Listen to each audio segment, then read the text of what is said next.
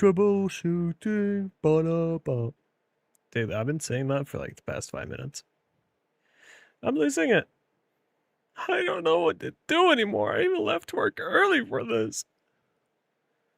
I'm just so confused. I'll fix it this time though. Surely. So quick update. I talked to Prusa, or a support rep at Prusa, and I sent them the G code.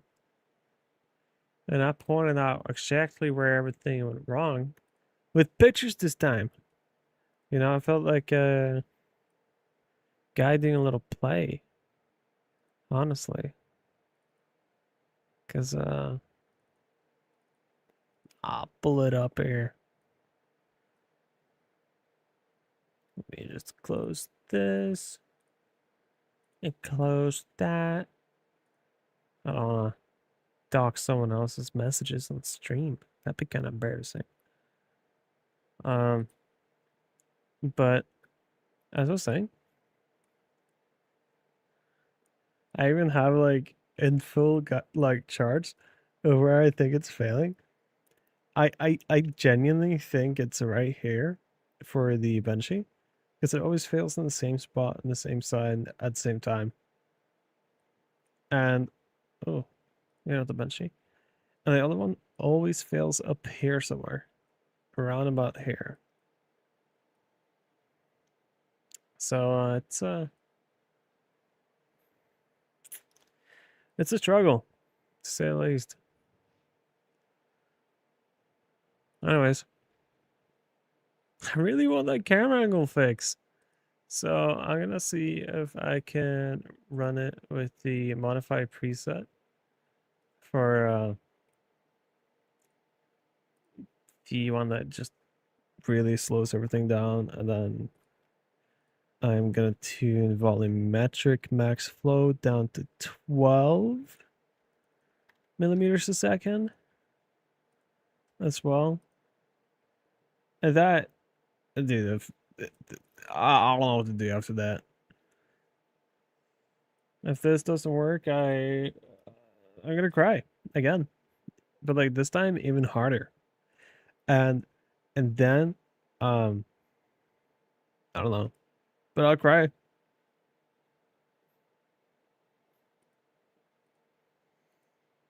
It's just weird though. I don't get why it keeps failing at the same spot at the same time.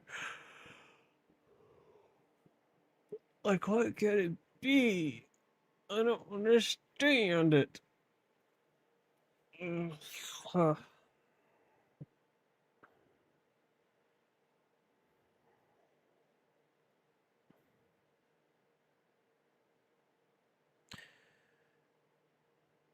Oh well. Troubleshooting, blah, blah. Actually, like, losing my shit though. Okay. Don't tell anyone though. So I'm super chill with it. Maybe the reason. No, that wouldn't make sense. Because I did run a single Benchy beforehand. I was gonna say maybe the reason I haven't noticed this before doing any like really long print is because I didn't do any really long prints. With a single tool head. Well, single tool, not a tool head. I know. Someone here is a little bit nitpicky on that. That's like, what do I do? What do I do? That is a question that I don't have the answer to. But I'm hoping that if I just slow down, for this one at least, the failure will happen. But it's just gonna like, run past and be like, oh, oh, sorry, I'm really tired there for some reason. But I am hoping it's gonna be like, yeah, I messed up, but it's not bad.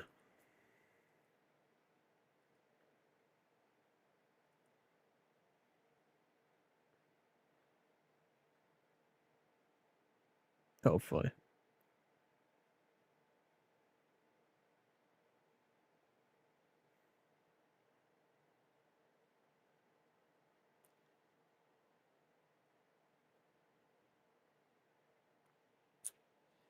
So yeah.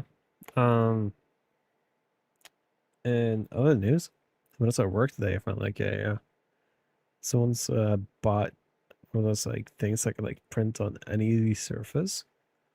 You just put it against the surface and you drag it and then bam, you got like a brand new tattoo or something.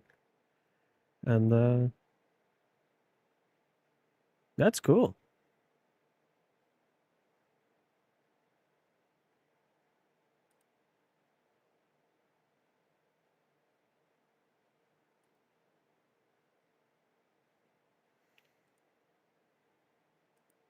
Dude, I'm losing my shit.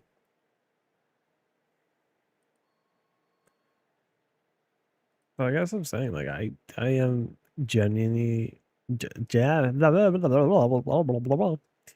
genuinely at a loss as to what it could be. Good morning, Spectrum. I never went to bed, so it's still yesterday for me today, I think. I don't really know how the math there works. I went to work and then I was like, yeah, I fixed everything, so now I can go home, right? I'm like, yeah, probably. So I went home to play with my 3D printer.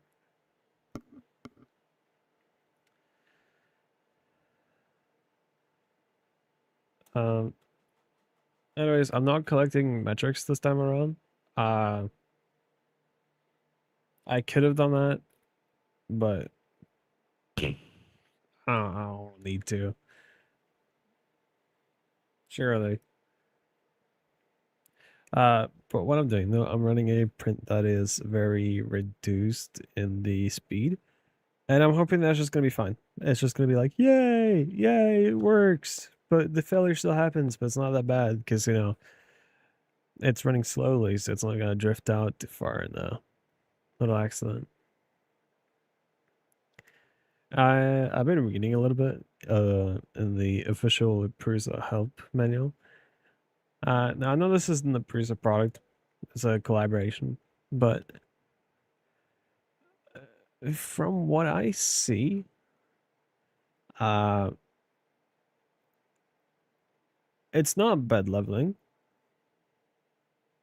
Uh I have sent Prusa the G-code files upon their requests. So they're gonna be looking at those and maybe they're gonna be like, dude, the DOI, it's obviously a problem right here. And if that's the case, God, I'll be so happy. If not, I don't know. Um, the other thing the help section from Prusa said was that maybe it's the gears inside it that's messed up. In which case, that sucks. Because I'm probably gonna need to either disassemble the tool head and put it back together, or get a new tool head, or disassemble it and get some new parts and assemble it again. The bed isn't that bad.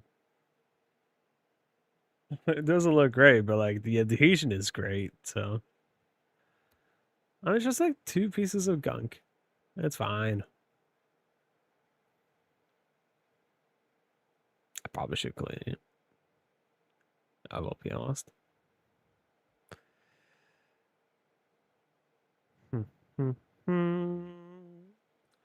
Yeah. Point being, I'm really, really tired. And I could probably fix it somehow. I'm so tired.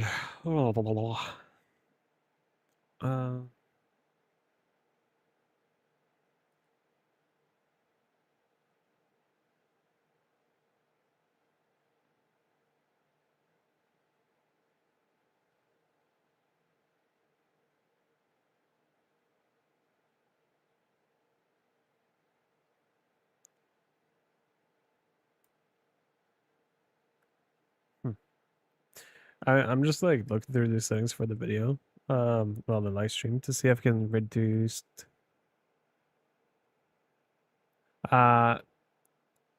It. I. Let's see. Let me look at what you're seeing. You're looking at the dot in the middle there, right? The. I'll go over that point in a second, but that's actually leftover soap that just never got properly cleaned off.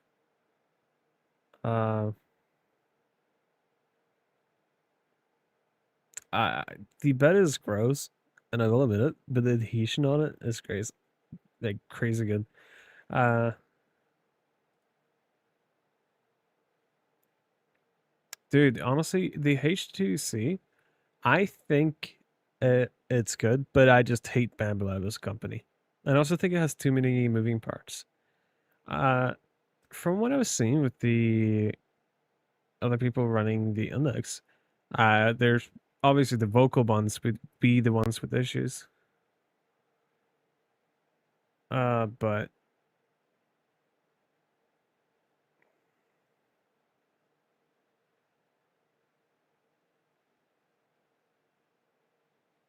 yeah, I fully lost my train of thought. I need to stop reading while I'm speaking. Point being, I'm I'm hoping that the people with the index without problems are just being kind of quiet about it. I've seen a couple posts like their success stories, but they're just working perfectly, and I'm hoping a lot that that's it. Um,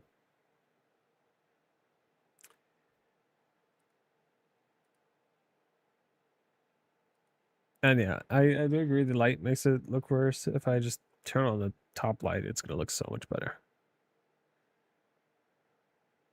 Oh, that's a really loud notification. Oh, my printer requires my attention. I thought you never ask. I don't understand. I just opened my air conditioning controller. Look at this. Bada bam, bada boom, bada bam. Look at how much cleaner it looks. Right?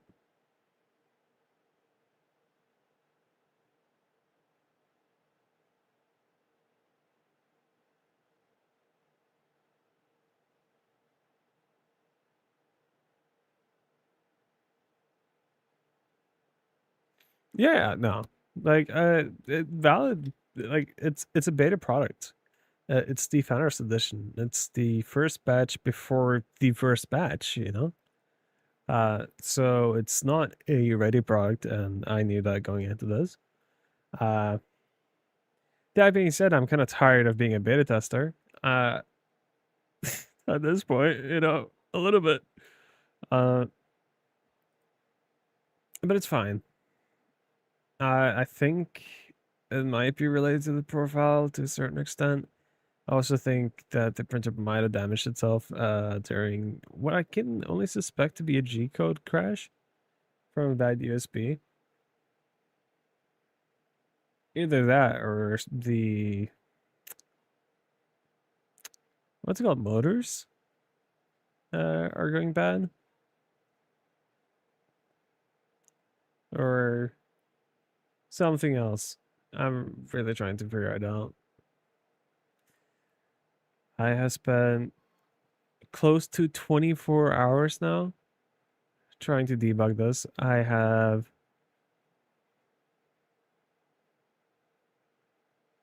let's see, index general. See what are people seeing? Yeah.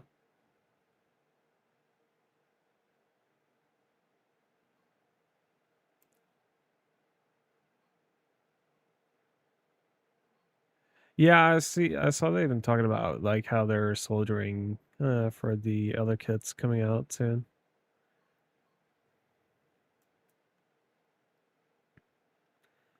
Uh,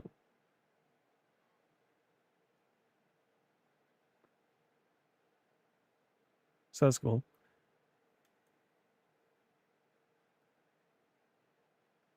Yeah, but like as of July 2026 for the index, it's It's only a buy if you want to re-experience what it's like to own an Ender 3, I would say.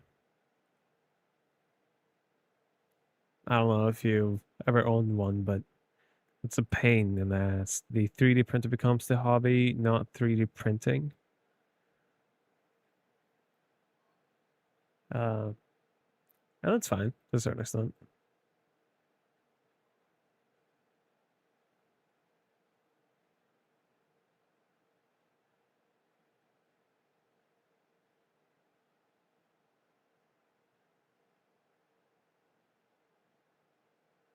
The no prime tower thing, it works great.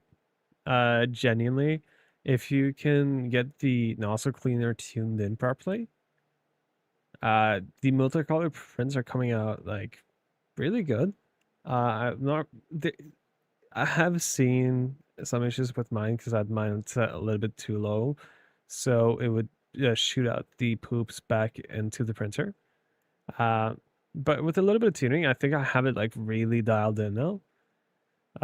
So they're kind of chaining together. Right now, I'm doing single color prints because I'm having some issues with the printer in general. On this print, around layer 27, it just fully crashes. Like it sounds like it's purging itself.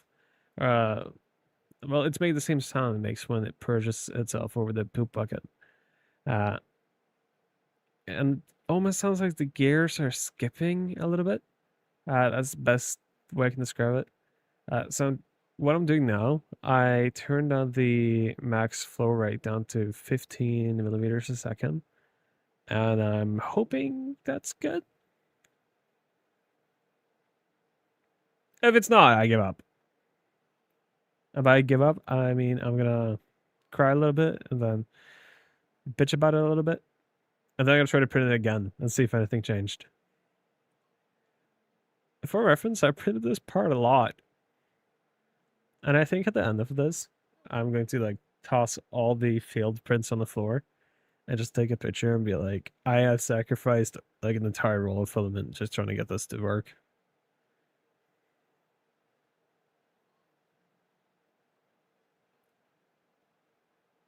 Yeah. I'm not really familiar with the prime tower pattern from Stratasys. Uh I'll look it up real quick.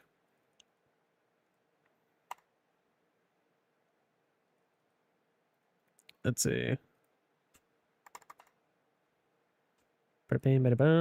Google Jarvis. What is this?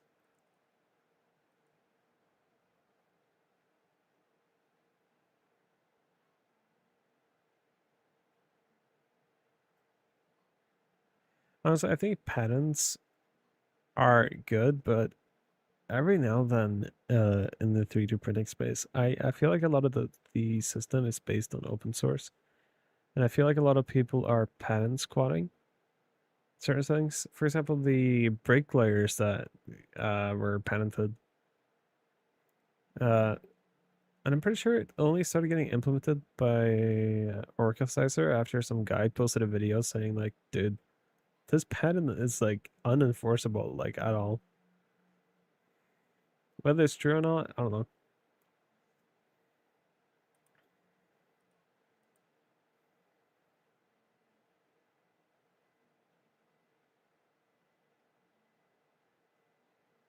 Okay, wait. So it creates a prime tower that collects the purge?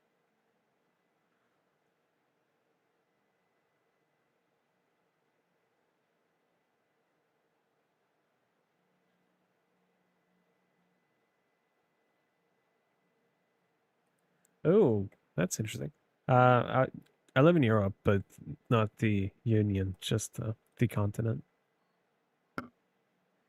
And like, I'm not really active in the innovation space. I just reap the benefits. I'm not really a free thinker.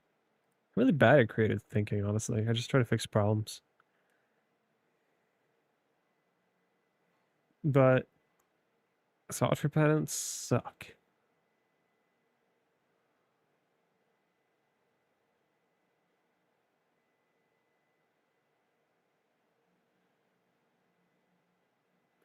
Okay, wait. So who won here? Won Stratasys the one suing, or did Bambola win?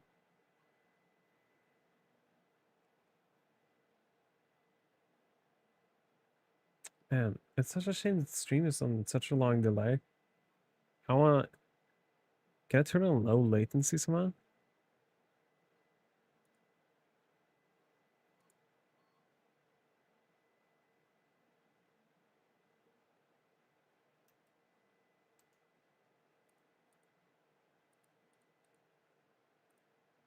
I swear I saw it in the settings somewhere.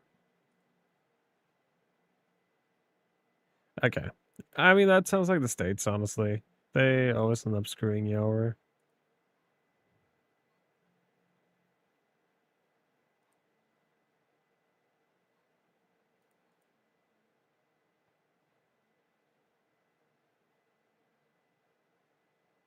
Connect your encoder to go live. Ooh, okay. Wait. Am I not connected?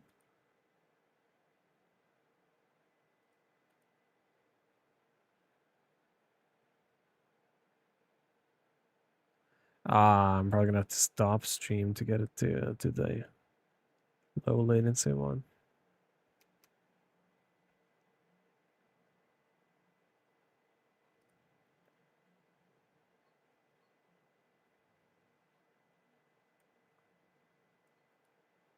Yeah, it's not letting me access the buttons. I think what I did last time was I stopped stream for just like, yeah, no, I thought you hear me fine. You just hear me, what, like 30 to 60 seconds after I speak. The stream has quite the long delay so that YouTube can do their thing. But give me 1 second. I think I know how to turn down the latency. Give me 1 second. I will be right back to the stream. If not, there's going to be a new stream popping up in a second, and the algorithm is going to hate me.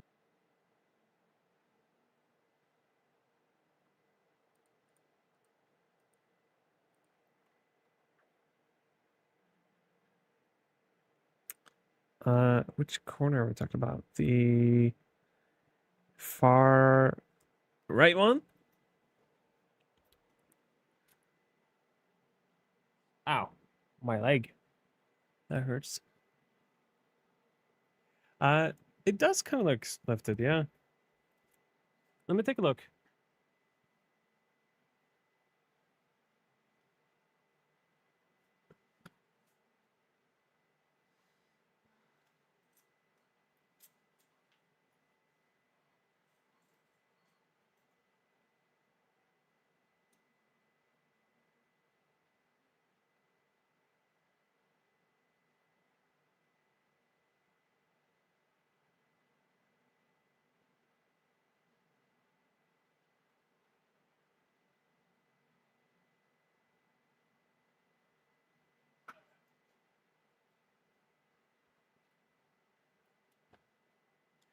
Yeah.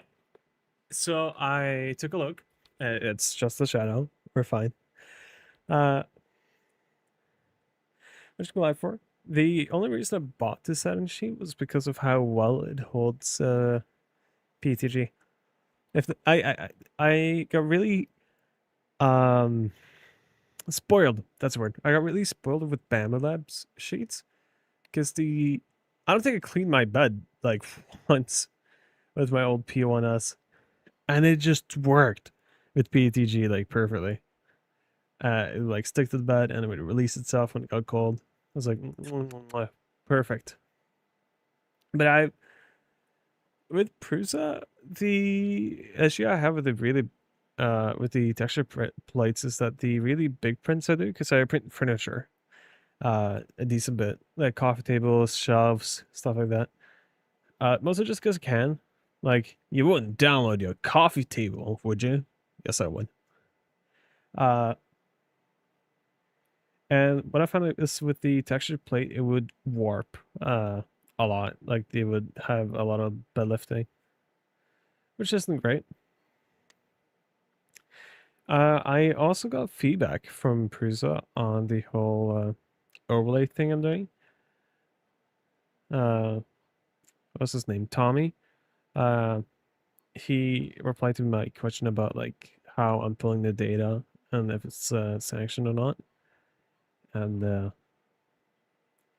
he said the developers don't like it, but they will overlook it until there's a proper API, and that made me really happy because I I don't want to make my own firmware.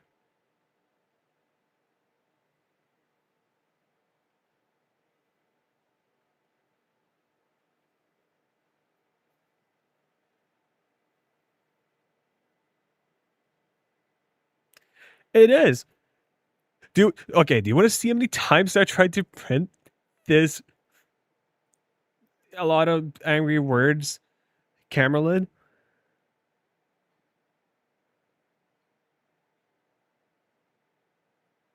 Uh, let's see. Let me let me pull up my print history here. Okay. 1, 2, 3, 4, 5, 6, 7, 8, 9, 10, 11, 12, 13, 14. 14 times. I am going insane.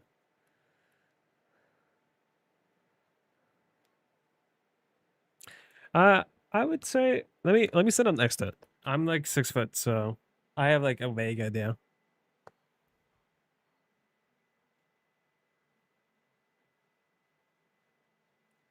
Uh, I would say it's about 2 feet, 3 feet tall. It's a little bit smaller than the average coffee table. Um, it's actually designed by Smack Max. I really like his designs. I don't really like that he has a. So okay, coffee table rant aside, I'll talk about it later. What's been going wrong is that the printer on layer 27, layer 28 and layer 30 on this print, the extruder will almost make a sound like it's trying to over extrude, and it can't melt the filament fast enough.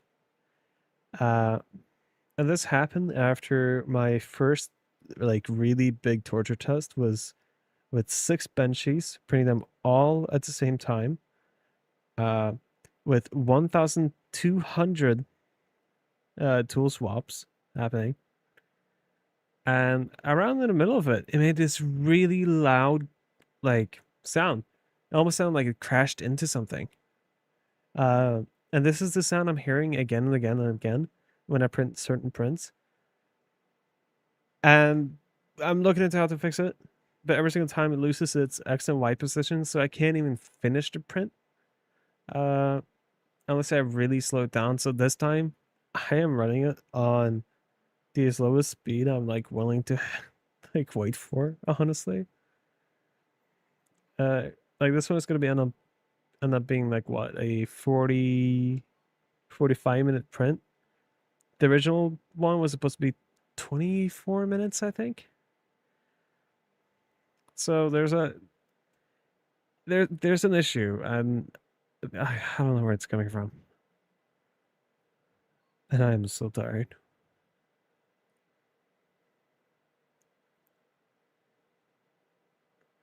I mean, you'd think so, but it's printing fine to begin with.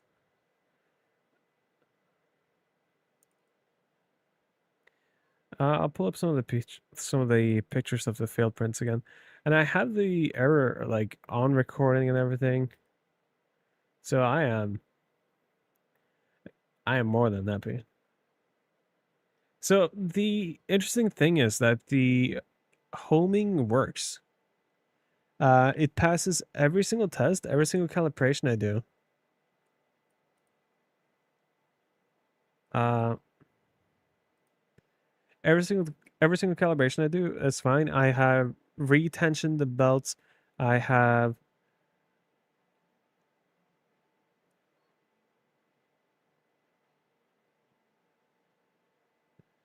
Oh, that's interesting.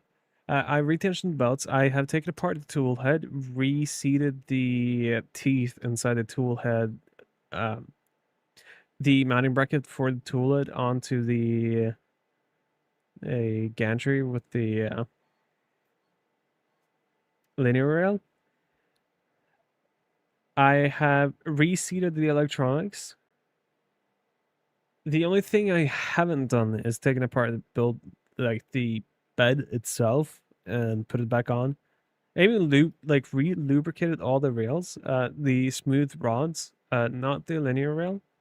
I will do the linear rail at some point. I just need to work up the courage to buy like 500 euros worth of 3D printer equipment.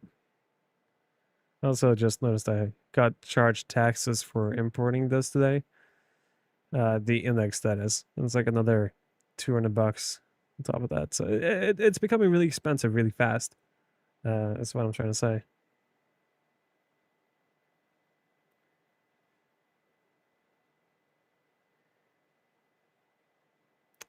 But yeah. Every single test passes. Homing, dog calibration, curling. I've had issues with curling before with the regular extruder. Uh, I mean, I think so, right? I was on chat with the Prusa support for 8 hours 2 days ago now, and they ended up giving up and be like, I'm gonna discuss with my colleague, because I went through 3 shifts with different Prusa employees talking to me. I sent them over the G code today, like a couple hours ago, for them to analyze. So the Z-axis rods, I have ran the entire bed like up and down several times. I'm not hearing anything. The bed seems level to me. I don't know what else to do with it. I ran on the bed millimeter by millimeter this morning, so like 6-8 hours ago. Just to see if I could hear any sound. I did notice it kind of pulled on the dock fan cable this morning. I don't remember if you were there. I'm sorry, my memory is like so bad nowadays. But uh, I did notice on the right side it was slightly pulling on the dock fan cable, and I pulled it back, cleaned it up. Uh, Not related at all. It doesn't seem like it ever got caught. It was just playing with the idea of getting caught on it.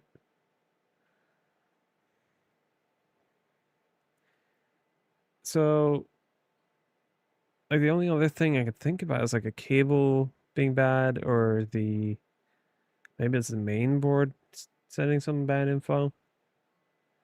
I don't know. I've also replaced the USB with the new one. So that was one of the first things I got suggested. And it was also one of the first things I thought about when it first happened, because I was like thinking about it, and I was like, I swear I've heard so much information about this like failing.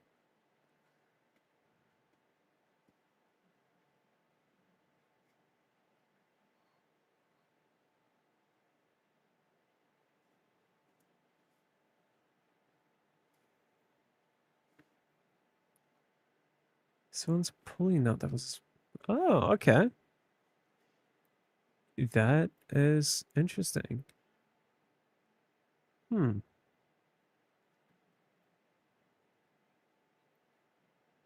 Maybe it's a heat creep issue. Um. So I don't think I paid tax. I think I paid taxes twice because I live in Norway.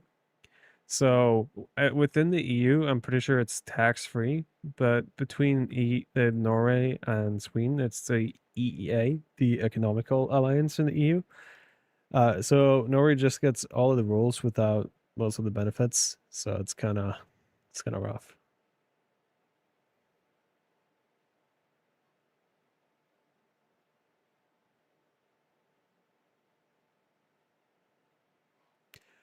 Oh my god, I could do that. I could run around with like a little piece of paper on top if I can find any, and like manually home in the bed.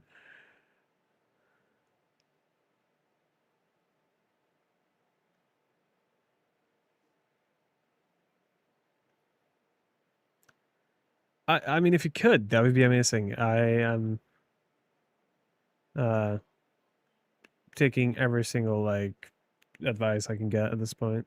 I'm desperate. Yeah. All the money, quote unquote. I did get vacation money, which is nice. It's like an extra couple percent on top of my regular salary.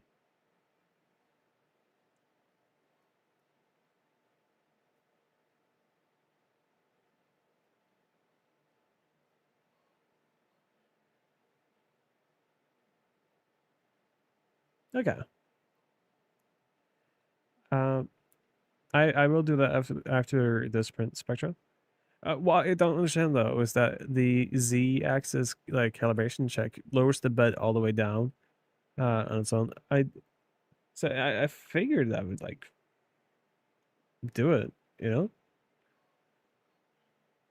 Maybe I'm just spoiled by Bam Blood, not make me do anything.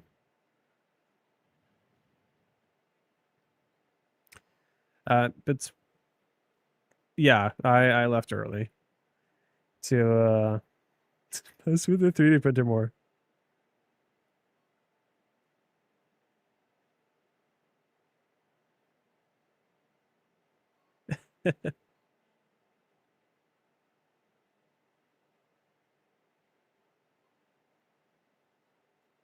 Yeah, so regarding the bill I got from FedEx, first of all, FedEx is a terrible shipping company.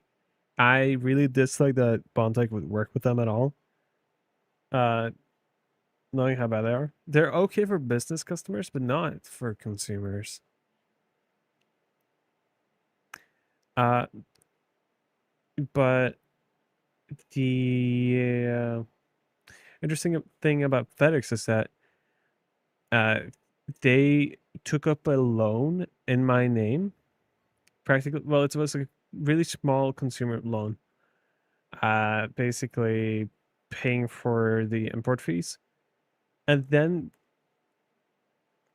like charge me with it. And I'm like, I never consented to a loan. You can invoice me for me, but you're marking this as a loan, and I don't like that at all. It's really scummy and probably illegal. Because things I signed for the package, so maybe I signed the document then.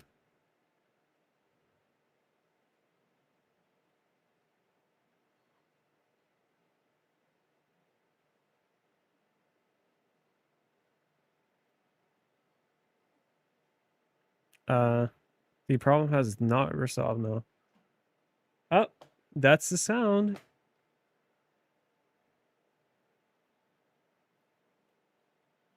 But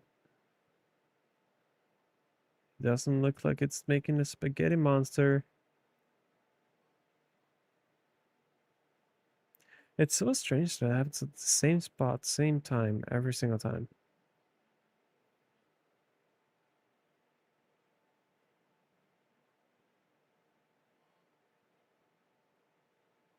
Uh, so I don't know if my mic picked it up, but there was a click,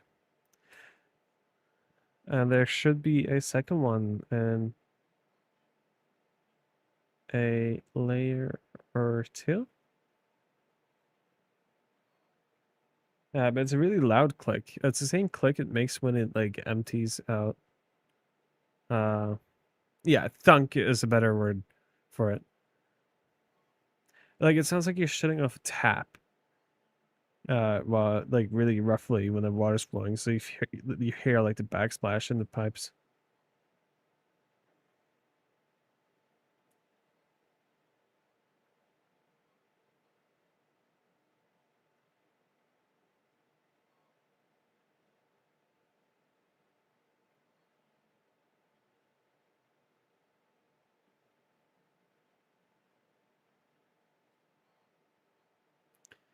I thought about it.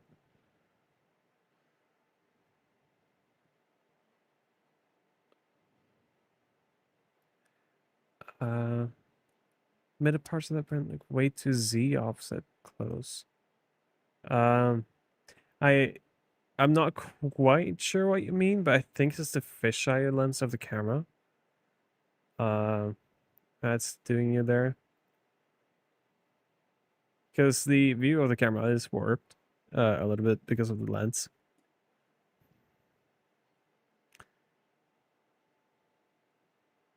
But it seems like it's working.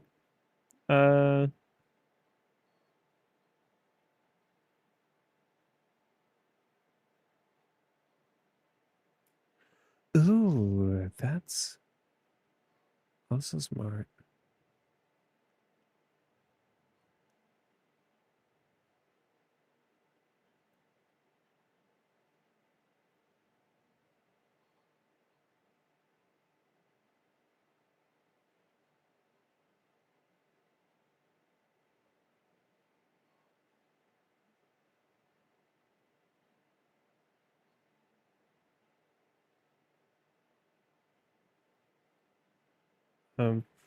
But to show the original issue, like just on camera, because oh, that was really, really loud. How?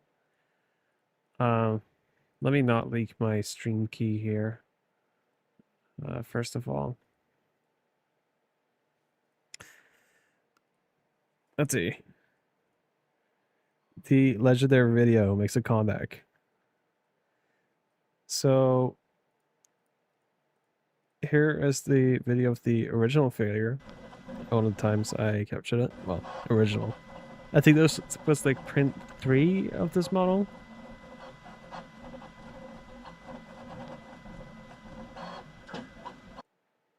I don't know if you heard that.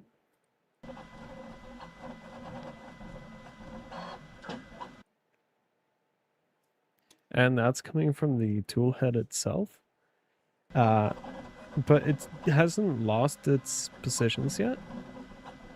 It loses that a little bit 2 layers later, to be exact. In 10 seconds you'll see it.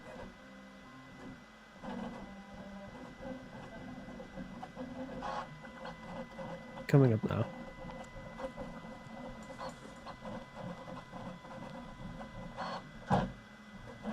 And that's where everything goes to, well, shit.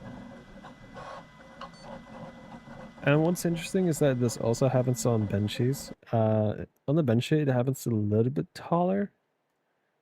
Well, on a little bit taller section of it. Yeah, exactly. That's what I've been thinking too. But right now I'm running a structural profile with really limited speeds and volumetric flow.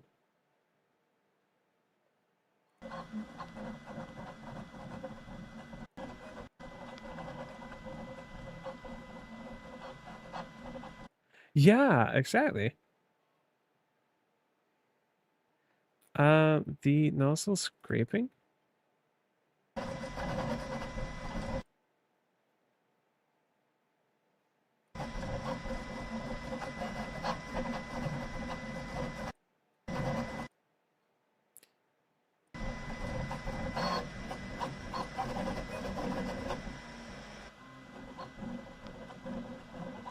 I do see the detached layers in the back, yeah. That print though did have some issues from the get-go. But the point here wasn't to get a perfect print to begin with. It was purely to capture it on camera, and I was really tired at this point. I think it was like 7 a.m. So, but what's interesting is that no matter what speeds I roll out, I will always get the issue. Now, if I run it with the profile I'm running it with now, I will get lesser issues. This is still the same issue with the same shift on the same layer. I know PTG isn't well, I know the Galaxy Black is really good at hiding stuff, but you can still see the issues. And it looks straight up until the point where it makes the first little like thud. Uh, and in my head, it's making the exact same sound it does as when it poops.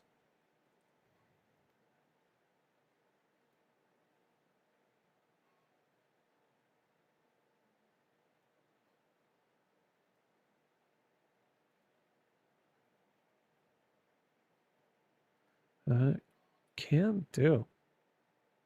I'll run it with the proper preset after this is done. I'm also gonna go blah blah blah blah words. I'm also gonna mount this so we can get a better camera angle because I keep getting dogged on it.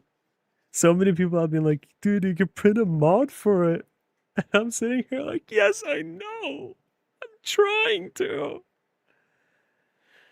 Um, so I'm gonna go ahead and get that mounted as well. Um, I'm just not a bad idea. Like I will do anything to try to narrow this down. Um, I will admit I have used AI to try to troubleshoot too, and I can see the load on the sensors itself going up specifically on those layers. It spikes from like an average of like 3 to 5 kilograms of force on the nozzle to 10 plus when that happens. I think I even saw 20 ones. That's slightly outside normal values from what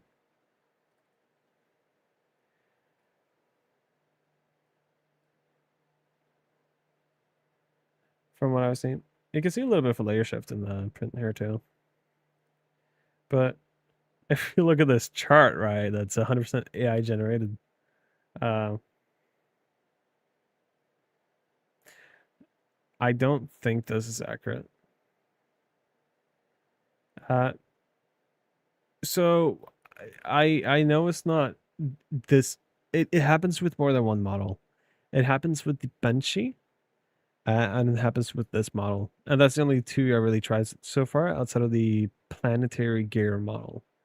Uh, so I'll just show you my print history. So this model here, P2P tube remover, no issues, but it doesn't get up to the height. This one, the Benchy and the camera model, has the issues. The planetary gear bearings do not, but they're just as tall, which is the interesting part. It's actually even taller. So I don't understand any of it. But from when I was talking to oh, that's the wrong file I was trying to open.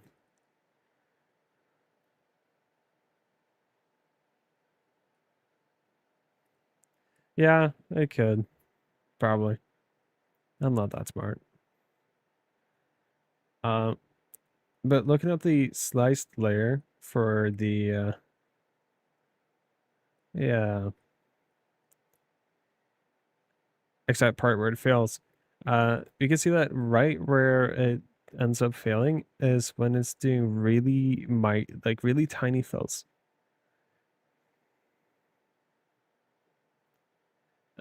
Yes, I had ran it.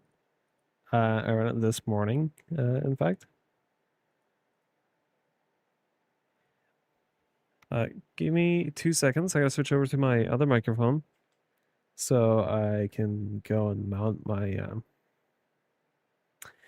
new camera mount. Because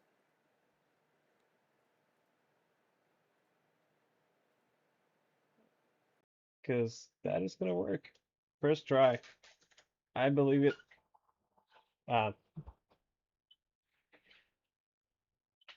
so first of all, let's inspect the print too. Um, oh, did not mean to do that.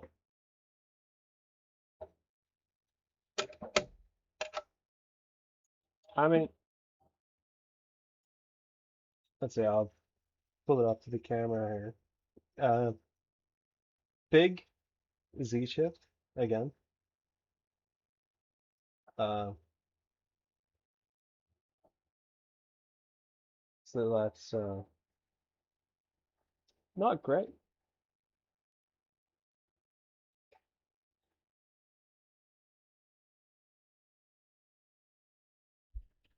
but it doesn't need to be perfect.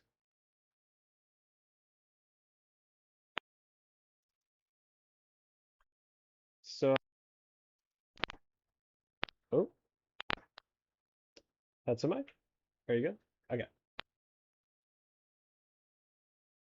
Um, that's kind of what I'm hoping happens. Hasn't happened so far, unfortunately. But, you know, today could be the day. It's not going to be, but it could. Now, where did I put these magnets? I attached them to my table.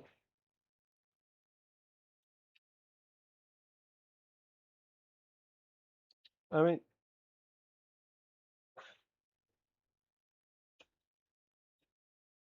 the dimensions are actually correct enough to use it, the looks of it. So I'm going to take the camera off here for a second and see if I can use it.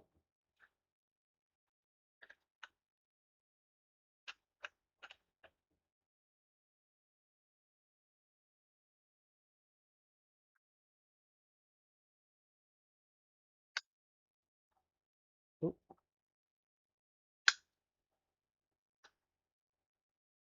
Ah, that's not too dumb. Hmm.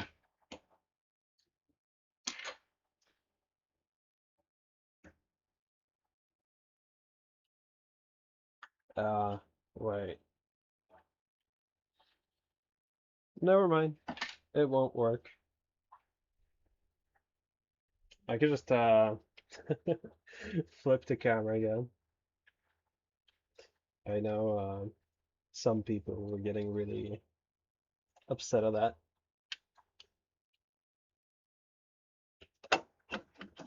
Let's see.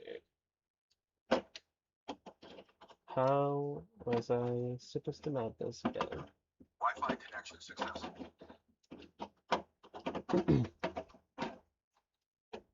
It's like this, right? Yeah.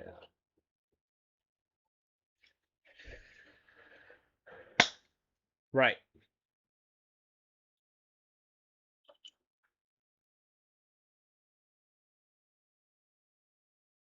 Let's see. I gotta refresh the source. Bam! We're back. So there is a secondary angle I can do, which is eh, eh, this one.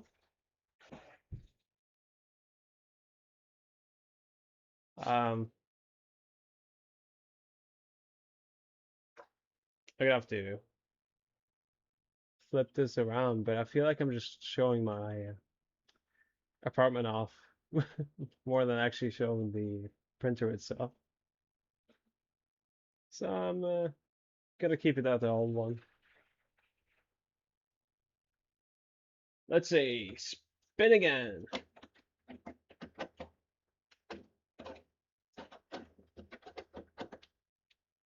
Bam. Right. Um. Anyways, the screws.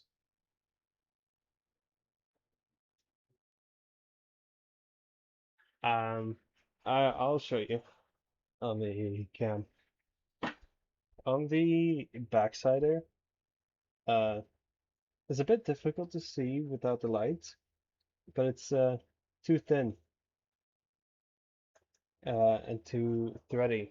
So I can't get super glue to the magnets to get them to stick.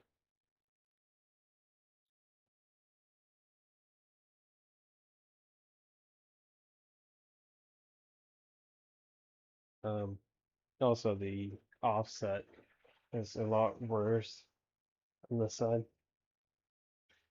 I don't know if you can see it, but it's pretty gnarly. Um, but Z-axis screws. Let's check out how to do it. We were saying take the bed up to the top level and just run the print at run. And that is not a bad idea. I sure hope I don't end up like destroying my print bed. That'd be kind of funny. And by funny, I mean I would be reasonably upset about it.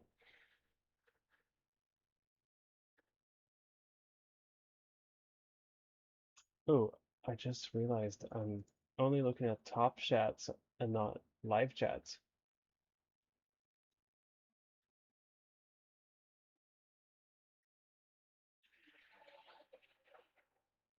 Let's see. Uh,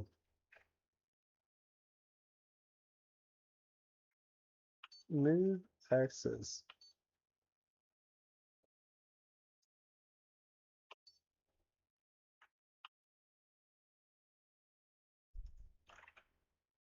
Okay.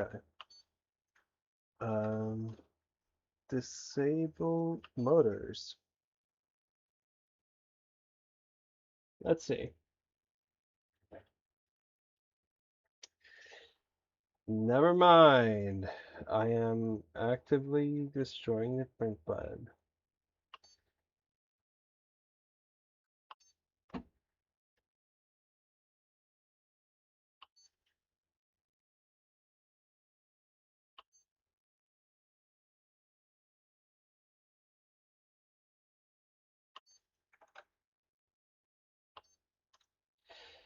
Whoopsie daisy. That's fine. It's just a little signature, you know?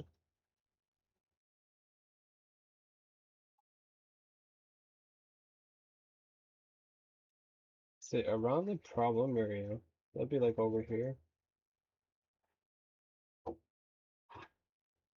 Wait,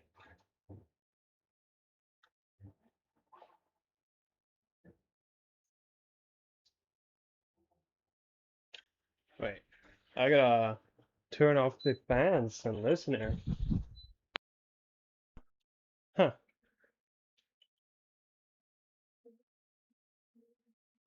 I will be damned.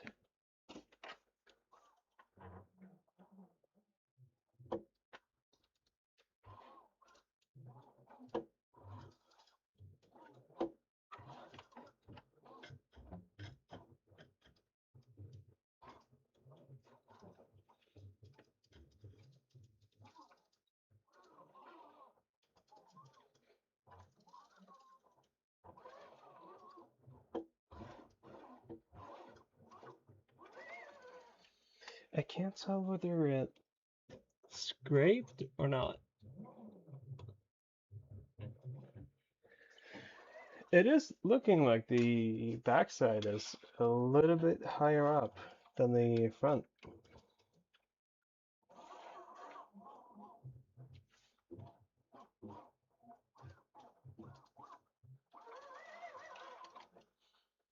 Yeah, it's scraping a little bit, but I don't know if it's because of it being like slightly pushed down by me when I'm moving it or not.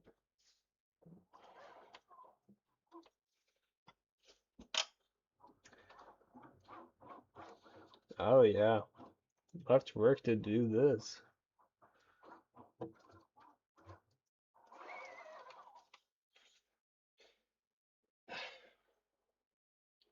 It's not a lot, but there's a little bit.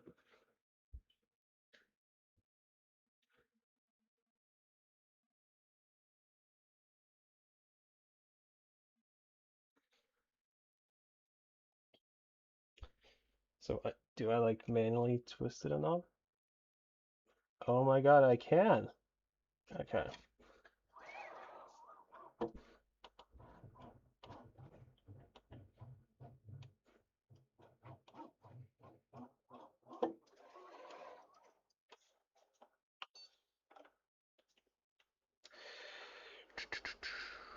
Calibration, Z alignment calibration. Give it to me. Please. What did squeak at me? Did you hear that? It like barked at me. That might have been me from misaligning it. Let's see. So if we move this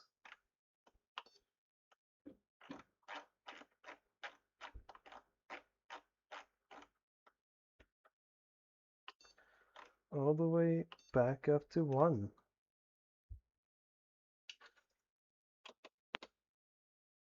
I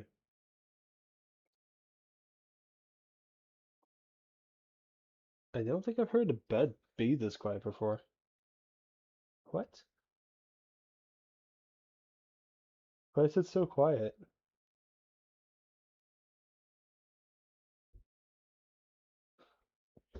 Okay.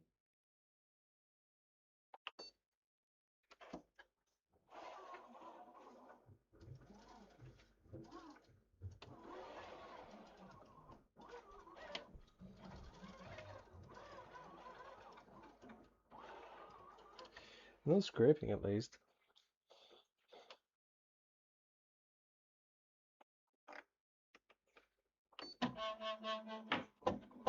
Oh, that was a lot of resonating.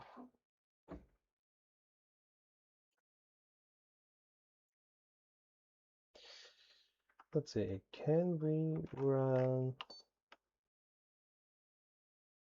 the x-axis test?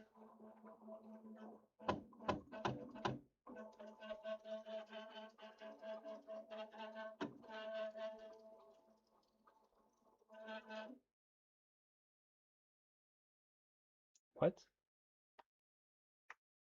Wait. Again.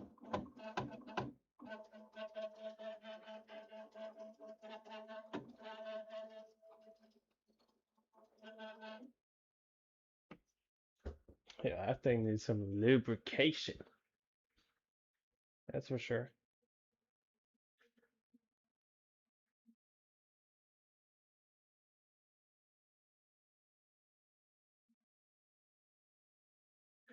Um,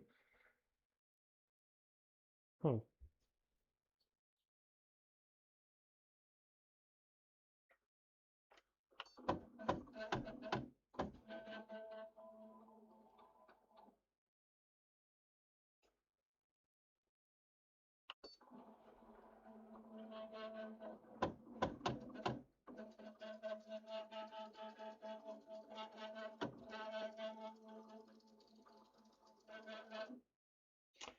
What is interesting is that it resonates more the further along the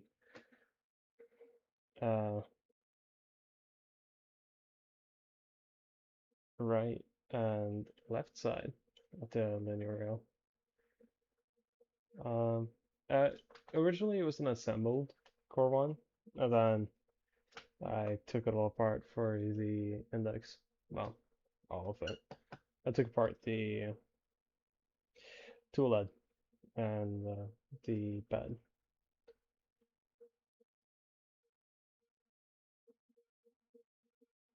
Uh, Maybe. I mean, I think it's just the linear rail that needs some stuff. Also, it resonates a bit more off of the top because it's been open. If I run it one more time.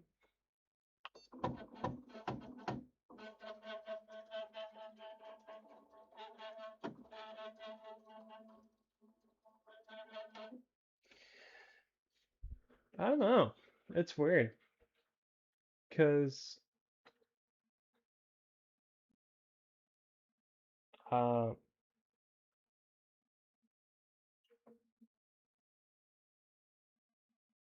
whenever it reaches the edges of the left and right side, it gets worse.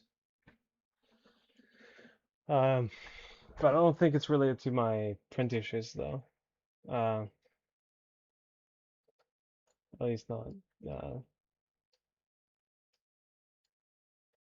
this, unless it went bad within me, like printing with index for the first time.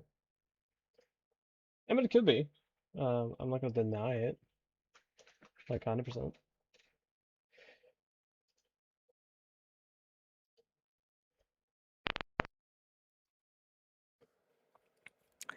Um, that being said, though, maybe it's worth running.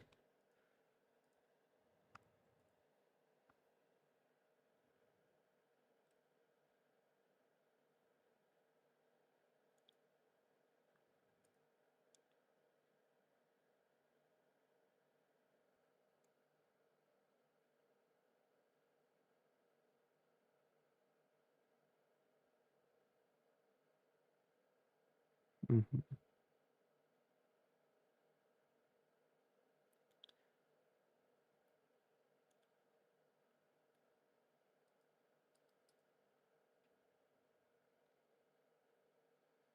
Dude, if I have to take apart this entire thing to like fix a motor or something, I will crash out because I cannot do the belt thing again. That was like the worst like half hour of my life trying to get those into the mount there.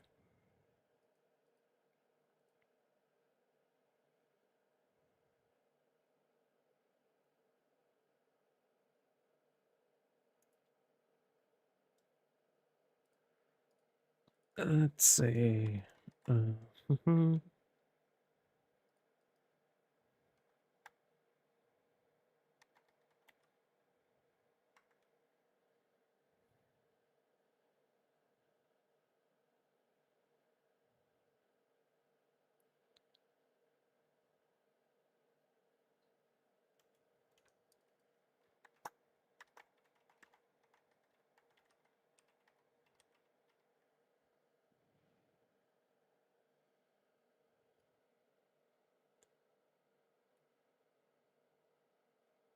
I mean, yeah. No, I'm good. I reached a point of not being tired anymore until I end up crashing around noon. Well, further than noon.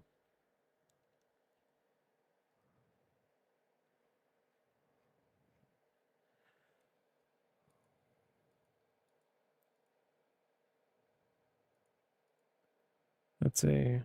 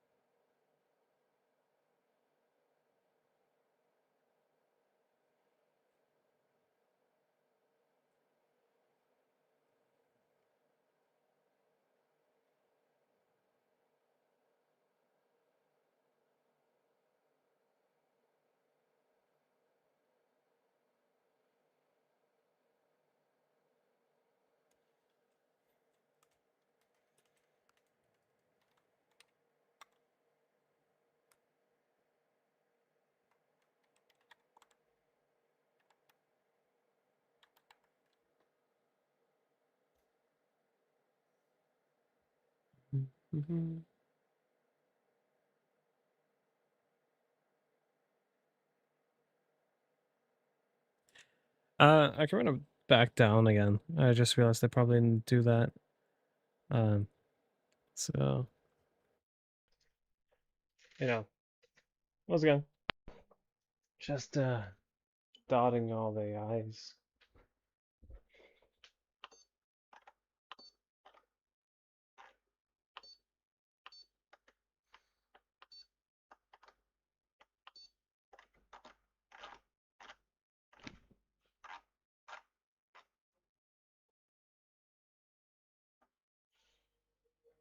Dude, this is crazy. I have never had my bed be this quiet before.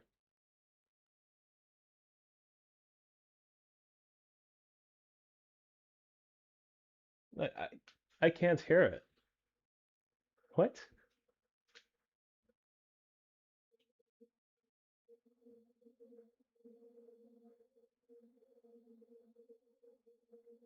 Um,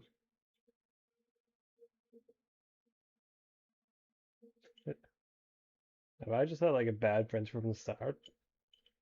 That would have been kind of funny. Because it's making like all the sounds I'm used to.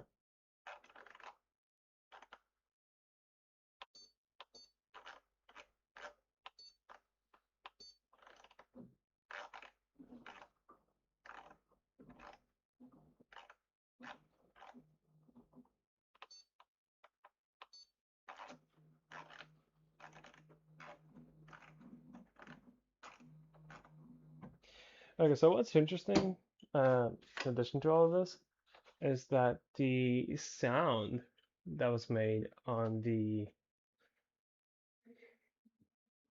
uh, x-axis movement, it doesn't happen when I move it manually.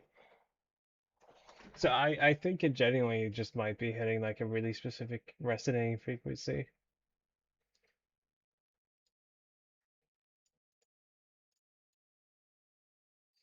But that being said, let's try printing it with a raft. Right? Um, how do I enable rafts?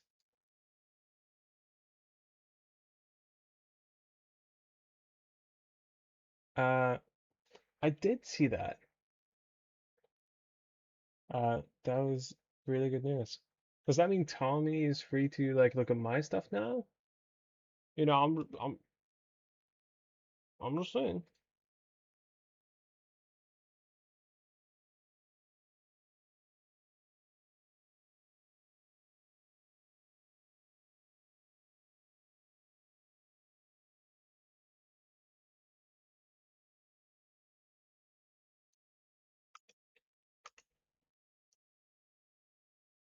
Uh, am I blind? I don't see raft anywhere. Go press it on Discord.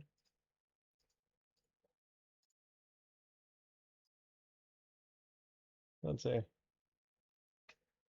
Uh, Bond Tech Discord. Tommy.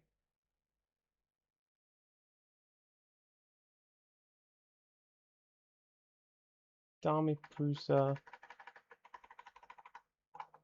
3D. Is this the right guy? Doesn't look like it.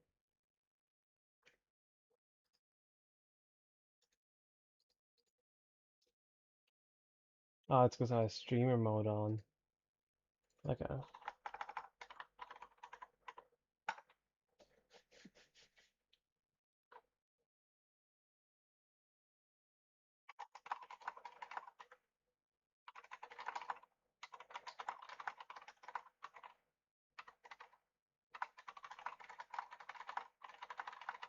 Okay, but here's the thing though, since the bed stopped making sounds, I kind of want to run a.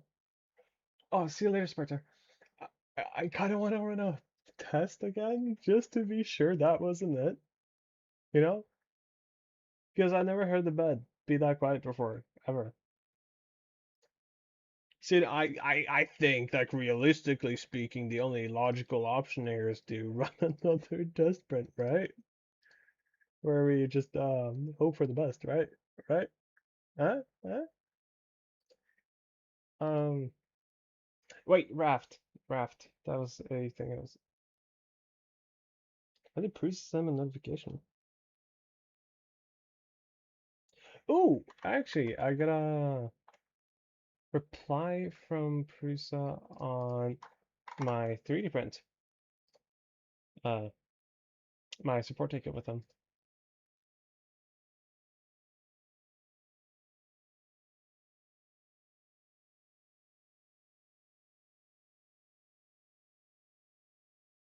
He believed the belt or motor skipped a step, which caused the issue.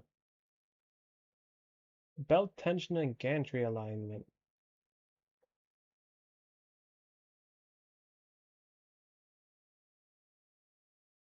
Cable routing. Okay. So they're asking for purchase of my cables. Oh la la. And they also want me to run it back and forth. Both of which I can do. I'll just do the gantry alignment check again. Maybe it's gotten like misaligned.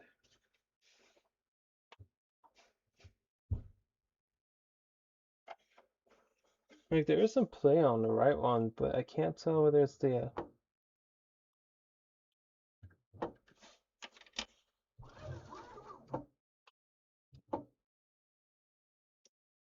like it looks like the plastic itself is deforming on that side.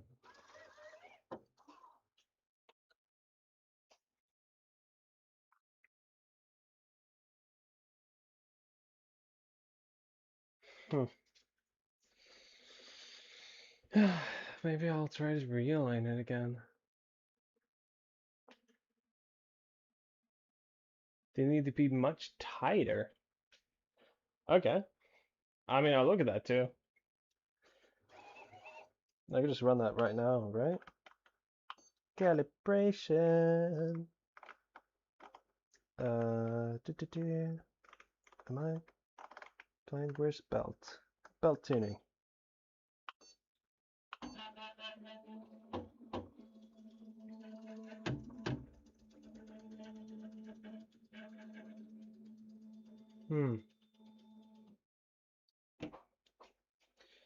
Okay.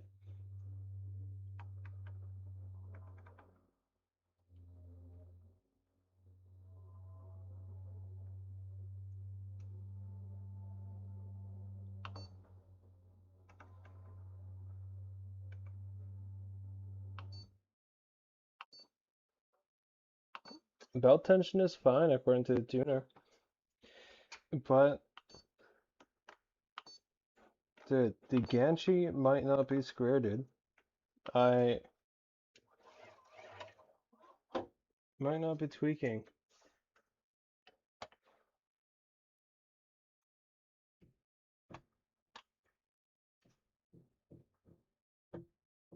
Yeah, that is a lot of play. Wait, where's my phone?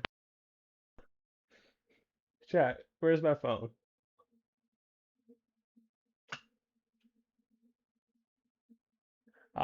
It is pretty tight. It's actually the upper end. It's at 97 hertz on both. Well, 97.5 and 97. Oh, let's see. Let me just clean my camera before taking this picture.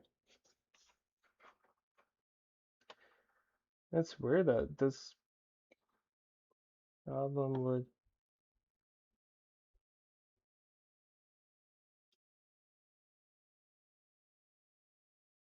Wait. I'm gonna record a video of me. Let's see.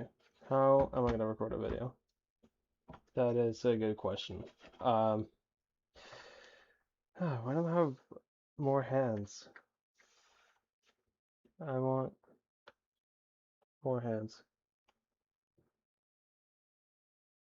No, that's a lot of play. God damn it. I'm not upset. Just disappointed.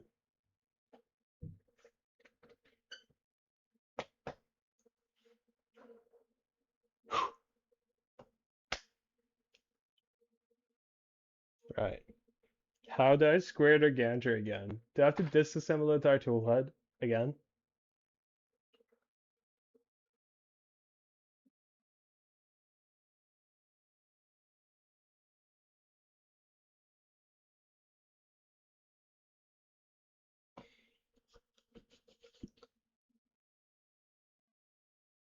I was told to push it all the way to the back.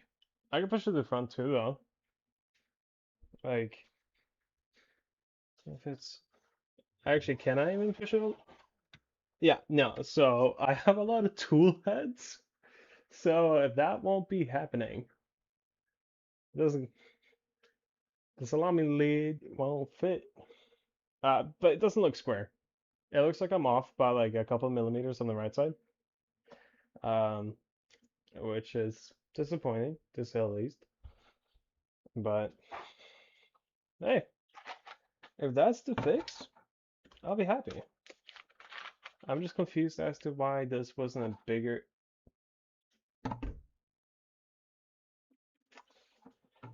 I think I just realized that I never really printed in the back, but with the 6-color multi-benchy, it printed using the entire build plate.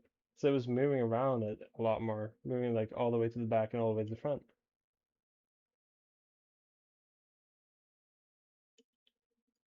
Yeah, pushing it back is okay.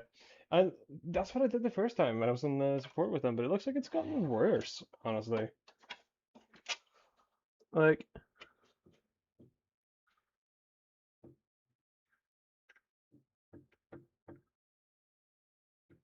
dude, I got my calipers. I need to know how badly I messed up.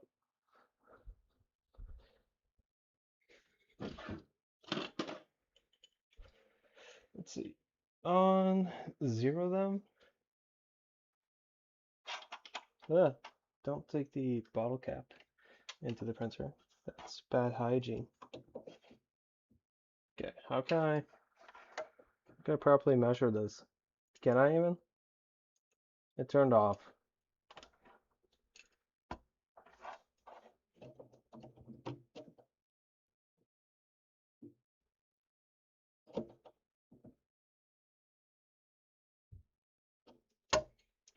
2.4 millimeter offset. Rip Aroni. It is progress though. So I will look at the manual because that is not how I squared it when I was building it. Ooh, don't spill my drink. I make myself some saft. Do you Americans know about saft? Or Dutch or wherever you are?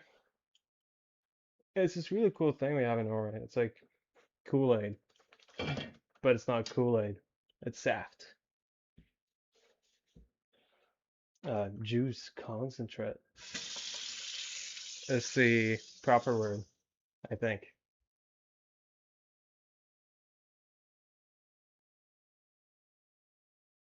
Well, I don't think it's juice.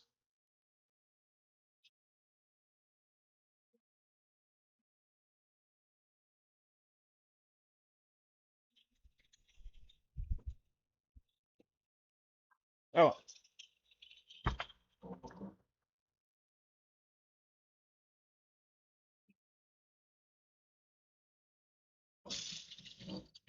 sorry for the noise. It'll be just a second. I just need something to drink. I am parched. Actually, funny thing, when I was at work today, I was gonna get myself like an energy, ah, energy drink from the store, and I saw they were selling something called snus. I don't know if you guys know what snus it is, but it's nicotine pouches you put underneath the lip. Um, no, I don't regret it. I mean, dude, I just had to do a founder's edition thing. Obviously, it's gonna be uh, an issue.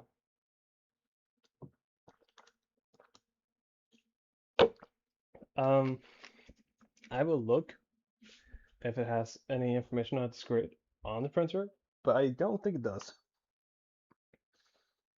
Ooh, print info. Can I see? No. Print statistic.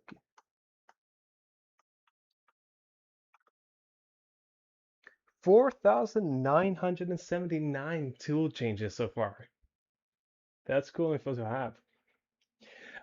But no, the only printer I've ever well, the only two printers I've only regretted is the Ender 3 and the P1S. Okay, so I also did the audio calibration, and that one was also showing a range. I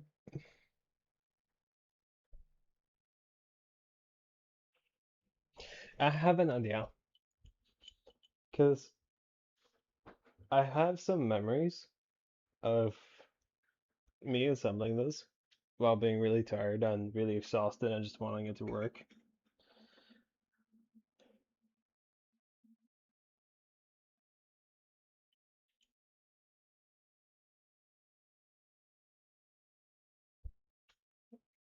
Where's my screwdriver? This is such a long bit. Why does this keep happening? Um, Wait, I was playing with it this morning. I had it in my phone.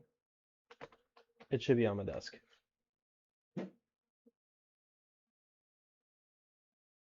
Maybe.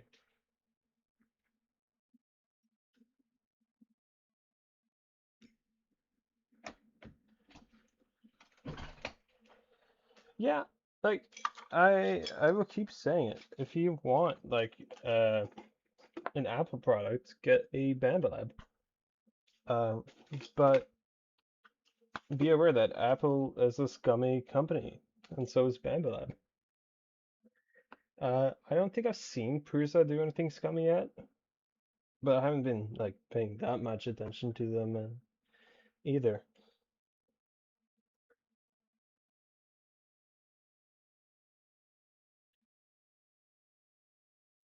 Okay, so the top belt vibrates at a zero point 0.5 hertz higher frequency.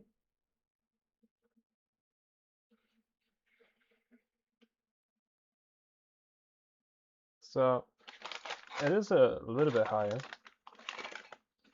That's it. Let me get rid of this can. Do. Do I need to stop taking things outside of the build area? I need to keep it there so I don't forget where I put them. Is it on the build beds? You know, this morning I was looking for my keys and I just couldn't find them at all. I looked in my pants pocket and that's where they were. So you know what I'm gonna do? I'm gonna go look in my pants pocket.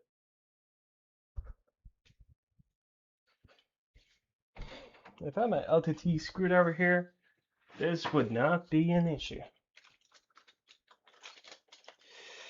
Yeah, I know it's not in there. Rip. I just want to loosen the gantry a bit.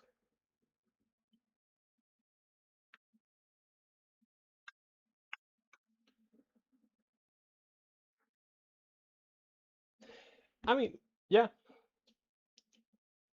like my only worry with the HUC is the maintenance that comes with it. I bought the P1S uh, around about the time it came out, and it worked great for the first 500 hours, and then it started breaking down, and I was like, great, I'll fix this. You know, I'm a grown man with a job and stuff, you know, so it's gonna be fine. Spoiler alert, it wasn't that fine. One day it ended up crashing into the build bed and like for all intents and purposes destroyed the tool head. Had to replace that, but then I sold it because I never wanted to touch that machinery again. I'm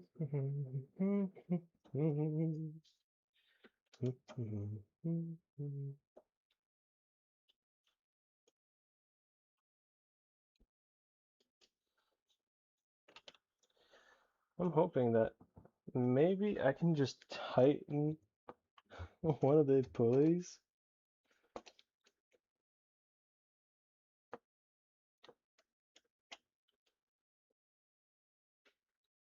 To get it more square.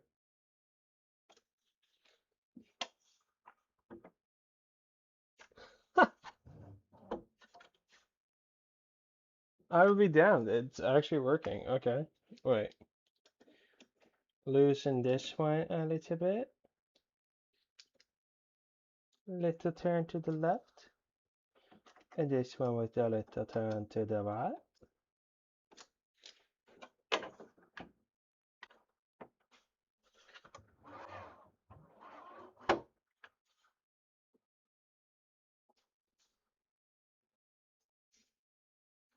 Yeah. Okay.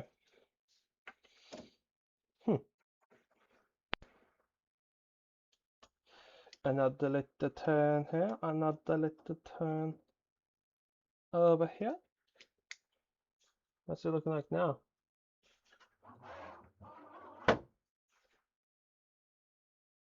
No play? No play.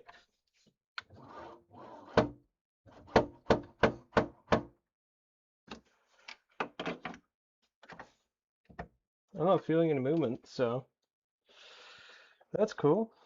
Which means I get to recalibrate the bolt.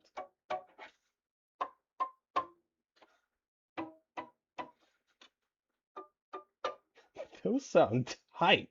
Oh my god.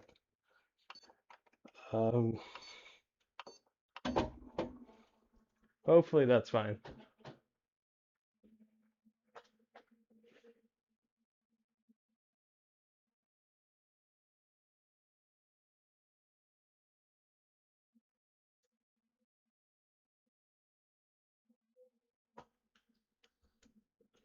Ooh, that's an interesting take.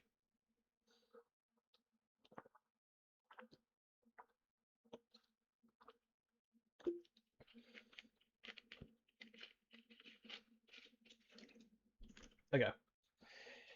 Tuning time.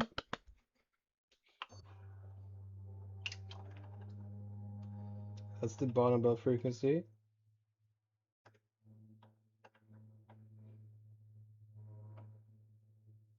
107 and 101. 3, 8. Dude, where is my screwdriver? I can't keep doing this. I get so annoyed with myself. Then I do nothing to fix what annoys me. I feel like an insane man doing the same thing over and over again and expecting something to change.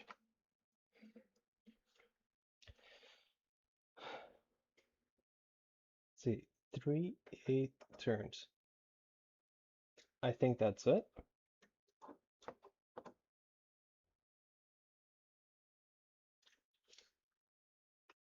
Adjust.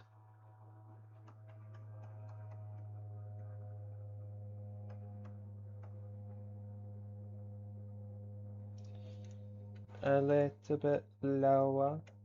Do you think it's bad if I adjust this like on the fly when it's moving? I hope not, because I'm doing it.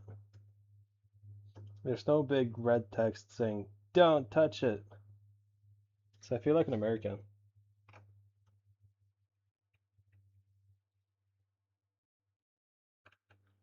At 98 blank. On the bottom belt, 93.5. Continue. Okay, quit. Let's see. Disable motors. Let's run front to the back. Is there any play?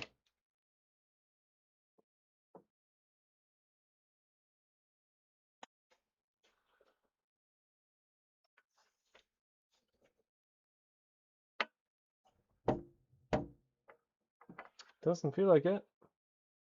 Doesn't feel like it. Ooh, oh! Giggity. Homing calibration. Let's see. Might have to clear off the nozzle. No, that looks good. Oh, number one sneeze. Right. Looks good too. That's not the homing calibration.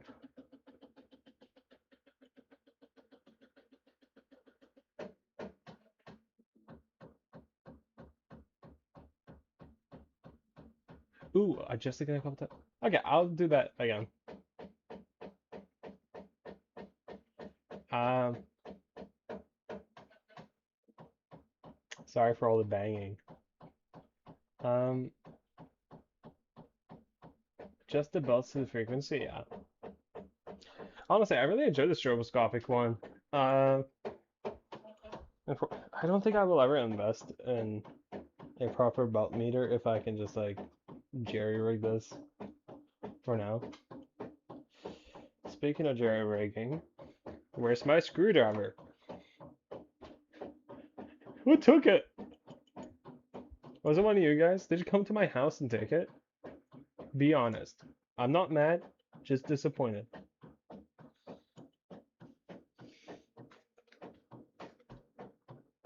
Oh, it's so weird. I keep touching stuff and I keep forgetting where I put it. Like, my object permanence is just gone. Oh, you took it? God damn it. I knew it was one of you. Wait. I lifted on 3 things now, so according to my mom, if I lift 3 things, it's not real anymore. I dreamed about it apparently. Like, where's the last place I would look for it? That's a real question. Let's see, belt tuning, continue.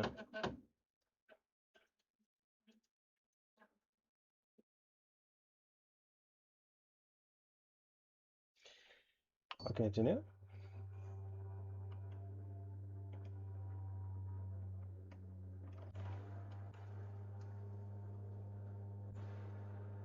How did it go up?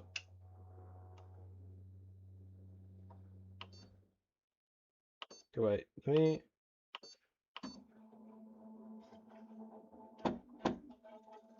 Yeah. Home and end. You're taking too long. I'm a Gen Z. I already lost interest.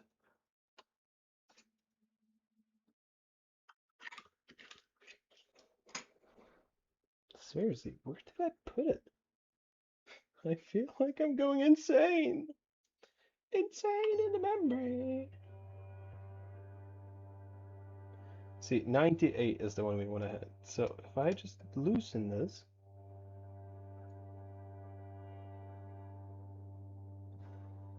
Ooh, that is perfect. Okay, and this one. I wanted at 92. It's more at 93 right now, so if I loosen this a little bit.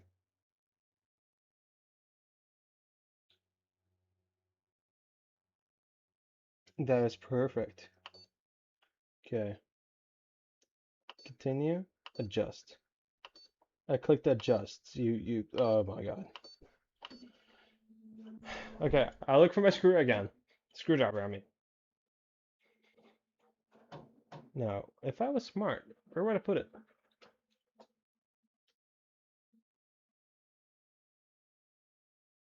Dude, what's up, Andres? I do know you. I've actually met you in real life. Isn't that weird? I didn't even know you knew about this YouTube channel. Maybe I just showed up in your feed again.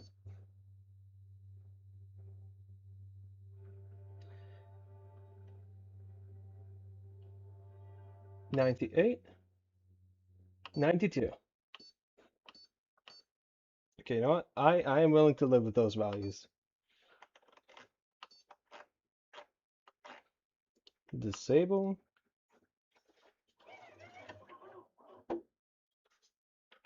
Will you move it all? I think one of the things that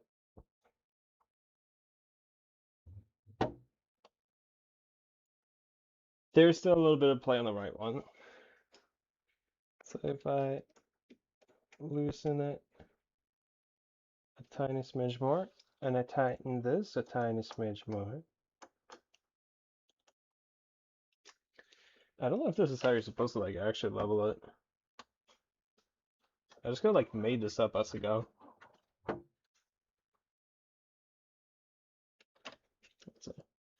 It's really hard to see in this light, but that's not budging. That's not budging either. Okay, time to recalibrate the belt. Release me.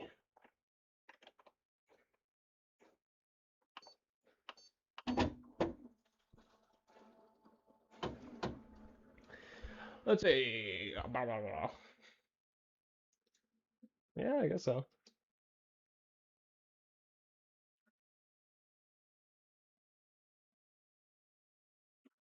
Thank you very much, PC.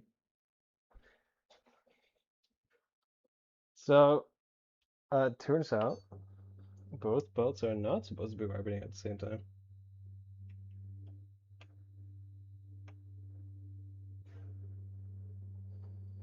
This was exactly at 97.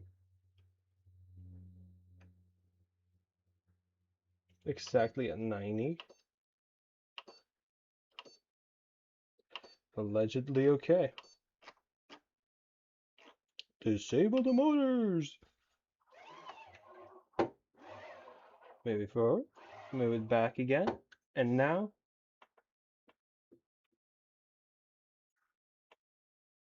God damn it, there's a little bit of play on the left side now. Okay, so we tighten the left side a little bit. Just like that, I think.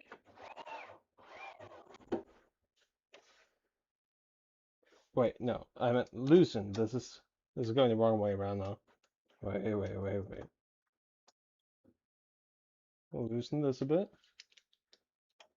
Tighten this a bit.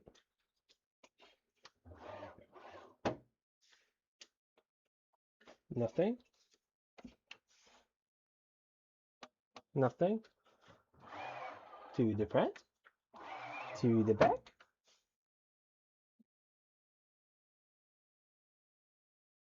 Nothing. Nothing. Hey. Calibrations. Belt tuning. And we wait again.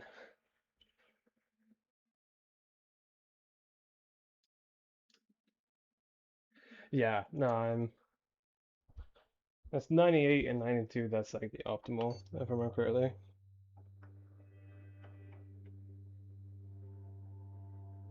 Perfect.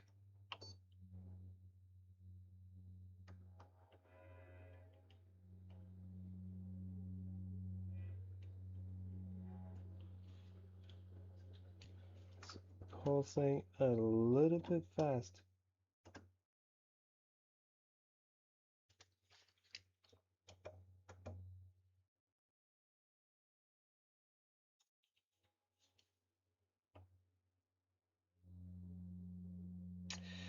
That was too much.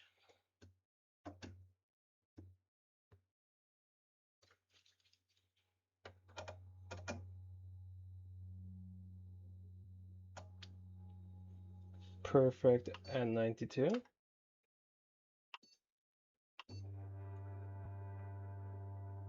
Perfect at 98. Perfect at 92. Continue. Continue. Finish. And now disable the motors.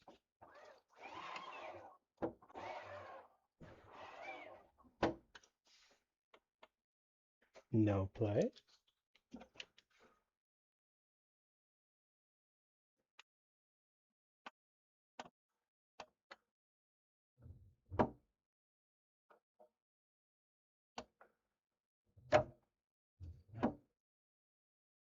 No, it's good. Okay, moving on to the next one. Do I have to recalibrate the docks? I don't think I do, right? Actually, they might all be off because... You know what? I just run through everything again. Oh wait, can you guys see the like vibrating on the camera too? I didn't realize that we could do like the right frame rate for it.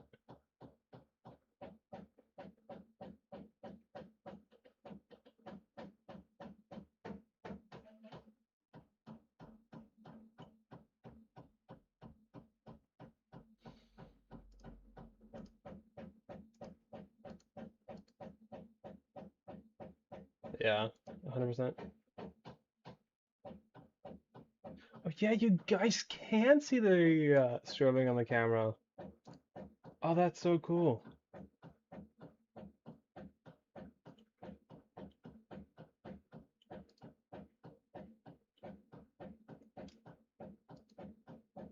What do you mean? You can see the belts like jiggling around.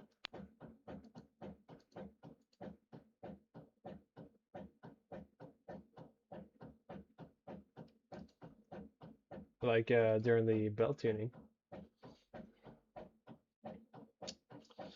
Where did I put my screwdriver? I'm just gonna conjure up by like touching around my desk. That's a bag of dog treats. Unfortunately, I'm not a dog. And I ran out of Haribo so long. Less thank you than the XL. Honestly, probably. I was actually offered an XL in a swap for my Core 1, but I just don't have the space for it, so I decline it. Sometimes I regret doing that, sometimes I don't. It's like a 50-50 what I...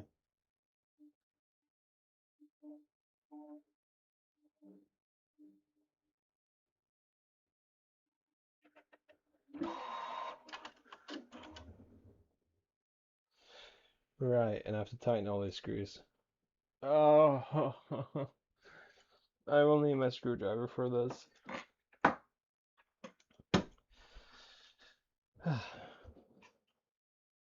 Why did I do this to myself? Get a 3D printer, Daddy-o. Trust me, you'll print so many useful things with it. I have only 3D printed 3D printer parts. For the most part.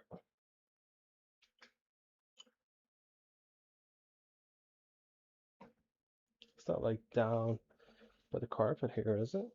No.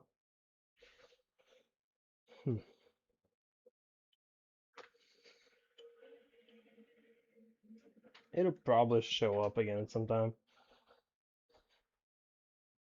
I think I'm just gonna... Do I need to tighten them? I guess I'll just skip dock calibration then.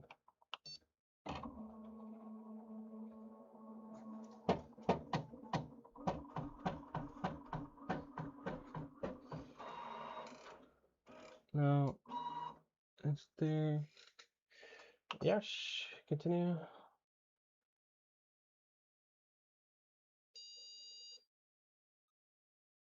Load cell test passed, okay. That's good to hear.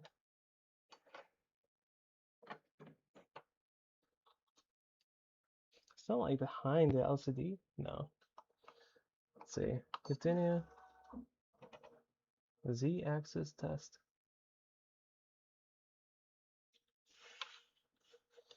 I do. Vacuum up this debris here. Sorry for the sound. Did not work at all. Alright, let me try like this. That worked.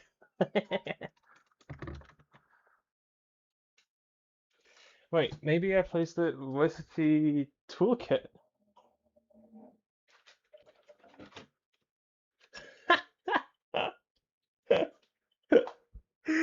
Where's the screwdriver? In the screwdriver toolkit.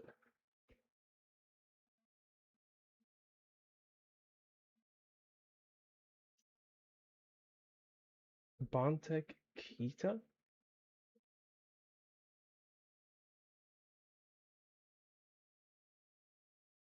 Ah, okay, sorry. I'm just slow.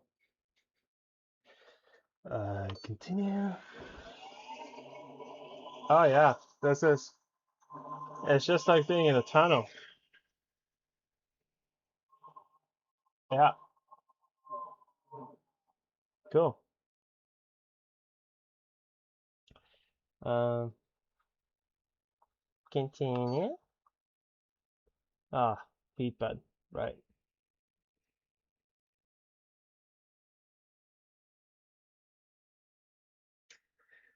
Anyways, I want to flex again. Have you guys seen this yet? Uh, uh, uh, um, have you seen this yet? You get it because I'm nervously golfing. Because no, okay, bad joke.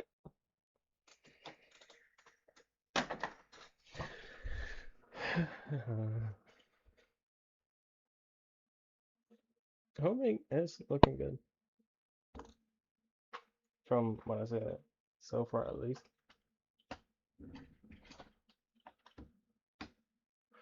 I just gotta wait like ages. Not in focus.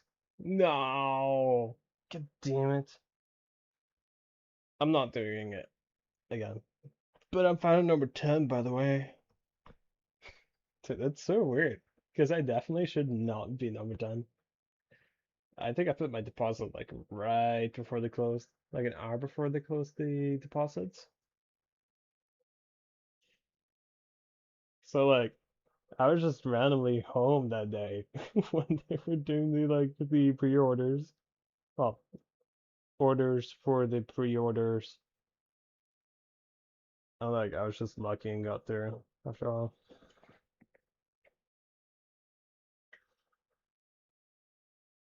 Oh, it's done. Okay, next text test please.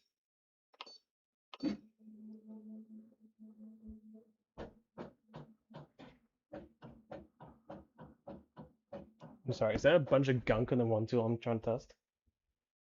Oh my god, it is, because it was just hot. No, no, wait. Okay, we're good. I rescued it in time.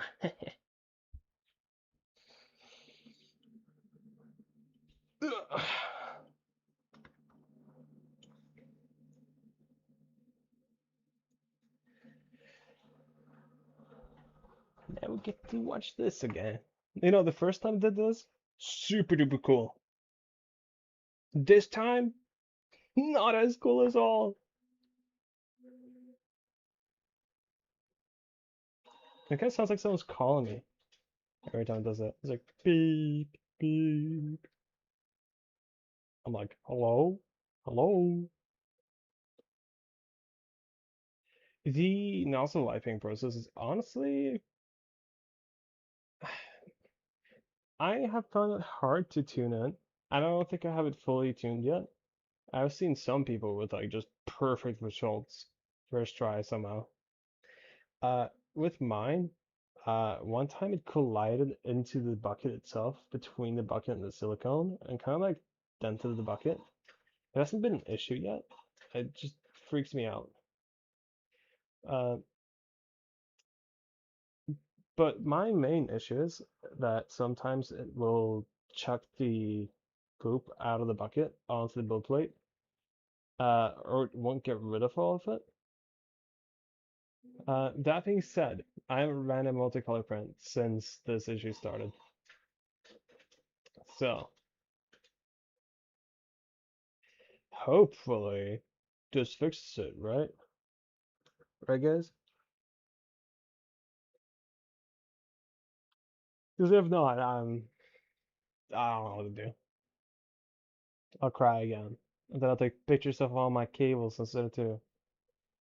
Wait, who's on my ticket? I sent it to my guy, Blas Pal. Well, I'm not gonna dox him. That's not nice. I realize.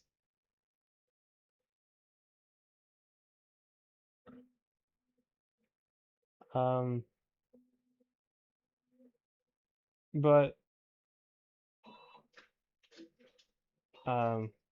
in the enough of the ticket, they're discussing. Well, they're saying they're currently discussing with Bontech whether the previously mentioned crash might have damaged or displaced any components in the tool changer. And I'm hoping that's not the case, because that seems like it would be really terrible and annoying for like every part involved.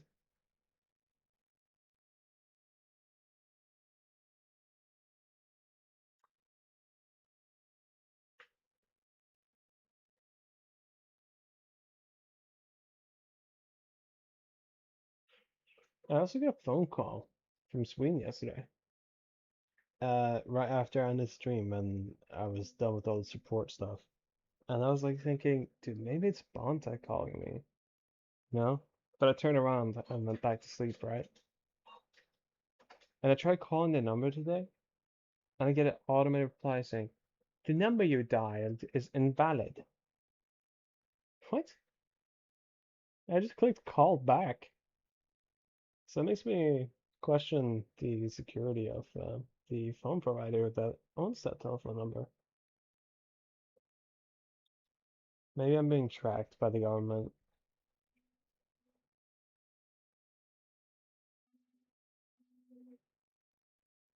Yeah, hopefully.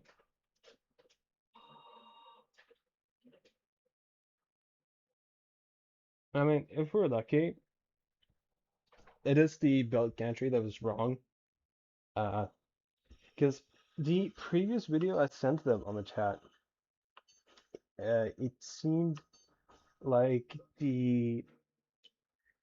uh, the gantry had movement, right?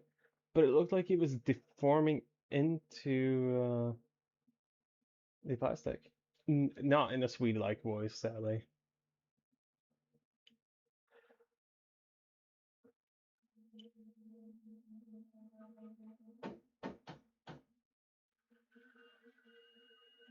Oh yeah, it was a cooldown. It was just like an automated message saying this number's not in service.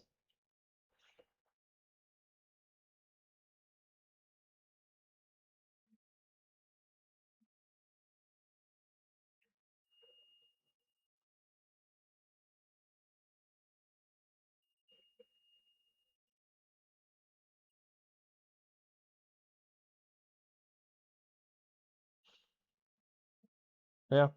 Anyways, while we're waiting, you're all getting an update on how my life is going. I don't care if you didn't ask. So, I was at work today, and one of my buddies at work, he's got this neat gadget he got from Temu, right? Have you seen the spray guns almost? It looks like an old school camera that's like a gun. And you point it at a wall, and you just place it up against it, and you drag it along the side, and you just print something on it. Like that will just put a print anywhere. And it doesn't rub off like at all either. Unless you use alcohol. I tried it out on my hand, and now I have a secondary tattoo next to my tattoo. And luckily for you guys, I'll show you. We end up just writing hi in Norwegian. And like this isn't coming off. I even like lick my finger. Like it just doesn't rub off like at all.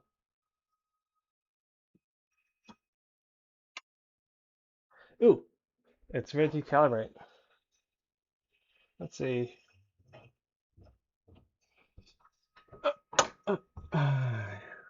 It's always difficult to get this one right. Because you don't really have a good peeping hole for this. Ew, I just touched a bunch of grease. Yeah. Yucky. Okay. Um, back to the task at hand. Putting this in the middle. What I don't like is the image it shows here. put the nozzle, position the nozzle in the center of the silicone V groove as shown.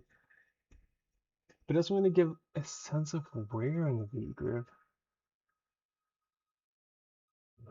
I think it's a Z calibration, so might not be that important, but still matters to me.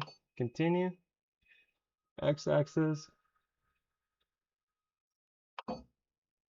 Actually, I want to be a little bit more lenient here. It's equal on both sides.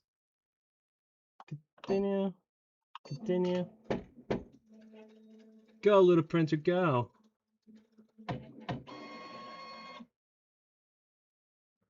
Put you right in that hole there.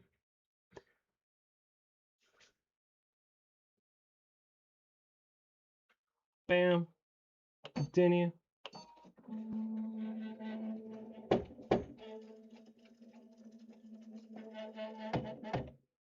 Yeah, it still needs to be lubricated, that's for sure.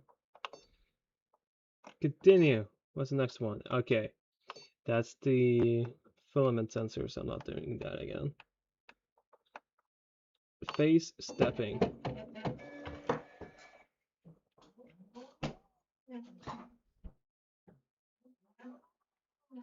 What is interesting though, the sounds you're hearing with like it like resonating. Oh, should I wash it off? Is that a thing? I just kind of like, oh, am I gonna get cancer? That'd be uncool. Let me go to the bathroom. I'll wash my hands real quick.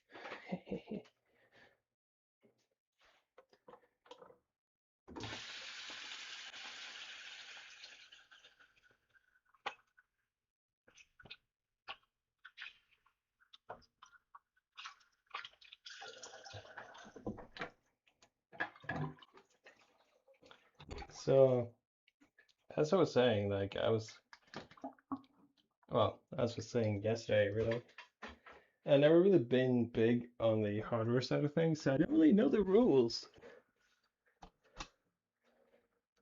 I was just like, take the grease I get on my hand, paper towel, and take it off.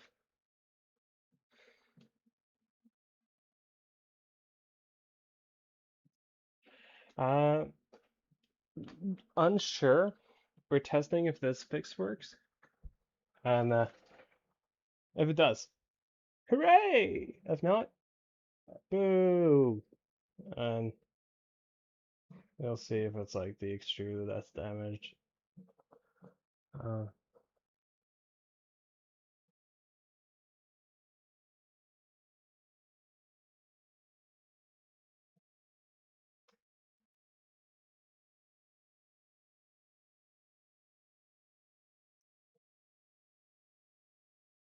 I really don't want you getting it in your mouth. What else? Okay, I get the whole like ice thing, but I feel like I would taste it if it got it in my mouth. Maybe it's like super toxic. That makes sense.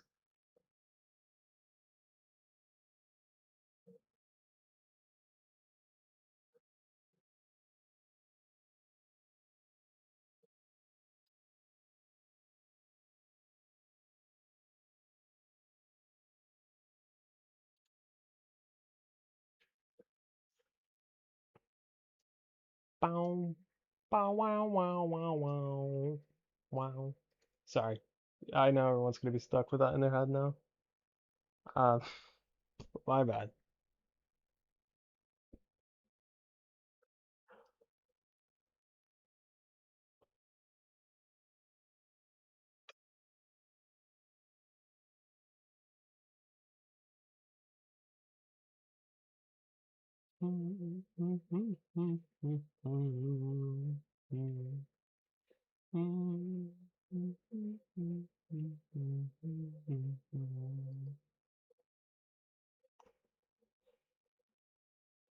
Oh, it's done. So it's making him beep when it's done. Reduced by 68%, reduced by 83%. It's so weird. I always get different results from this. And it's always by a set series of percentages. I think the first time I did it, I had reduced by 93% on the y-axis and reduced by 60% on the x. And it almost looks like that has changed now.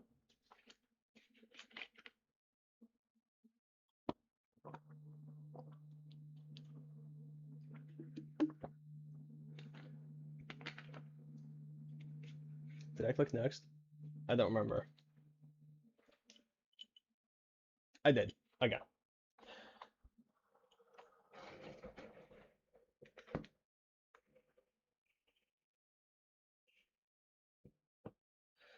Let's see, who's texting me?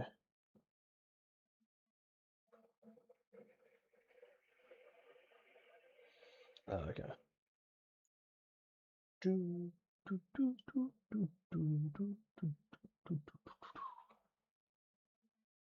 Why isn't it making the vibration sound?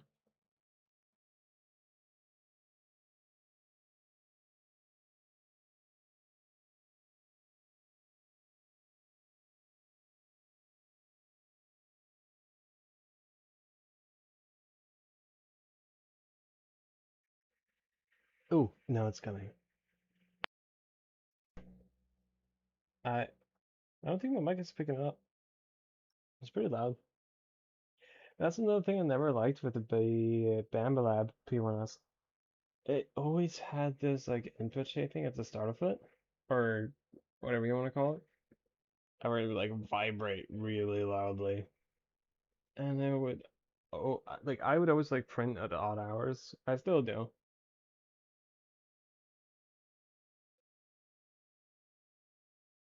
Whenever you move the printer, like that makes sense because like it runs.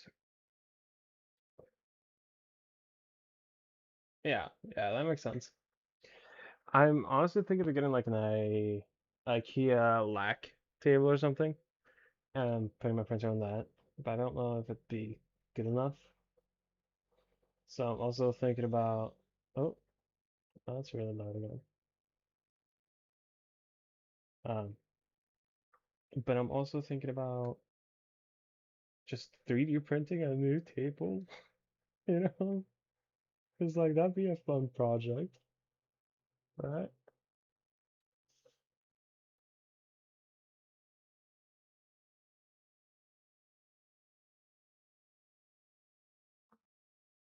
Let's see, it's almost done now.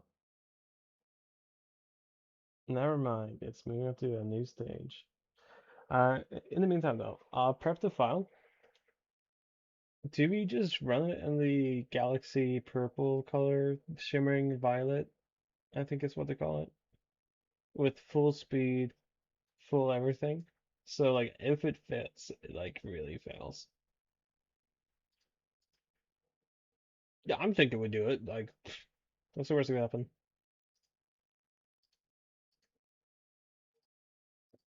Right? Slice now.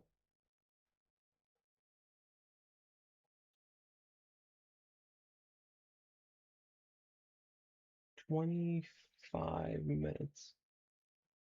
25-minute print. Who wants it?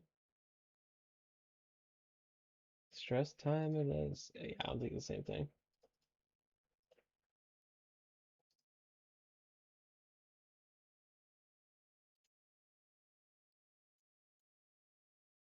Looking at the volumetric flow rate here though, the top flow rate will be at 31. If I remember correctly, that's two times over the recommended speeds. Ooh, okay. Do I check out rectangle? Yeah, grid infill is the question. Because I never really done it before. I always do gyroid because I love gyroid. Automatic infill combination. Okay.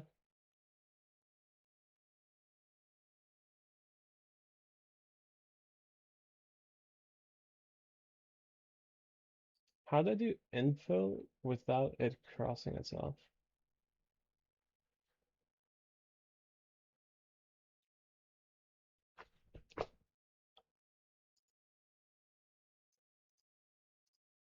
Yeah, I must talk to someone about this in Discord.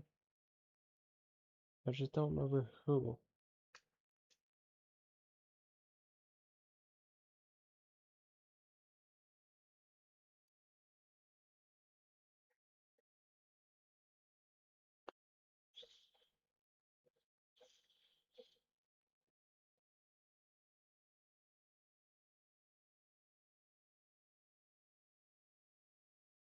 It was Argo.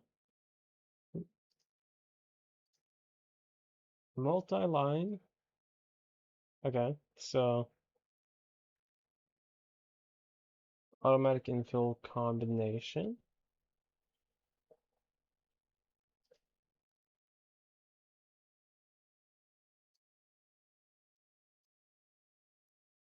What about making sure it's not touching itself?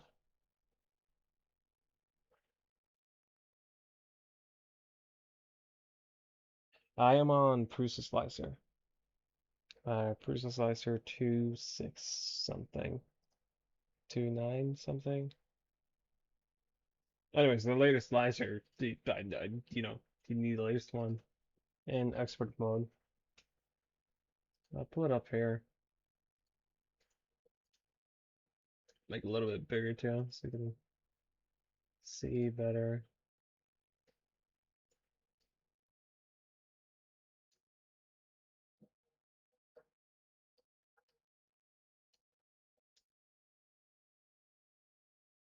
Or maybe I shouldn't be experimenting with things, thinking about it. That could be a different project. But for right now, I should probably just keep the peace. Yeah, I'm gonna do that. I'm actually gonna reprint the exact same file. Okay, I have so many different variations of this file now. I just realized.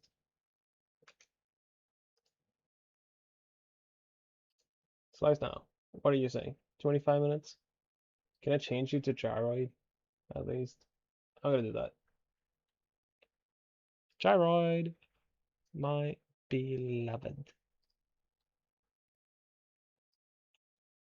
And it's still 25 minutes. Isn't that crazy? And send to connect. This will be another 9 grams of filament. And I've done that so many times now.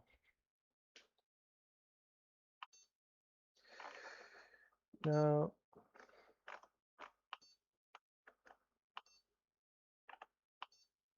I added it to the queue, didn't I? What's going on?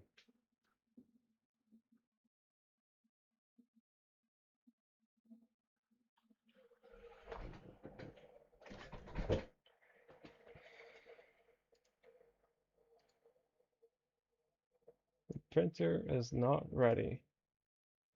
Yes, you are. I demand it from you.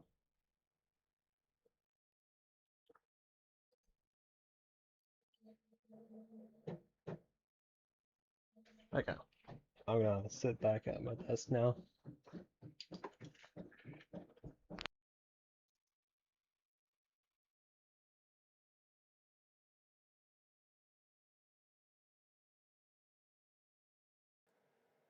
Alrighty.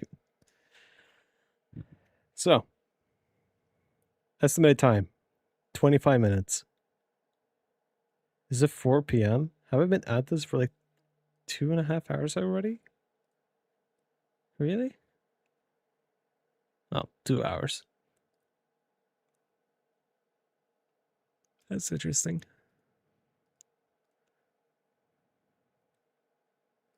Oakley dokley. Let me see if I can get. Let me edit it.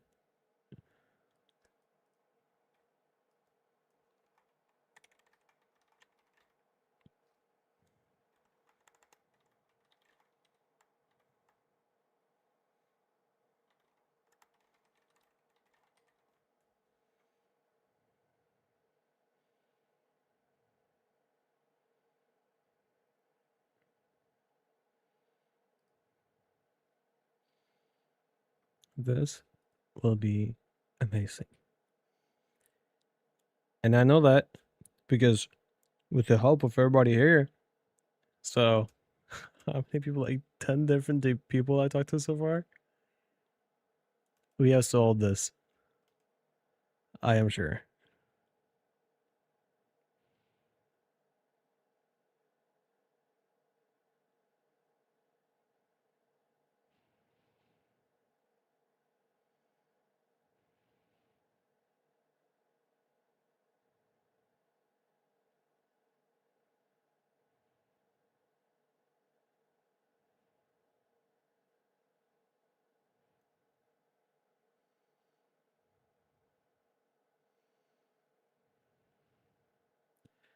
How far behind is the stream now?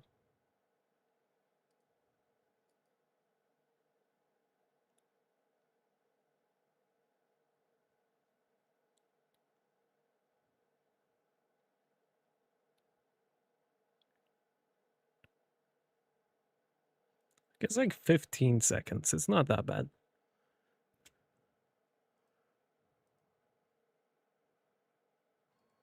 Ooh, it's moving. You know, after the sprint works, I can even show you the poop. It sounds so stupid.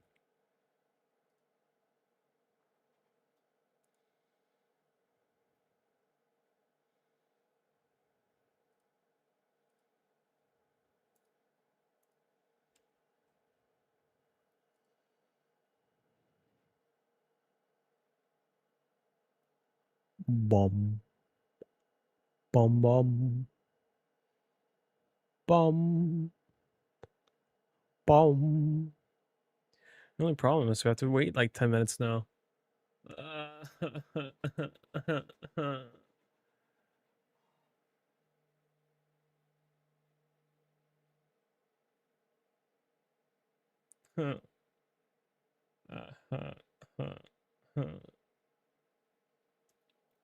It's fine. Cause everything. Okay, I'm gonna stop like putting songs in people's heads. I don't think that's fair.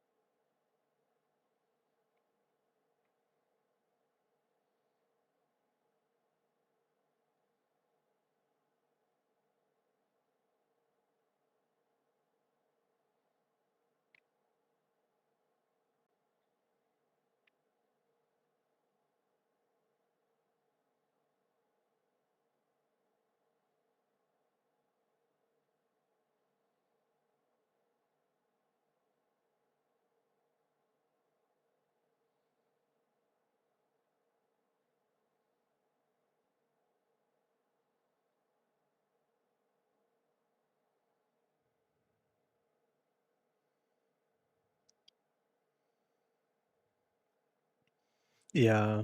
I mean, it's probably gonna get copyright strike after the fact, honestly. I would not be surprised.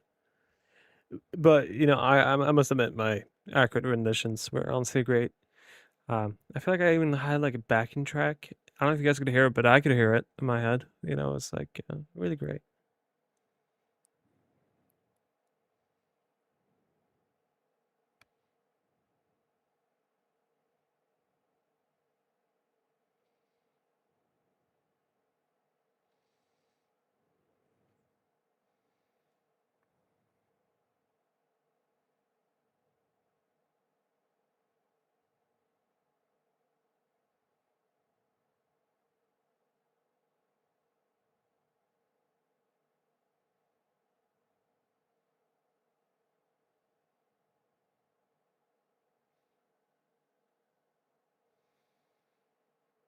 You know, I'm scrolling through like social media right now, and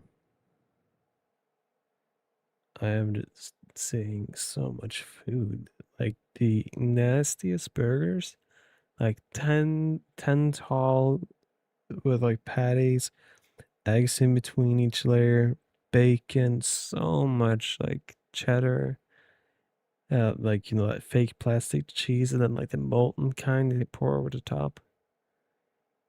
And I'm looking at it, I'm like, my fat ass wants that like so bad. It looks good.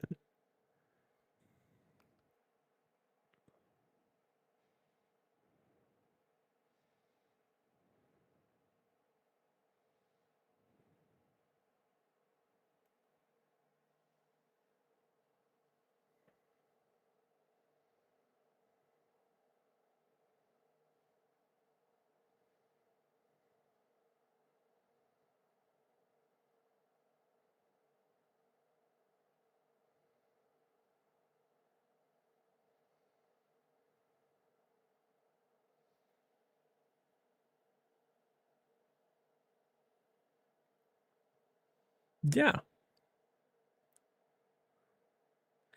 There's like a third widget too that shows debug data from the printer. I can turn it back on, but it's just too much information. It's not really useful.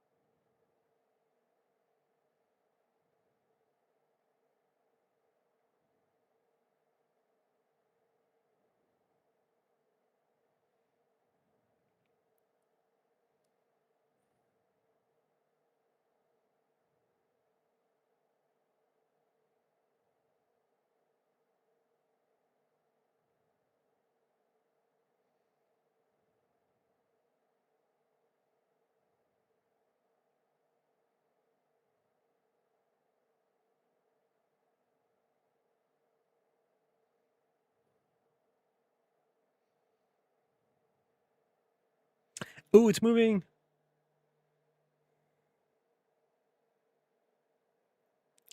Honestly, it is faster than the XL, I would think. The only thing that takes a long time here is the heat bed waiting. When doing multicolor prints, you don't sit around waiting at all because it spends the time priming the nozzles. Uh, but if you just run one nozzle with PETG, you have to wait like I'd say like 10 minutes ish for the bed to heat up properly. You can walk over to the printer and say skip waiting, but that's so many steps.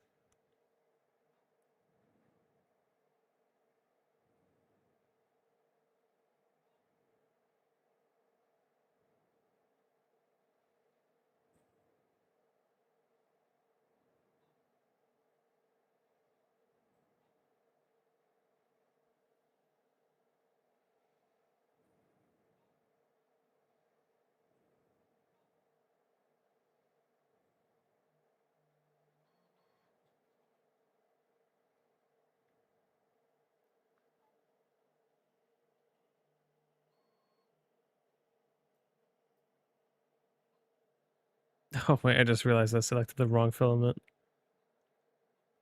It's fine, it's a test print anyways.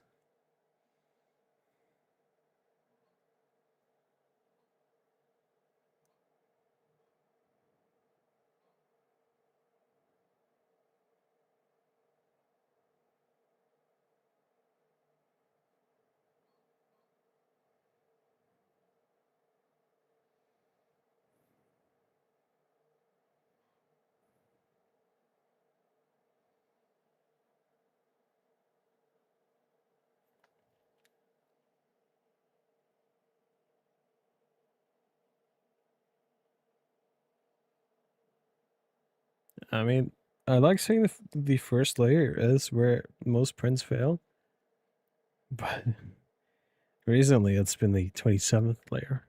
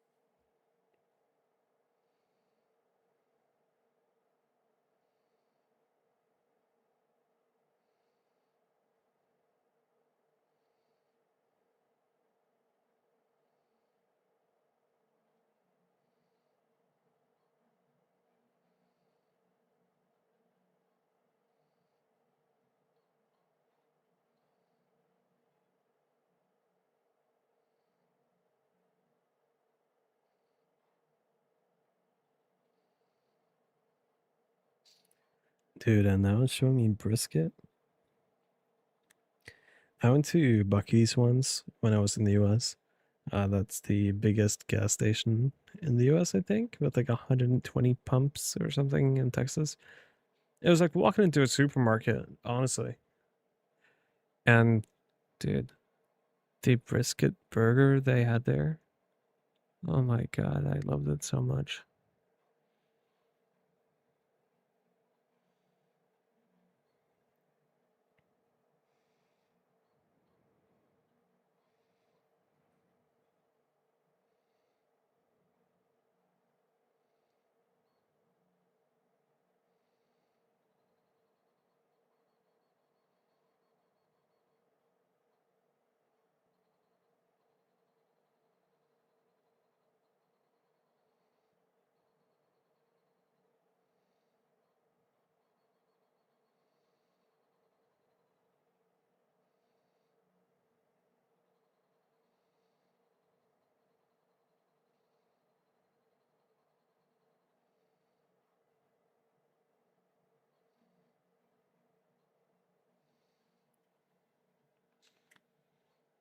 All right.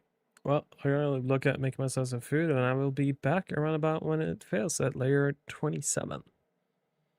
Well, 28 is when it fails, but I'll be here in like 10 minutes again. In the meantime, enjoy the show.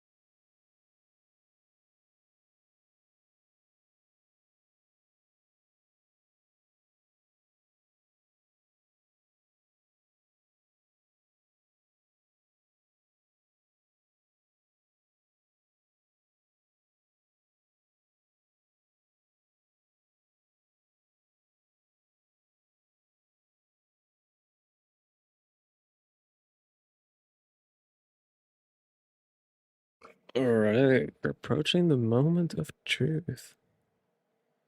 This is gonna be fun. Hopefully.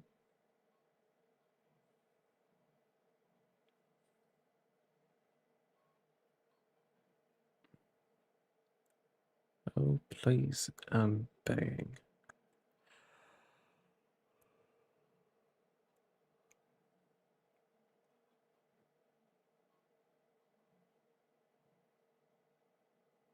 Mm-hmm.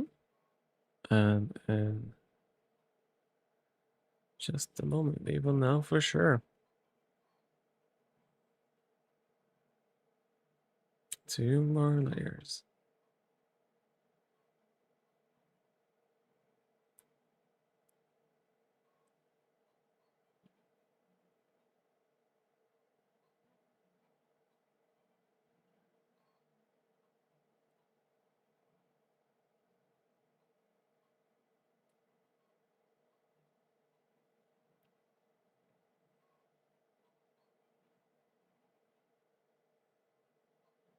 One layer left.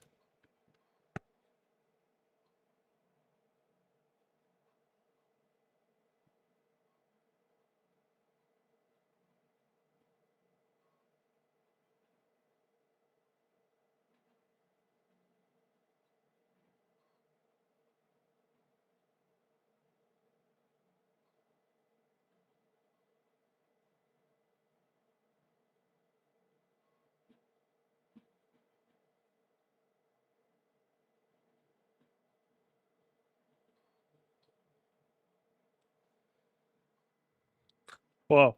Wait. Did we fix it?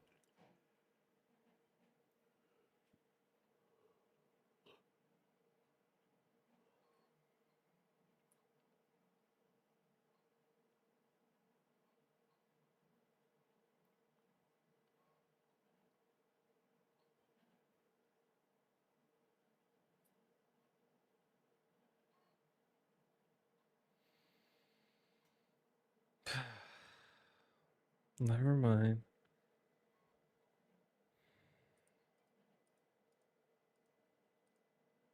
It's the fast profile.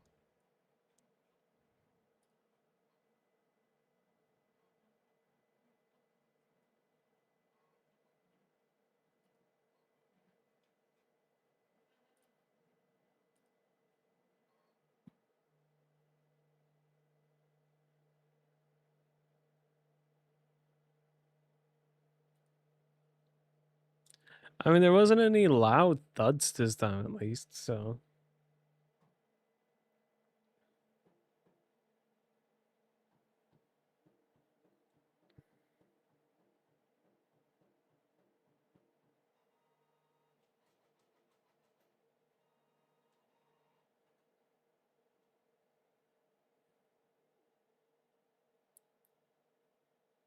I was do shot time stop it every single time.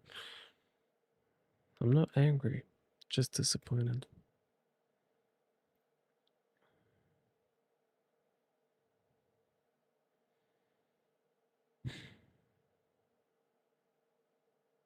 It's okay.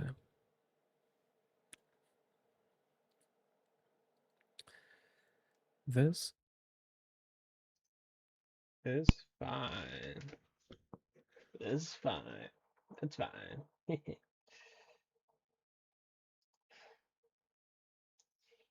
I mean,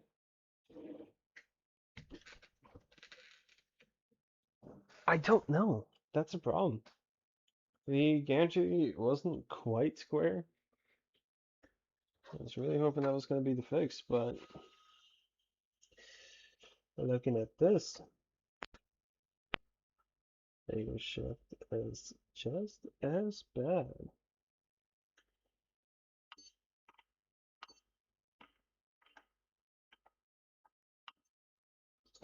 That's it.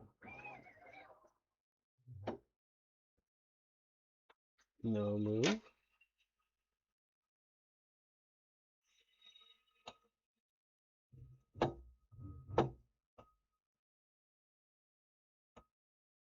There's a very slight movement on the right side again.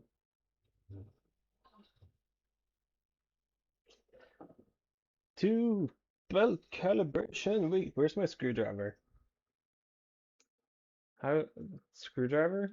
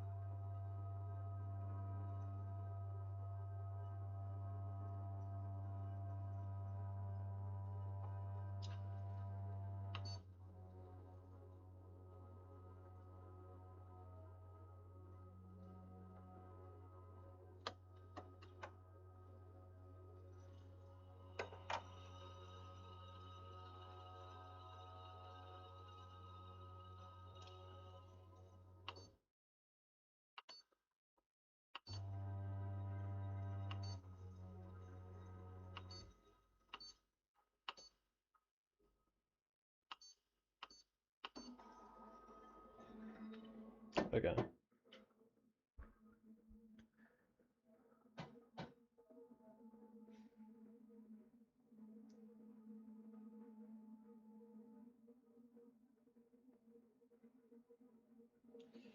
Um, it might be firmware.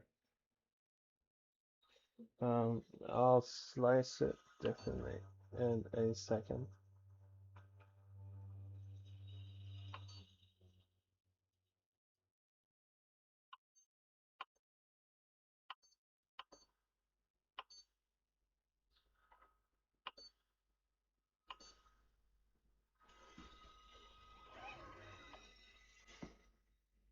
Expected tooling.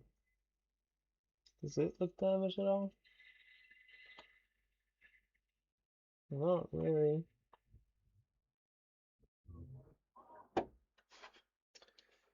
Let's say no movement.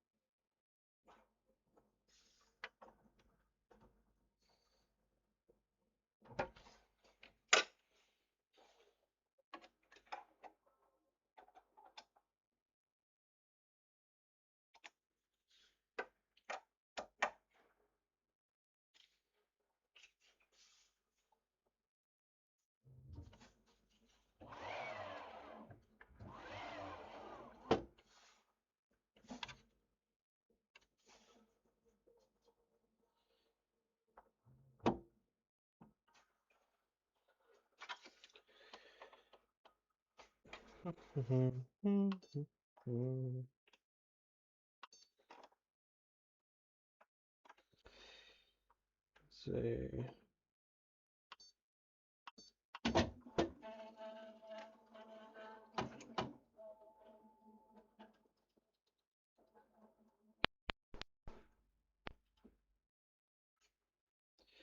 The upper belt will be measured.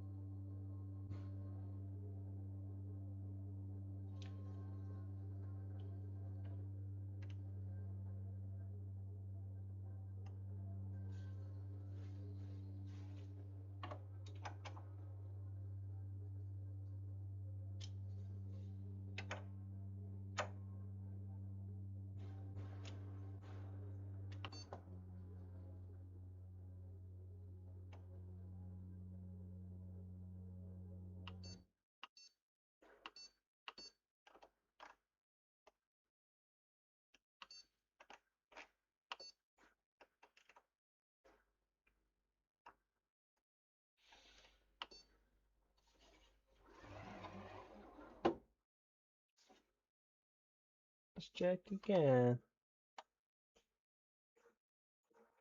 No movement. No movement.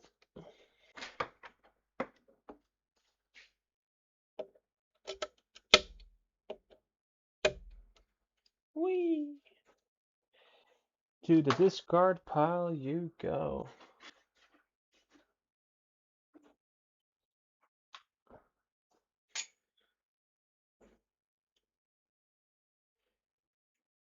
That discard pile isn't getting any smaller, that's for sure.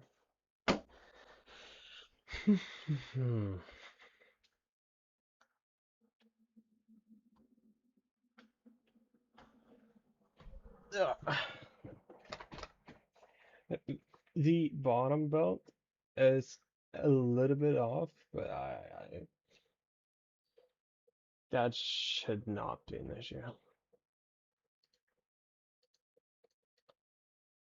Um, that being said, let's see, cut.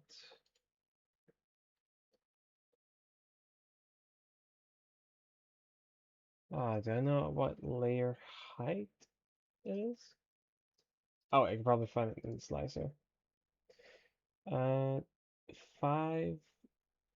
Okay, so from layer 20 would be 4 millimeters. You know what? That is math I could have done in my head.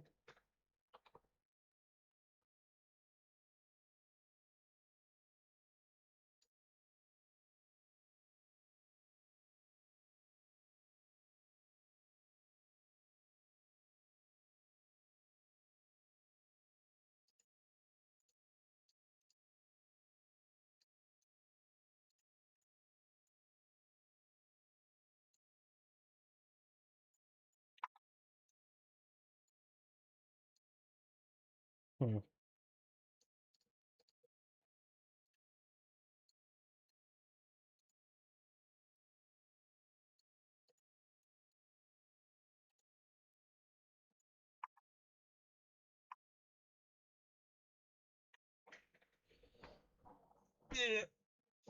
I'll go take a look at it again. Thing is that if I get them unevenly turned, they end up the gantry ends up not being square.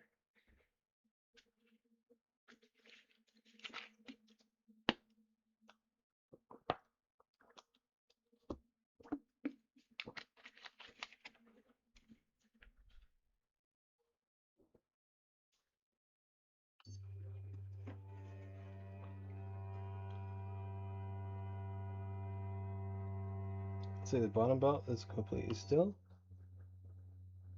The top belt is vibrating. I got it there.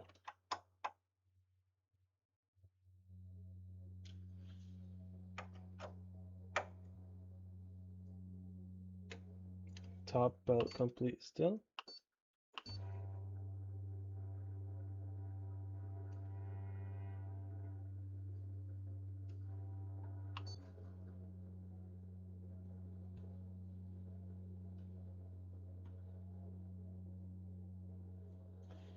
The bottom belt looks a little bit too tight.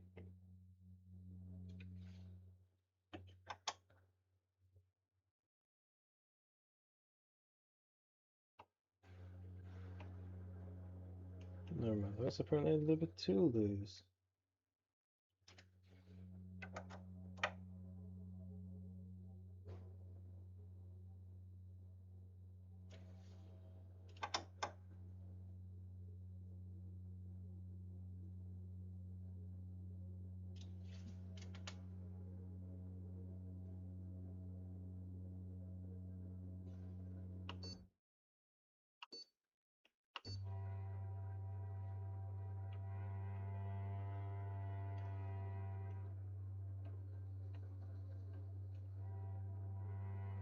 Okay, it is the slowest at 97.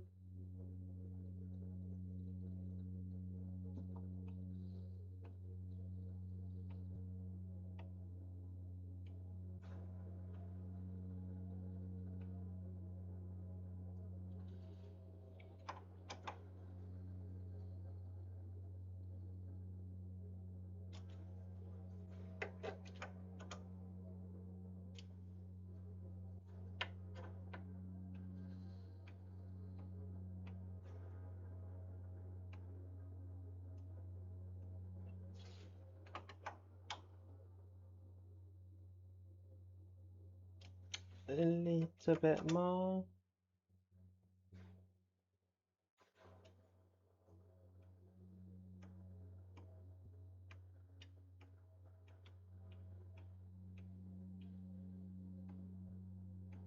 That's a little bit too much.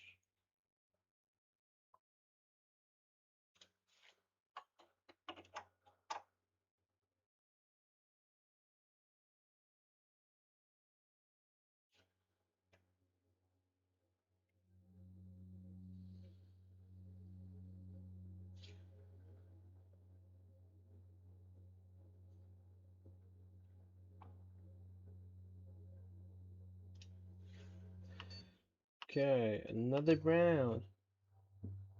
Top belt moving, bottom belt is still.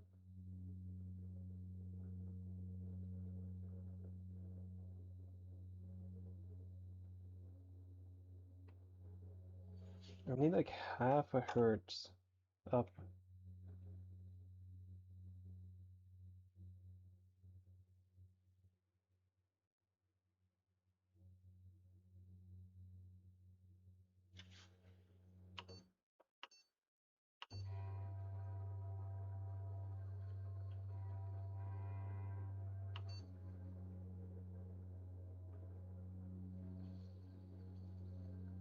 Perfect.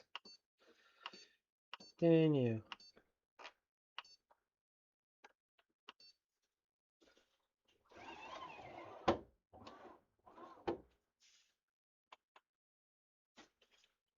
Good on that side. Good on this side.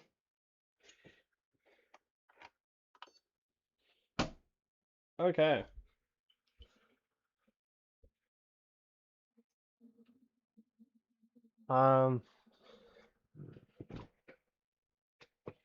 So we are well, I'm still troubleshooting why my print keeps on shifting in the middle of it. I have managed to stop the motor from skipping, but now it just loses its alignment. So I'm gonna run it again. Now I'm slicing a new file, but I'm doing only the parts that failed. So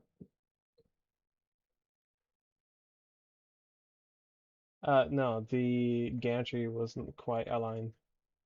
So tuning the belt is fixing the gantry. There's no more leeway. There was 2.4 millimeters of misalignment on the right side.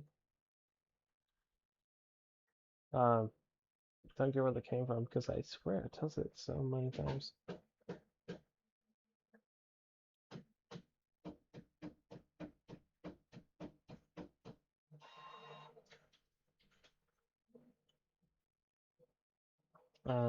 But now we're running a test starting from right before the failure point to see if it's gonna fail still. Because I printed this part 15 times now. So if I can just save like a couple grams of filament, that'd be kind of nice. Because I've used at least like 200 grams now so far.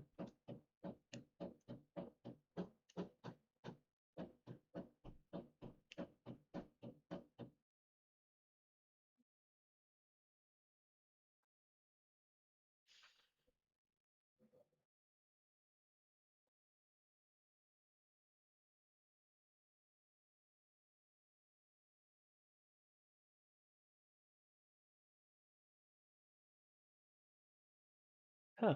I don't think I ever looked at the graphic before when it's testing the load cell.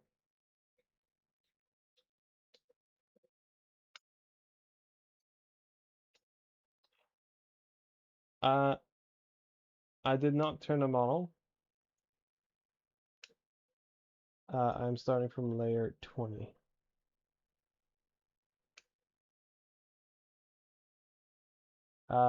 The Benchy is actually more filament, surprisingly, and it's slower. And it doesn't fail as catastrophically, so it's more difficult to identify when it failed, especially now that we don't have the motor skipping sound to base it off of. Um,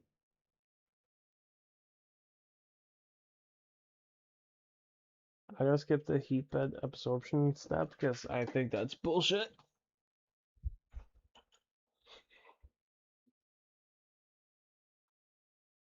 Uh,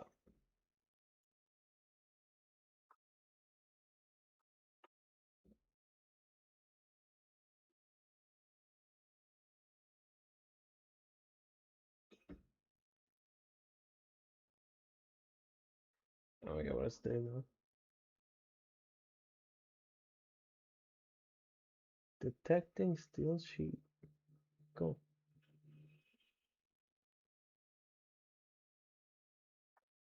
The bed is, dude. Can't believe we're being nitpicky about 1 degree.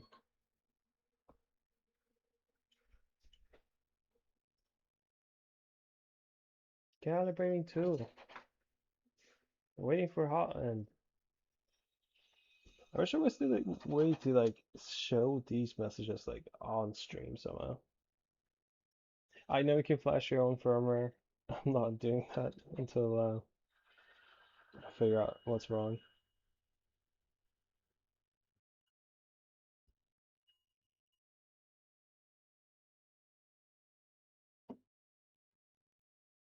Let's see. Waiting for hot end.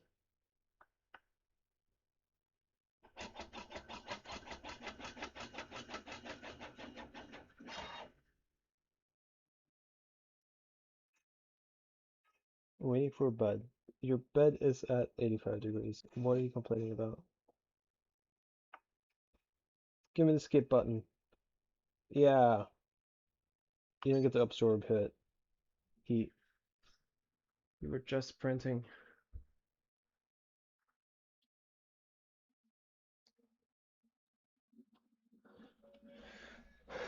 So, just so we have it in chat.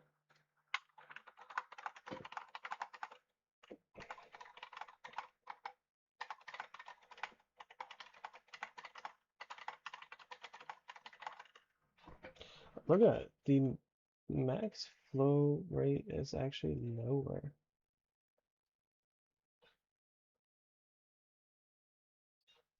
But I also turned the part to the left. To the left now, y'all. 2 hops this time. Yeah, the tool head, dude, that thing is a beast. It like instantly heats up and it instantly cools down.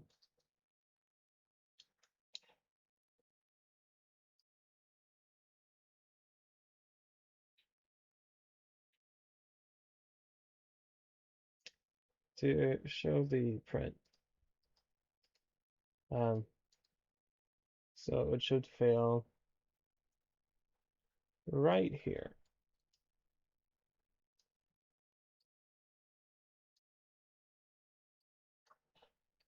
And I guess we will see.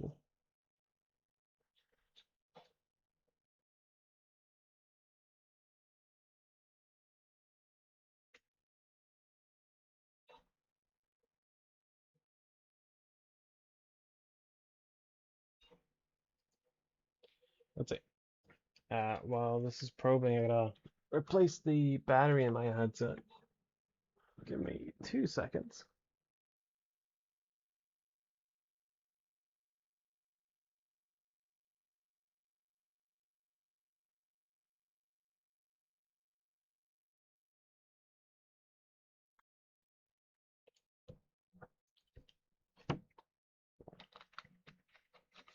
I mean, probably not.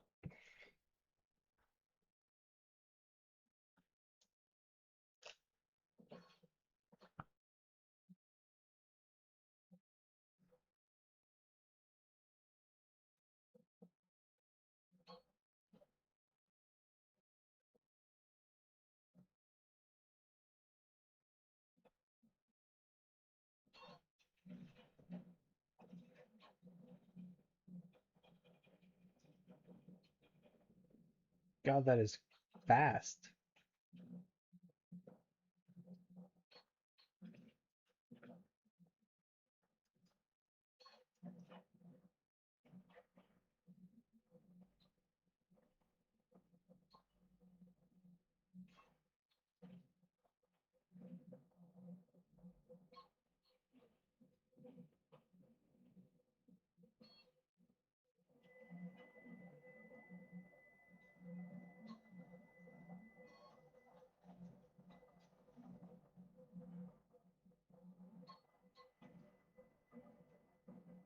That is halfway.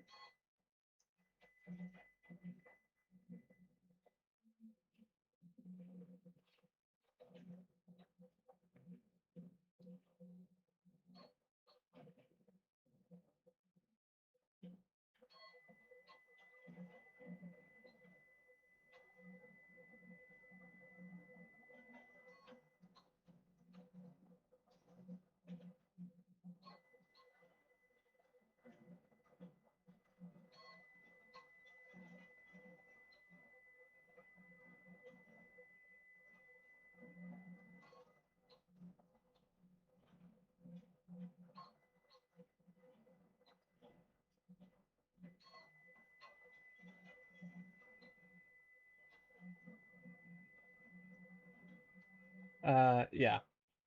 So I had a factory assembled core one. Uh, didn't have any issues with it. Disassembled it so I could build the index. So the entire tool head and the belt gantry was rebuilt. The belt gantry had a little bit of play in it, uh, but not to the point where I would think it would have issues.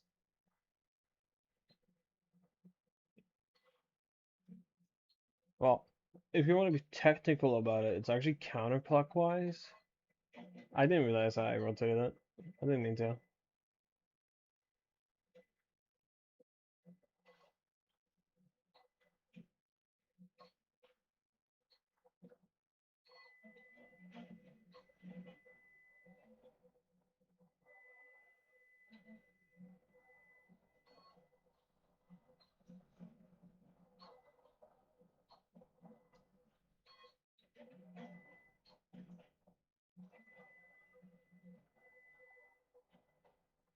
Well, it's past the layer where it had issues, but it looks like there's still some shifting. I can't really tell from the camera. It feels smooth. Like there's friction, but like the normal kind from the motors.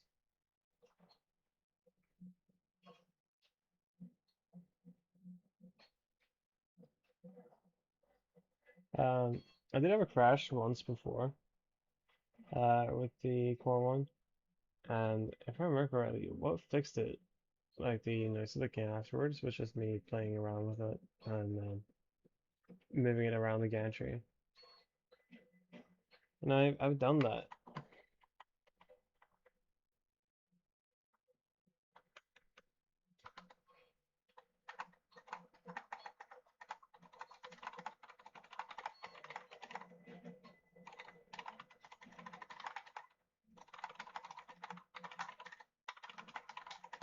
I will see if I can.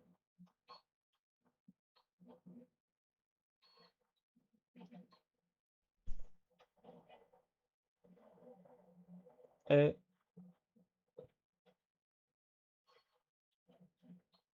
oh, yeah, no, the stream is quite far behind. It does look like there is a shift. It's hard to tell yet. I'll let it finish because PTG parts are impossible to get off the bed um, if you don't have any leverage.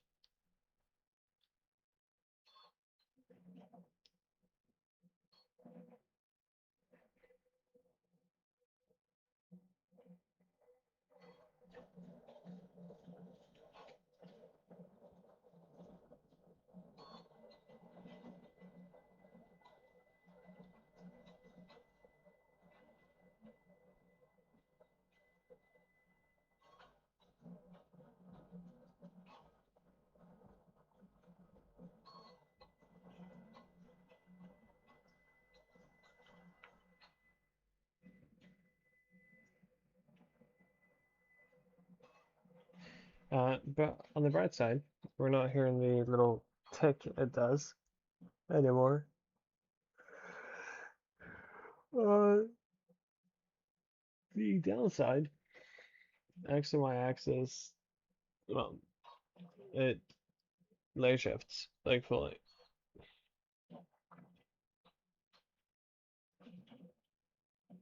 Yeah, it might just be the harsh lighting and the filament though. I'm hoping.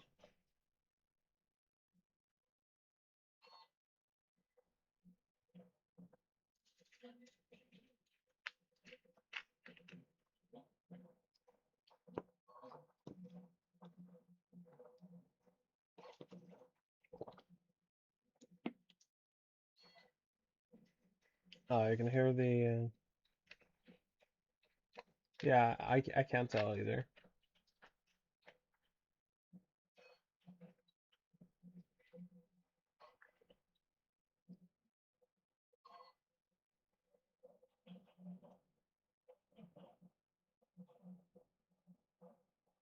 Uh, yeah,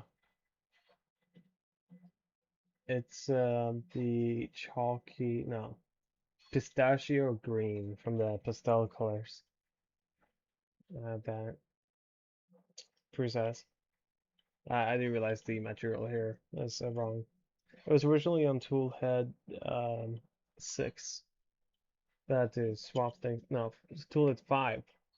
But I had to swap things around when I was troubleshooting with Prusa.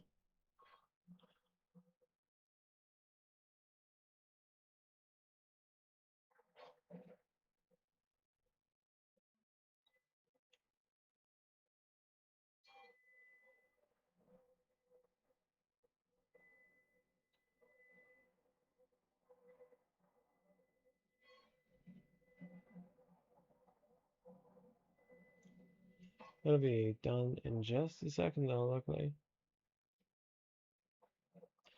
Uh, but like as I said before, what is weird is that the printer was functioning fine. Um, until we did the 6 Benchies at once torture test. And we heard a loud thud, and ever since it's just been issues.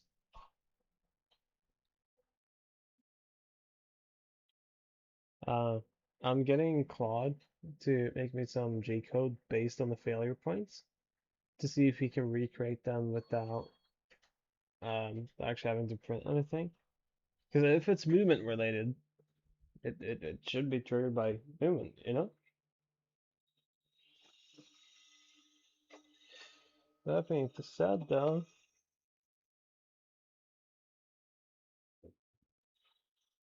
I'm probably gonna have to wait a minute or two. It looks like there's a layer shift at, I think that's number 8. Well, it's more like the layers melted together, banding, you know.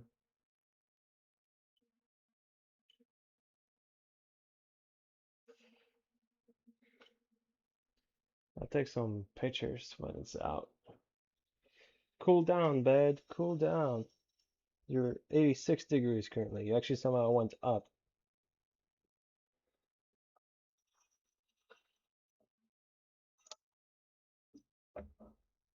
I want to break to print area so I can get these up.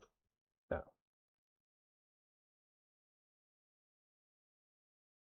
Yeah. No. Big layer shift.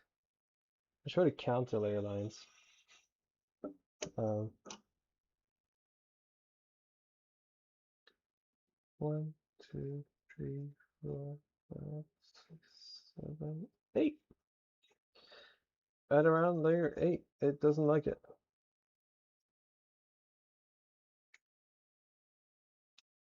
I'll be damned. And I just like somewhat broke it. I mean, this is nitpicking though. Like, this isn't the print is ruined kind of issue. It's just it looks kind of ugly, but like, it's fine. Let's see if I can pull it up on the camera here. It's really hard to see, but I'll get something to point with too. Actually, like, this. So, if you can see here, it's gonna be delayed, so I actually won't know if you can see or not. Um, this is more difficult than I thought. There you go. Okay.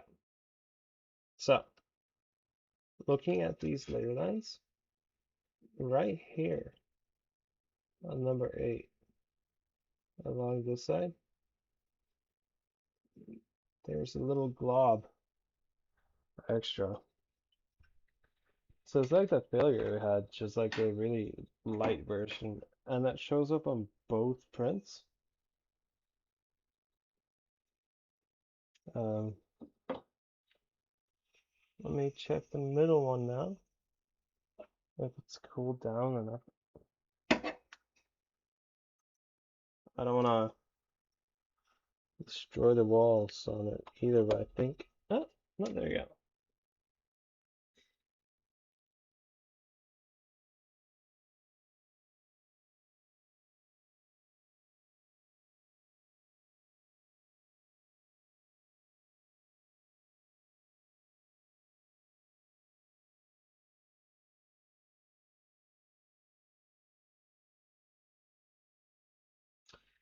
I'm having a hard time seeing what this is.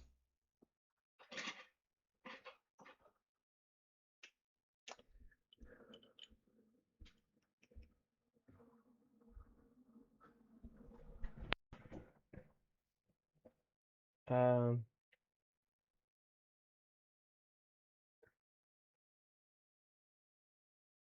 it's not giving any warnings at all now. That being said, I do have some G code we can run generated by Claude, and I'm just gonna like upload it to the printer and pray it works.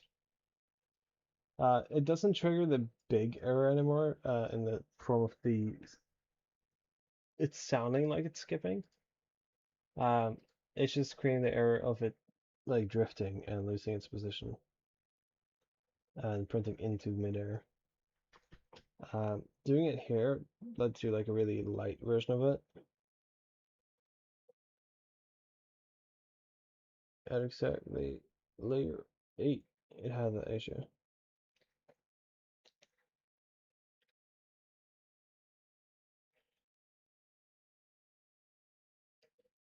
That's the metrics. Ah, it's over here.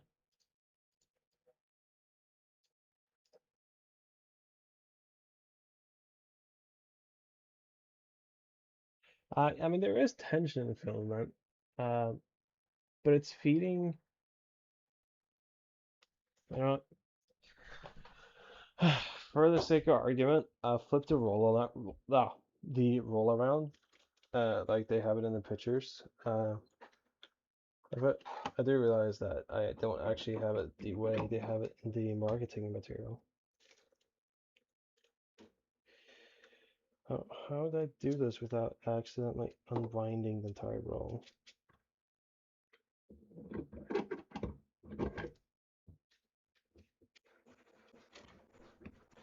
Okay. There's no tension now, at least. Yeah, I don't think so either, but I'm running the motor skip test. If I can get it uploaded.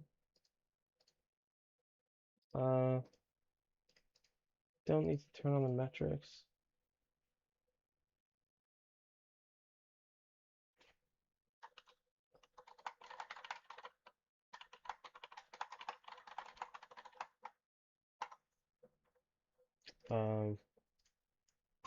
Let me see if I can upload this G code to the printer. Add to print queue, file not found error. Oh, you're saying it's empty? No, there's a bunch here.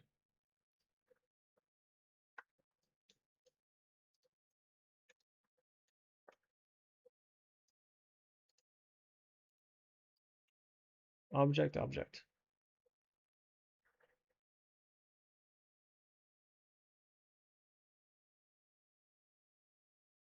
Uh, yeah, it does seem like something that random. It seems like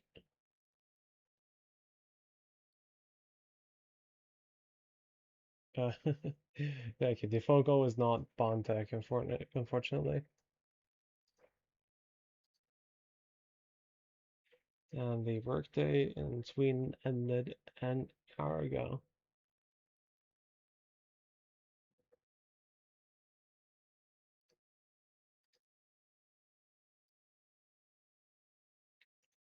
Let's see. How can I get this file uploaded though? PrusaLink.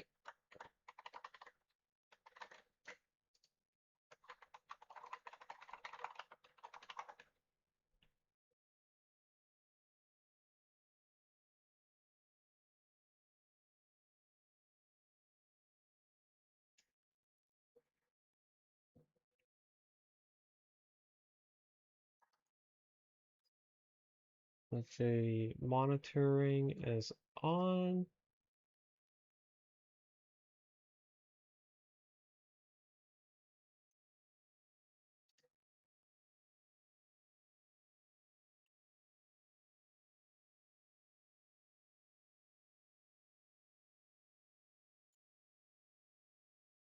Oh, that could be a thing too. I'm thinking I'm going to run one of the Benchies again too and see if it shows up with the same issues. Ah, 50% bigger. That's so much filament.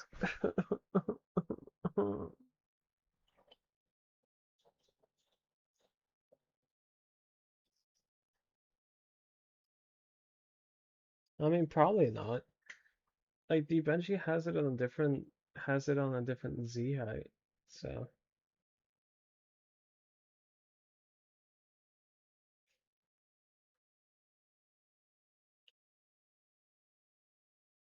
let's see. The G code is up. Add to print queue. Across all filaments on all tool heads. Well, on all tools, not tool heads.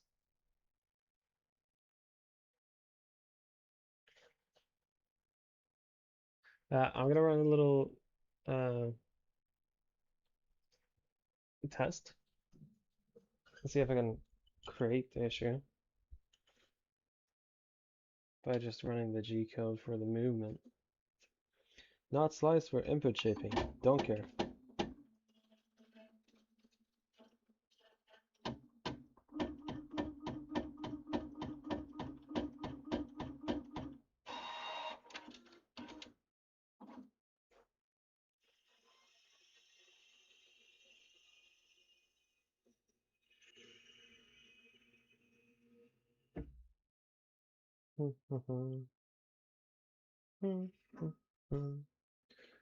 It's gonna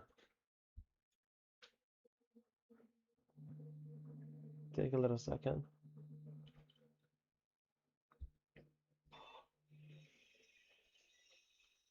Okay.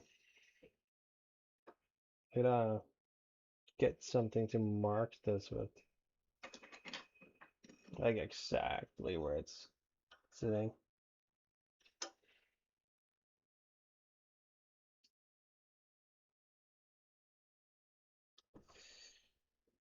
What do I put under it?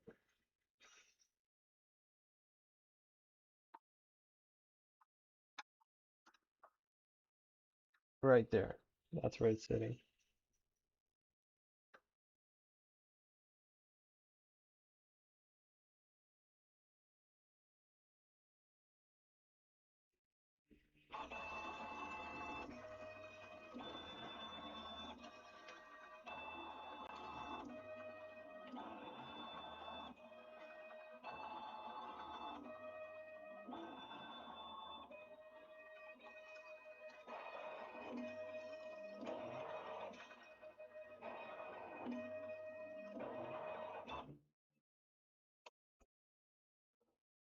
It looks like it's at the same spot.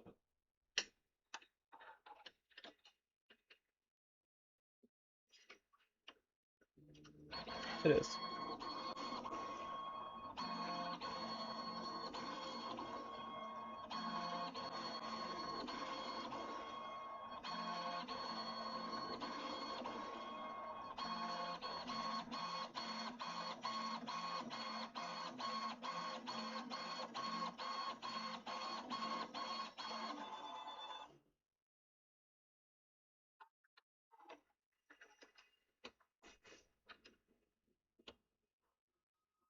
Same spot,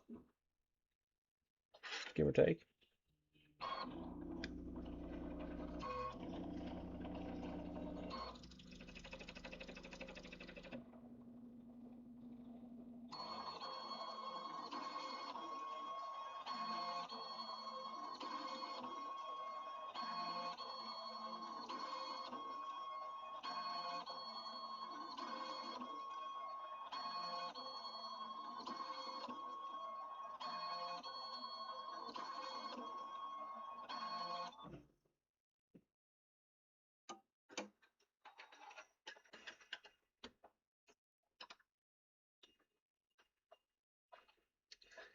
It looks like it drifted a little bit, maybe.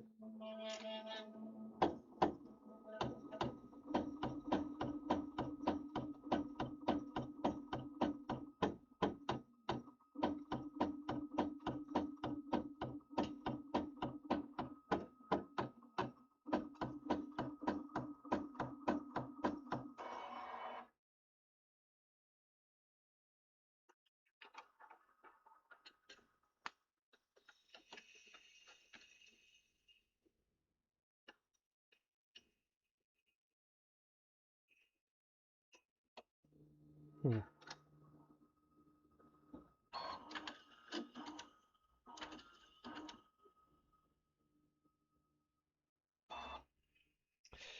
I need a better way to test it.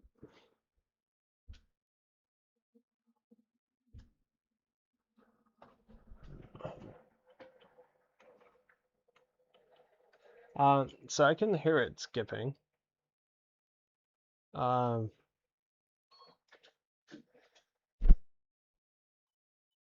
Visually, it looked kind of like it. I'm unsure.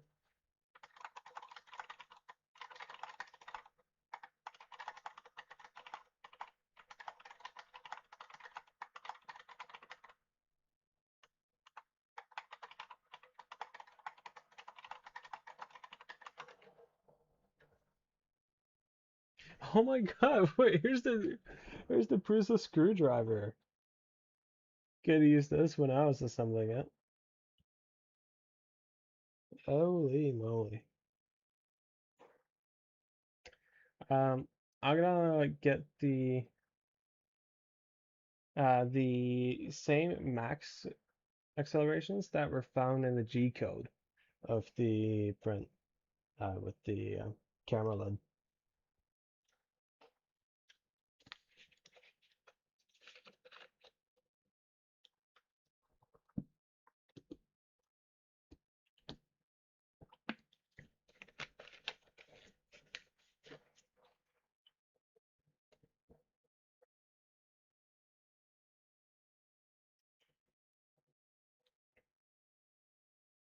Yeah.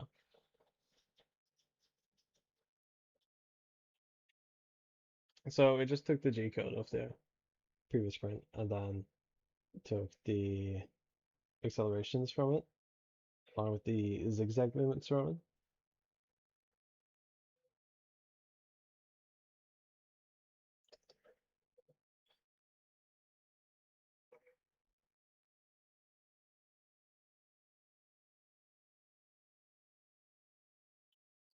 I'm gonna see if we can get it to place down some filament so we know exactly where that spot will be. I don't really have any tape or anything laying around, so can't really place anything under it to verify against.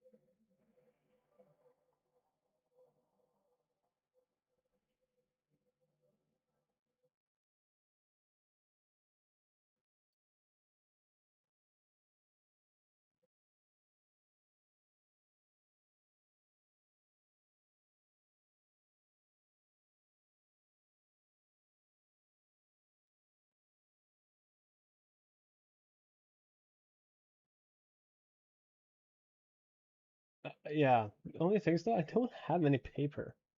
Like, genuinely, I do not own any paper. I have the Prusa like cheat sheet.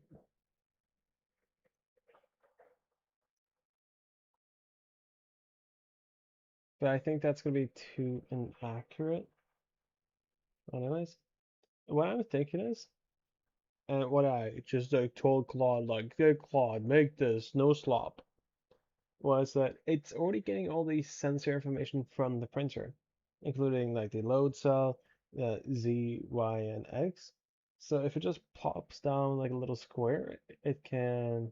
I don't get junk mail. I have like a no ads thing, unfortunately. Uh, but it's gonna probe the bed itself, and I'm gonna put down like a little, have it put down like a little square, and I wanted to just test against that, because that should be stuck in the bed no matter what, because it's a bed slinger. Not a bed slinger, it's a Quarks Y. So then I can just use the load cell to tap against it, be like, hey, yeah, it's still there. And if it's off, You'll know because it'll make like really deafening screeches.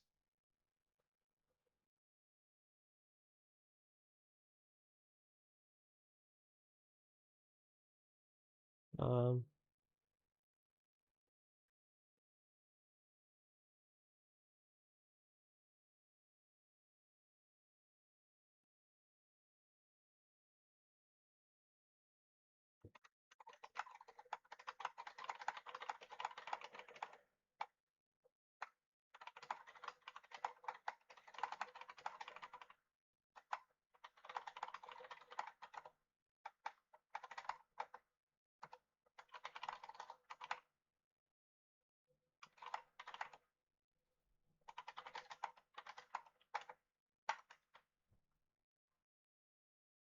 yeah.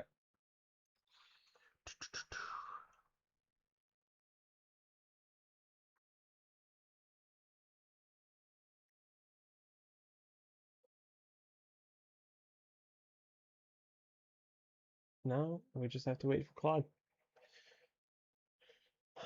I kind of want to run a Benchy in the meanwhile.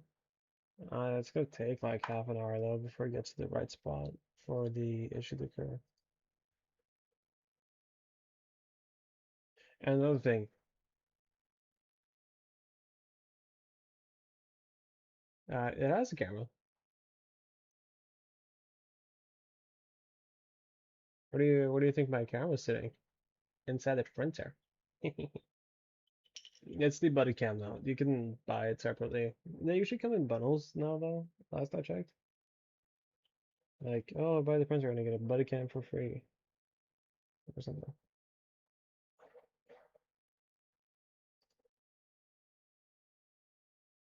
Um, so yeah. That being said though, like I'm thinking it takes so long. Just be finished already. Should I put on like Subway Surfers on the side? So we have like the retention rate? That'd be kind of cool.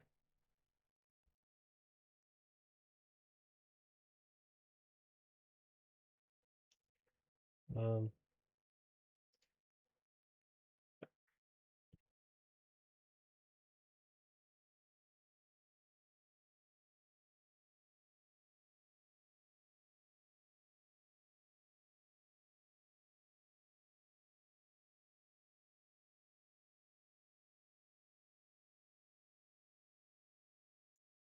okay.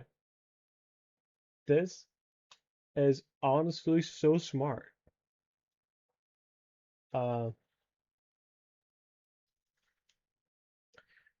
so for the time lapse feature, you can just put a SD card into the buddy cam to record onto it, or you can just stream it to your PC and record onto your PC. It kind of like depends on what you want to do yourself. Uh,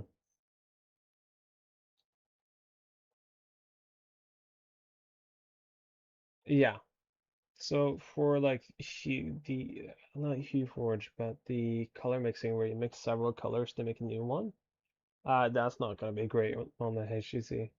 It's still really early technology though, so like I don't know. Personally, I'm on a Prusa show. Like I would prefer Prusa over Bamboo, even if Prusa is a little less user friendly right now. They're working on a 3.0 slicer. They're saying it's coming out soon. Who knows? Maybe Friday. But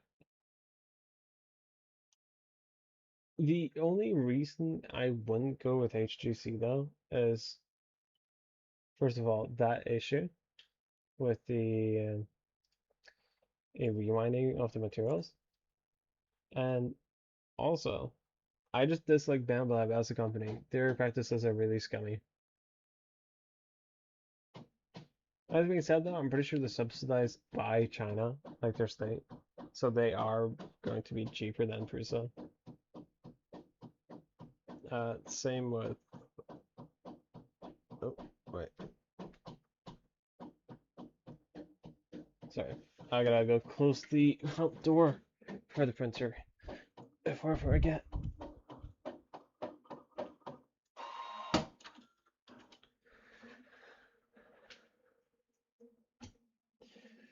But yeah, I have a buddy that has that HEC though, and like he's giving it glowing reviews. The index is really new, uh, so it's not gonna be good for like the next month or two at least. But the thing with Prusa is that they always improve upon the software even after a long while. From what I heard, Bambu like shut down some of its older printers, and they're also getting locked into their ecosystem, which is another thing. I will admit though, Maker World, uh,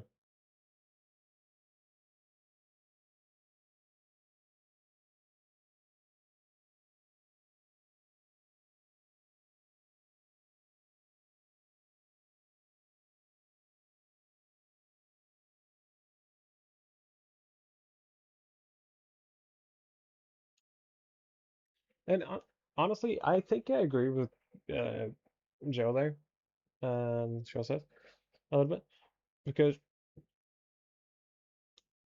what China does, uh, is that they collect information on everything. They're a really shitty country when it comes to the cyberspace and their practices with their devices.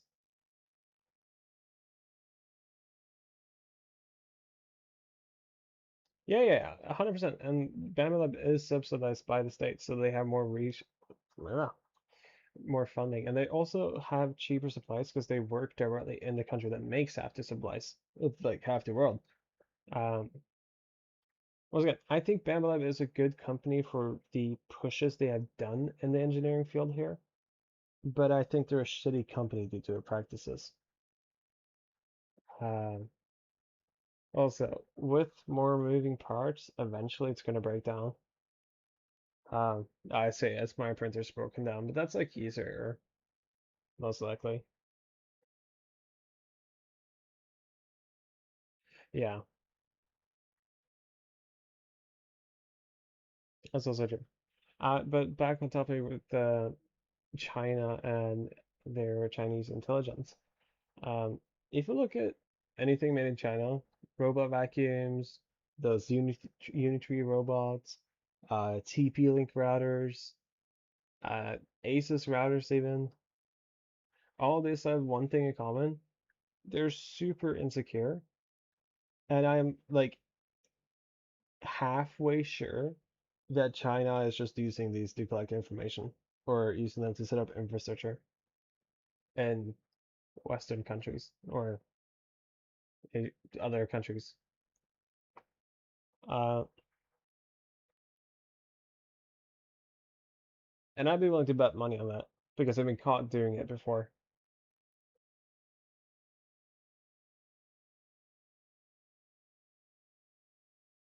I found at the gym. I should probably hit the gym too at one point.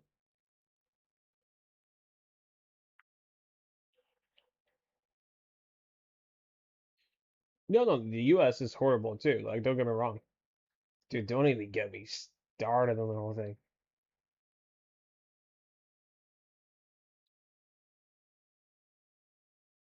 Dude, I could talk about this for hours. Like, I am a really paranoid person by nature. Thing is, though, you have to pick your enemy. I mean, it depends what you mean all, not the superpowers with the funds and the ability to do this. Uh, sure, yeah. I don't know. So the Germans have a, interesting history with that. I don't think I would trust them either. Like, because what's going to end up happening, is that if in any democracy, if you fall asleep in it, you're going to end up waking up in a dictatorship. Right? Just like what happened in Russia, just like what happened in China, like what's happening in the US now, you know? I don't think the Germans are protected from it at all.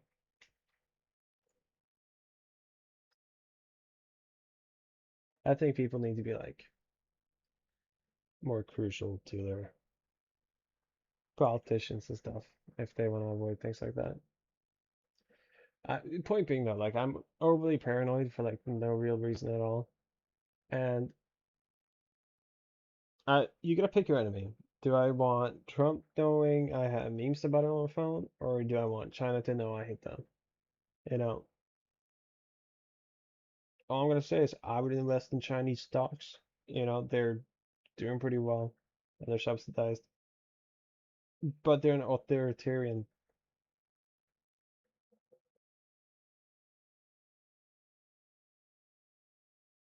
I mean, um, yeah, I guess.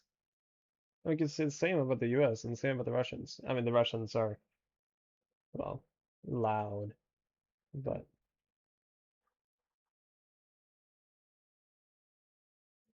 different story though. Thing is that with penetration testing and stuff, uh, what is the trend right now is that large language models, such as like Claude, is unintentionally getting really good at, breaking into software, meaning that pen testing is somewhat becoming a watered down field over the next couple of years, I'm guessing. And what's interesting with the Chinese is that they're distilling the US capabilities through, well, distillation attacks to, for example, Opus 4.8. That's why Fable 5 has such strong guards against it, so if you ask it.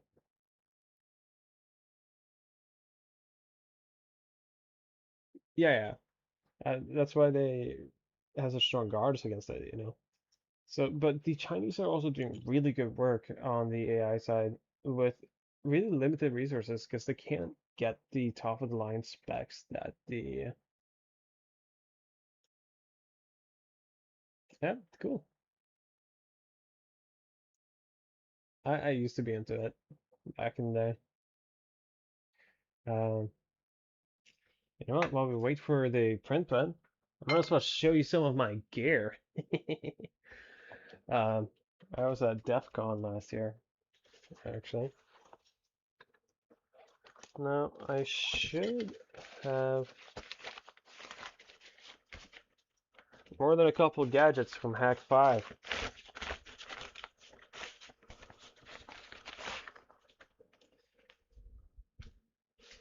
Okay, it's at 85%, so I have to make this quick, but as you can see here, I have a, well, you can't really see it. The camera's in the way. Well, nozzle is in the way.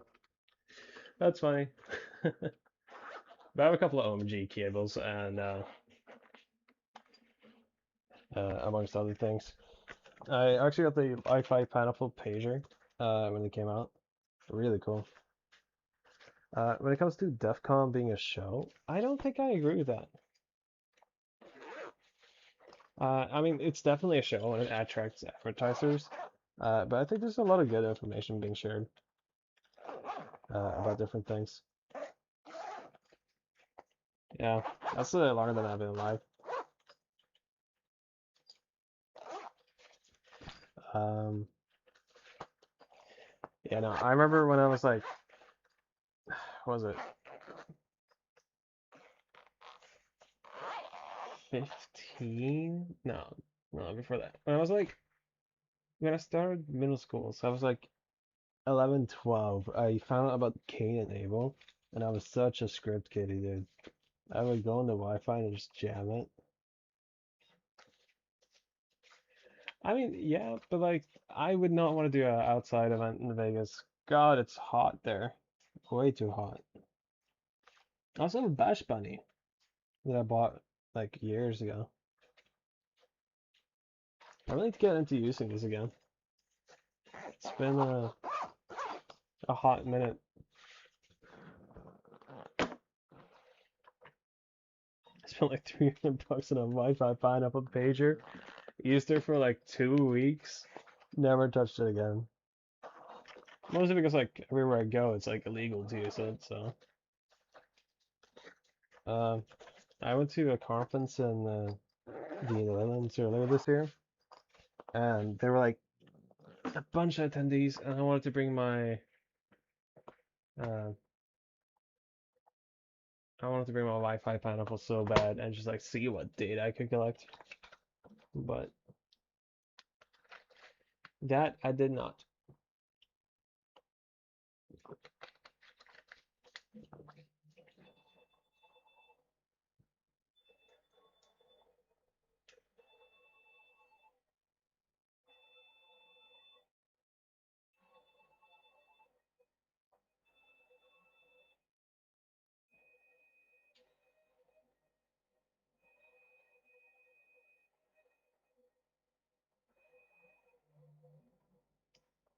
So they didn't really get the memo with retraction here, and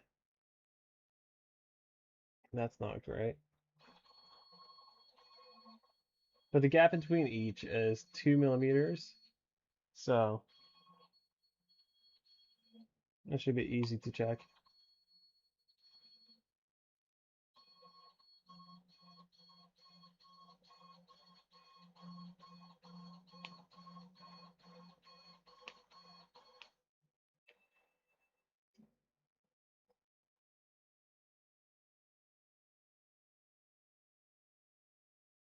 Yeah, that's fair. I mean, it helps prevent issues. Like, I won't disagree with it. I just don't think the issues it helps preventing is, you know, that worth it. Like, I was really keen on getting the uh, Bambolab X1 just because, like, the automatic pressure advance, but, like, if you just have a massive library of all the filaments instead, you don't really need it, you know?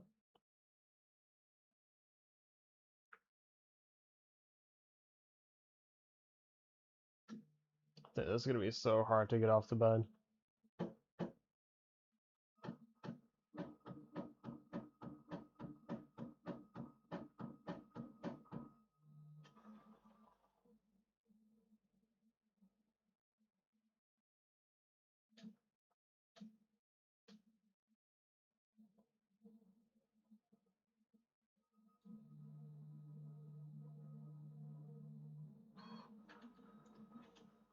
Not the best adhesion in the corner, I will admit. I don't know why I put it in the corner,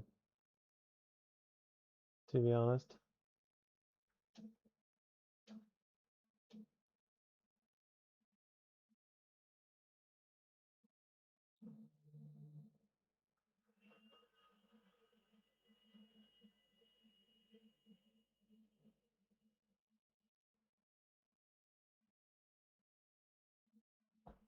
Yeah, that's fine. I get it.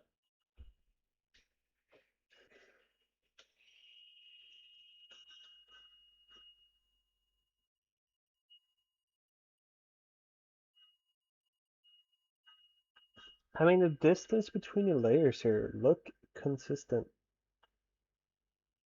Like, despite all the mess.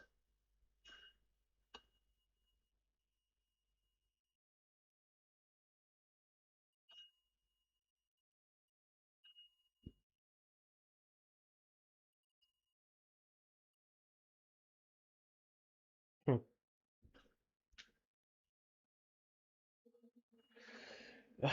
Nope. Still not.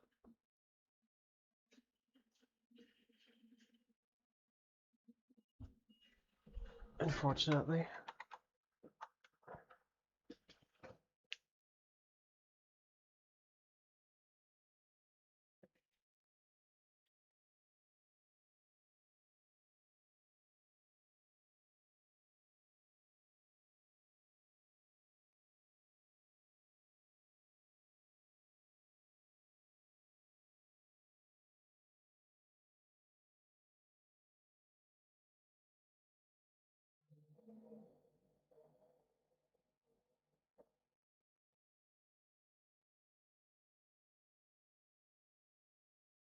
Now, I'm really wondering if it gets this right, because if it does, that's cool. That's so cool.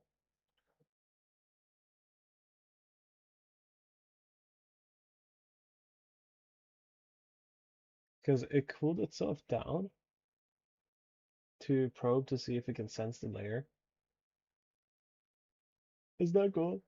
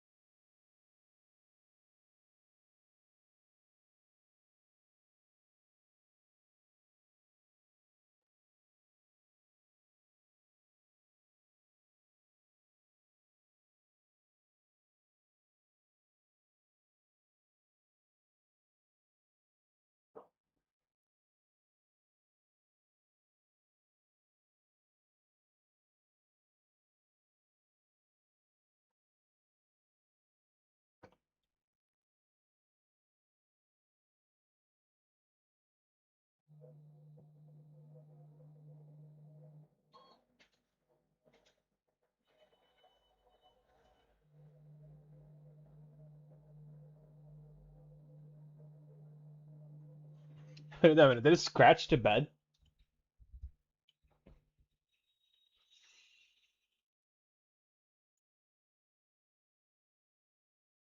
Is this real? Wait. No way.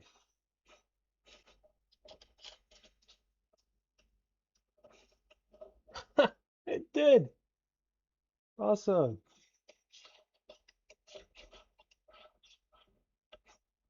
I always wanted my bed to be slightly more scratched.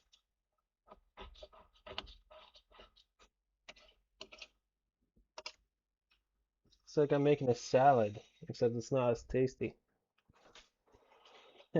See, it's funny because I don't like salad.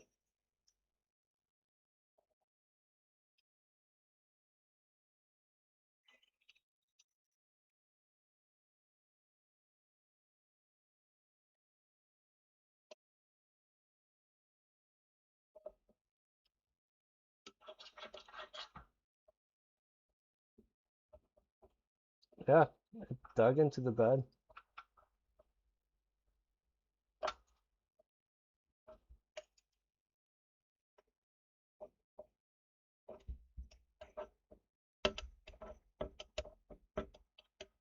So I'm supposed to get this off.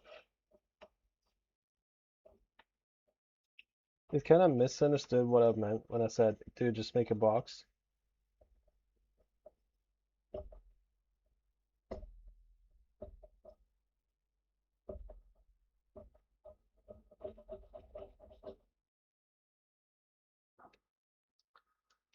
Thank God this is just plastic, right? It's fantastic. You can touch my hand. Feeling everywhere.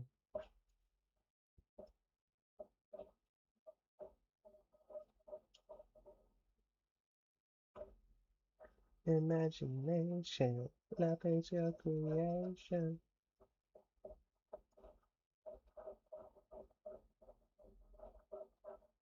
I'm just gonna gently scrape this off.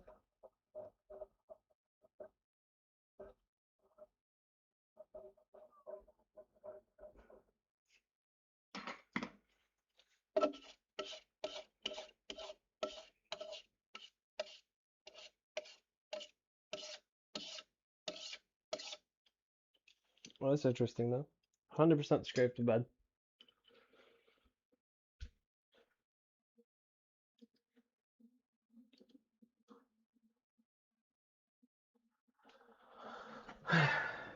Yeah.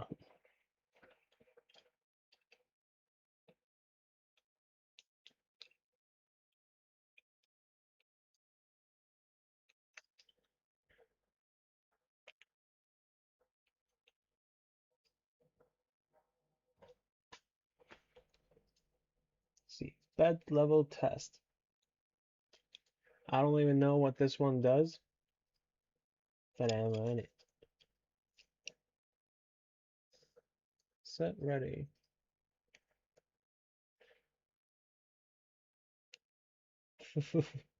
Yeah, that's fair.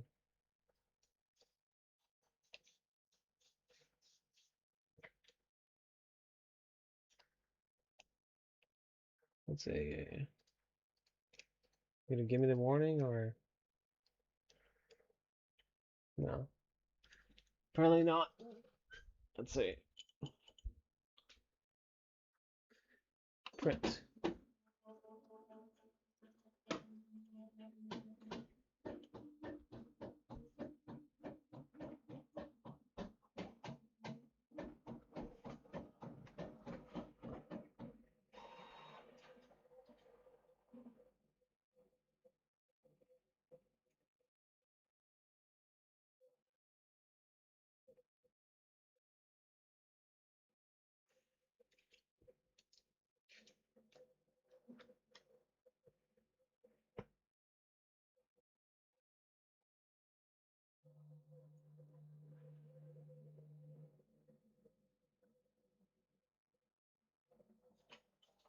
Let's see what it's saying.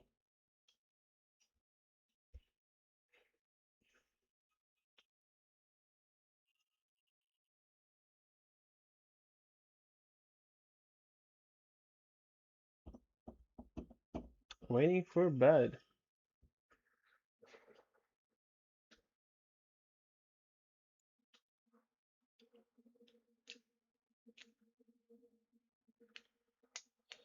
All right, let me take those pictures the support wanted of my pretty cable management.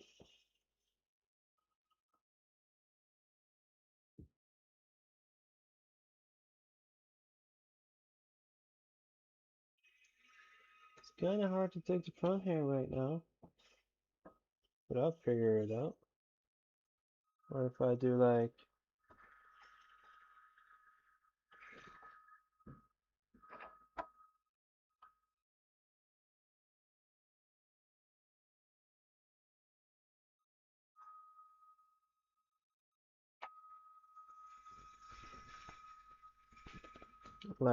that, and then I'll do that later. You need to absorb heat. Skip that.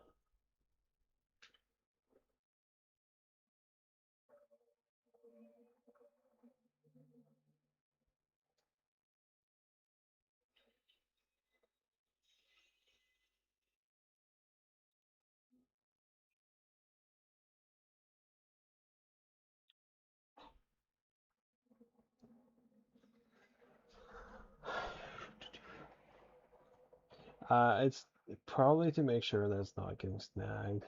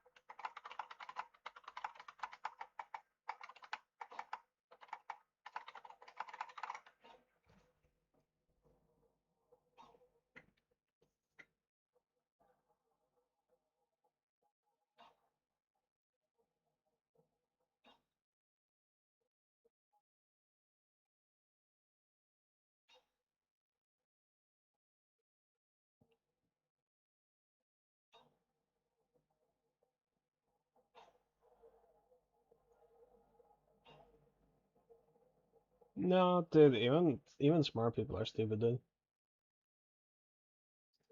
Like I work with a bunch of like really smart people, and I swear, half the time I just tell them to try again, or like turn the PC off and on again, and it works.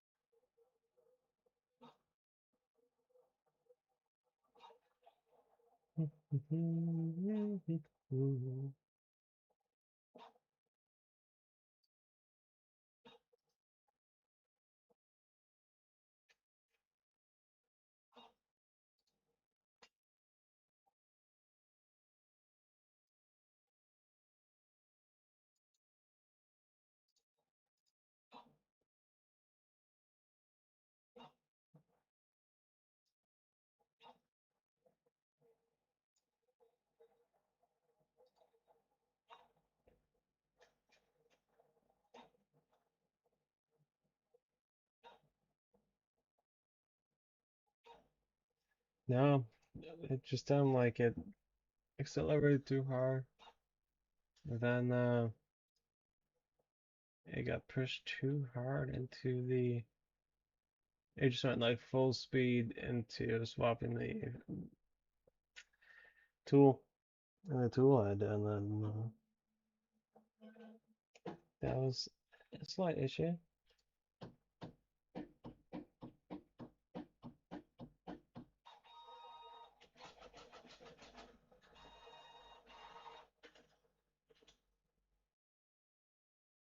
What if I do? Yeah, percent. No, it stopped print.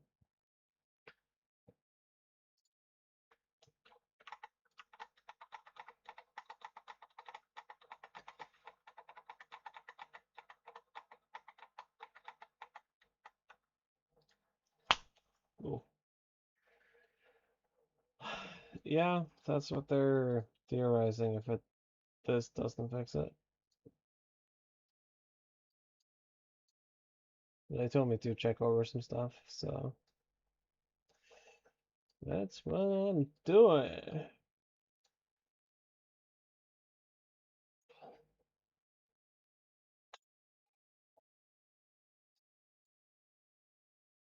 Send to connect, set ready and print now. Like one of the one of the tools fell off. My print as I was swapping it out. When it lost its position, and it was like kind of bad.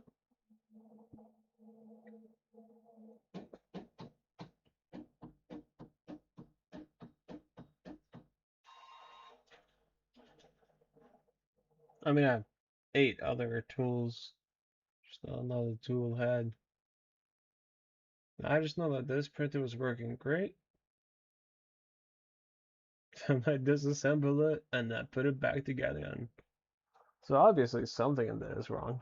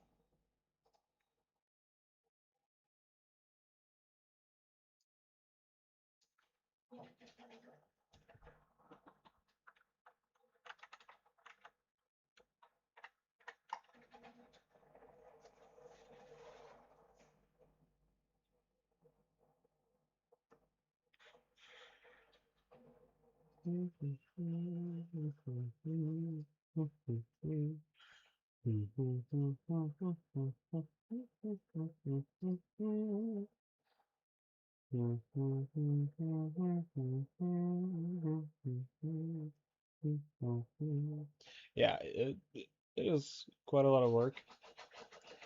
They're saying the average time is 6 to 8 hours to finish it. I spent 17, but maybe I'm just slow. I mean, I am. I think I finished it in 10, and then I had to disassemble it and put it back together, and then I had to disassemble it and put it back together. And now we're here. Yeah.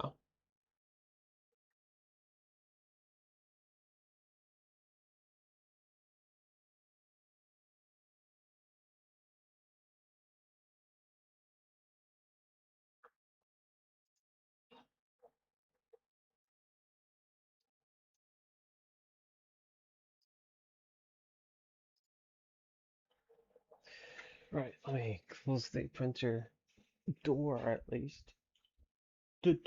Dora, Dora the Explorer.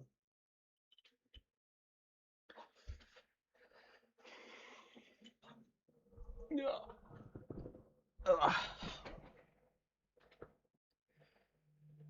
Yeah, no, when this came out of the factory, dude, it was perfect. It just worked, and I was torturing it, and it just printed perfectly.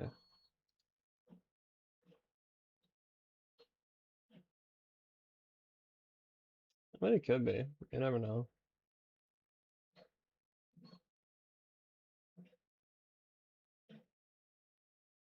I mean, if it is, I would laugh a little bit.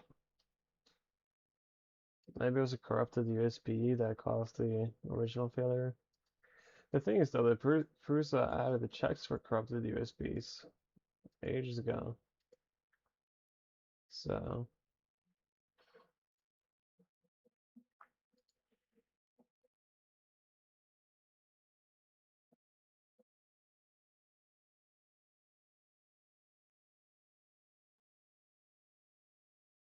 it's 6 p.m. already, huh?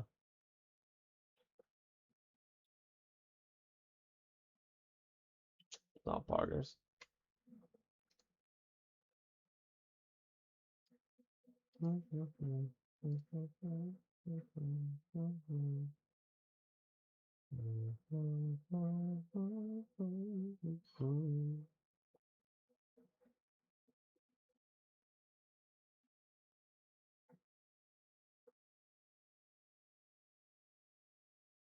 Okay.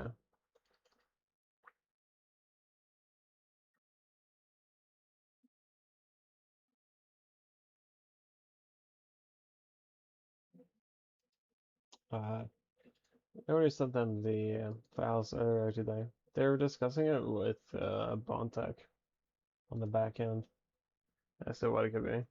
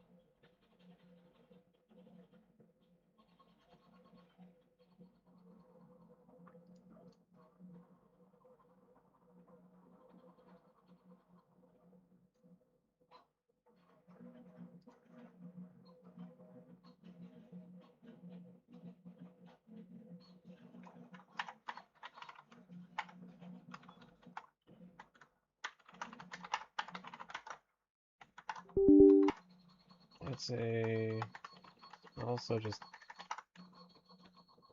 check my stuff for corruption.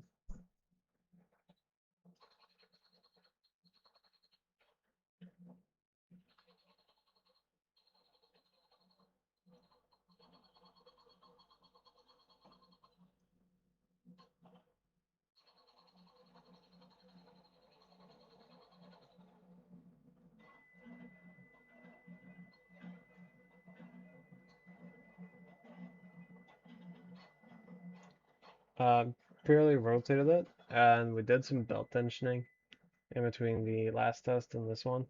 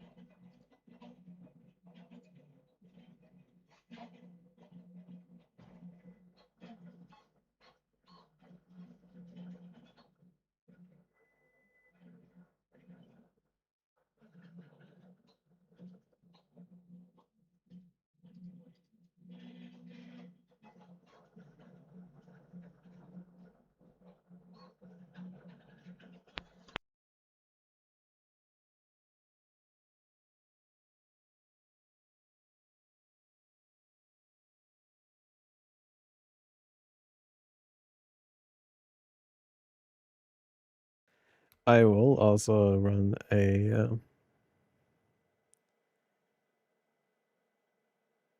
new attempt with a different bed, well, different steel sheet. Welcome back from work. I'm still working my long day at the long day factory.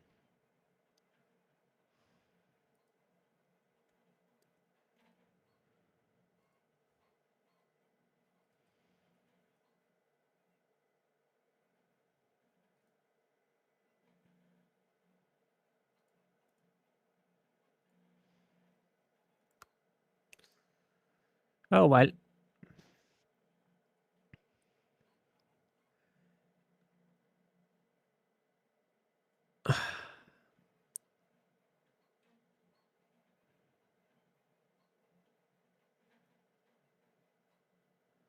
I might just take apart like the entire bed too.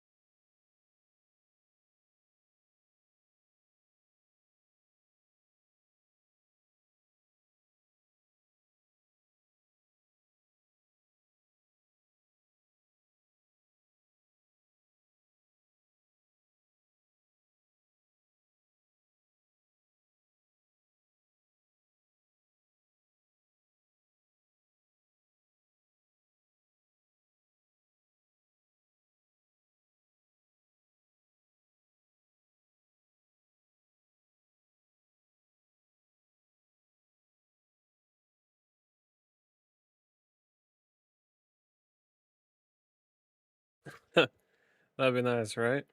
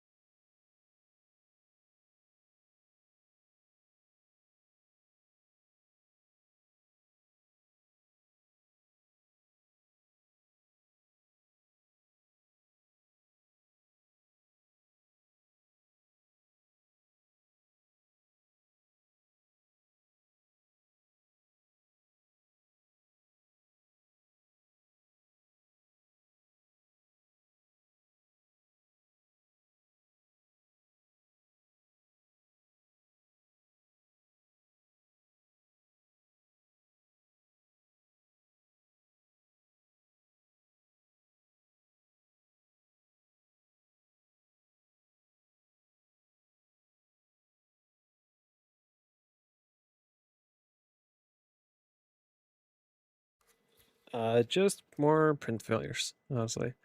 A little bit about tuning, a little bit of just trying to see if I can get it to be misaligned on purpose.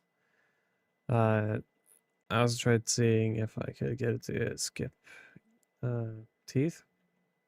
Didn't really work.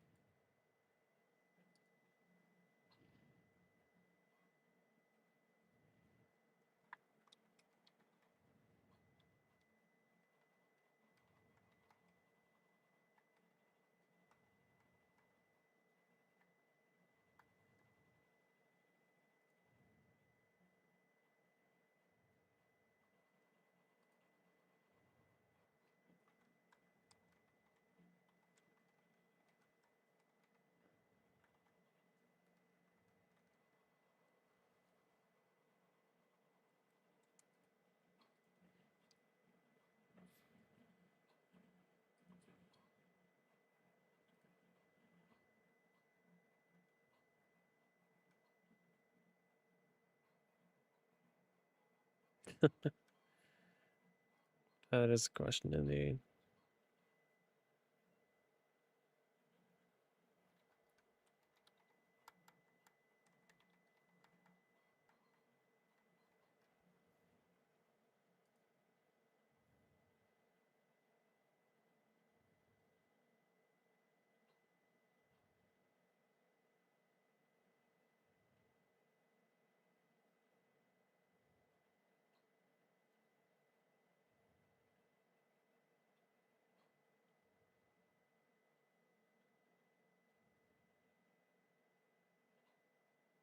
I mean, at this rate, I will.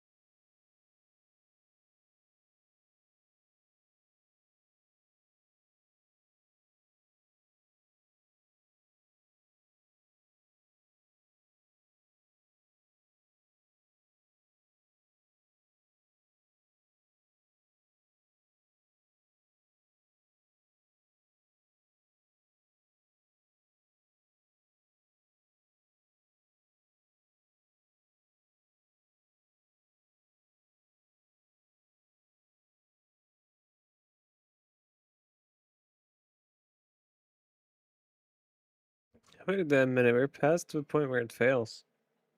What?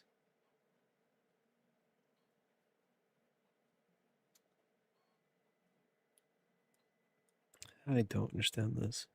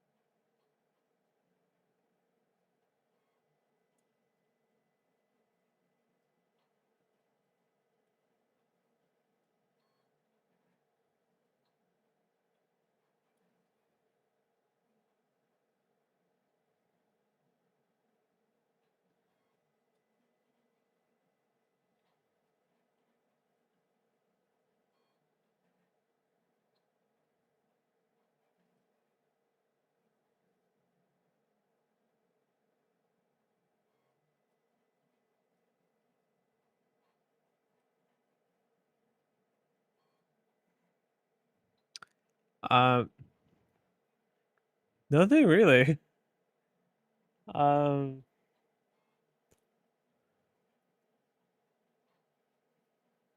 I will have to wait until the print is over to check it, but the only thing that changed is that it's the entire print not counterclockwise.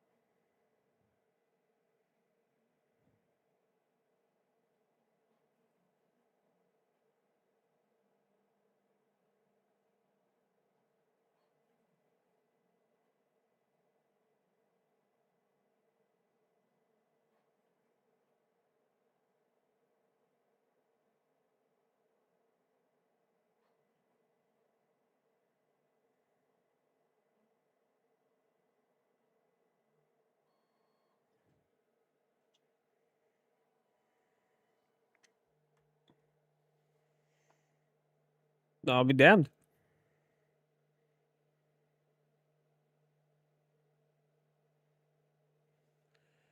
I am sensing a Benchy.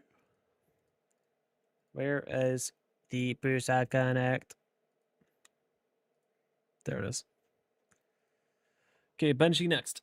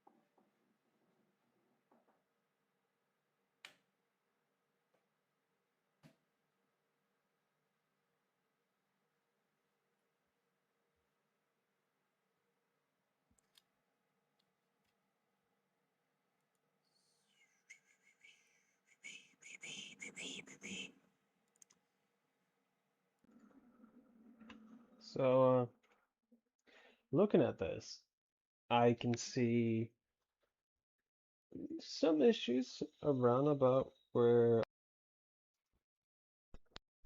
oh, around about where our layer would fail. Thing is though, it does not need to be that perfect. So, you know what we're doing? Very good.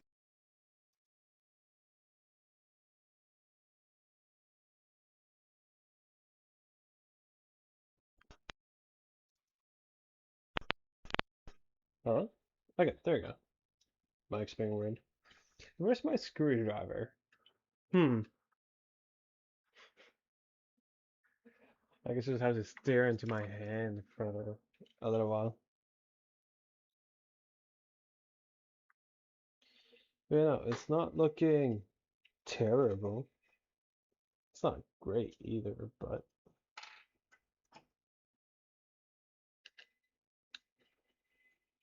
it's not terrible.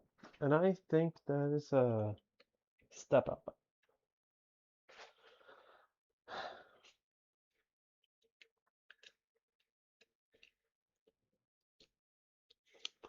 Now let's see. I've already lost for the original model. Is that with the original instructions? That being said, I think I can guess my way to it. Somewhat.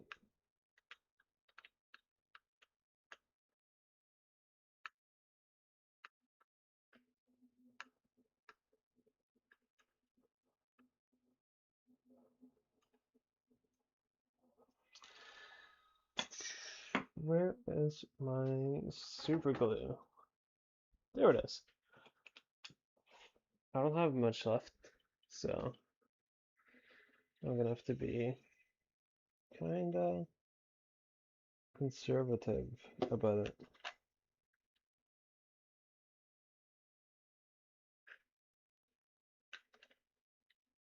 How is it supposed to sit? Hmm.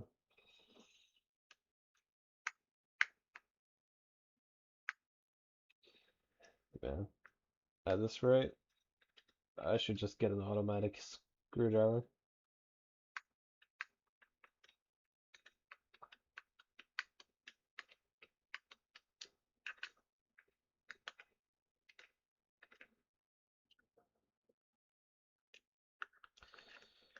Do, do, do, do, do. But yeah.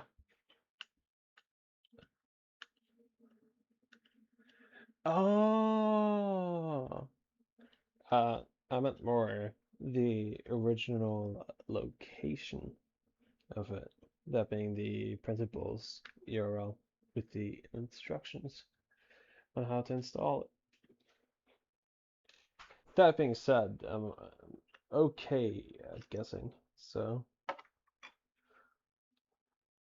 I'll probably figure it out.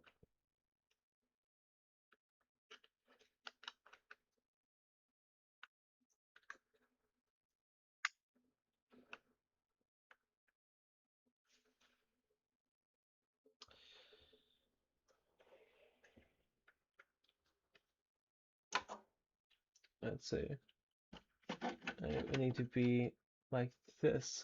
Gotcha. So 4 magnets then. A little bit more than I calculated, but that's fine.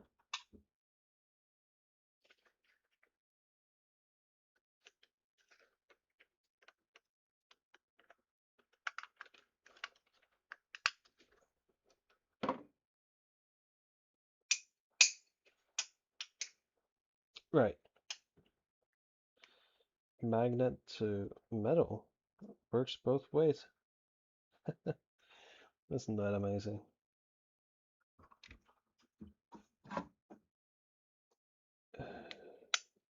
Oh, don't attach to each other now. Oh, these are strong magnets.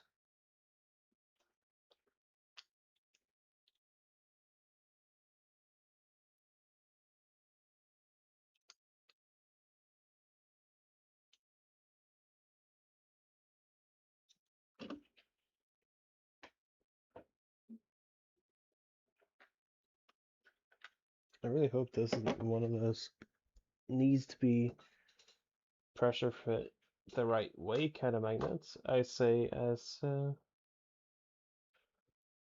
of the magnets fell out. Huh, neato. And it just fell into the electronics. Oh god. Oh no. Oh crap.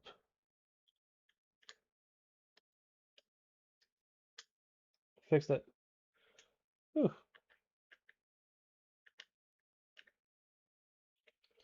Let's keep it that way. So no, don't, damn it. One more time. Place you in there.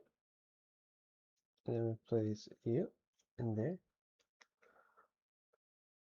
Pressure fit them. Then we get 2 more.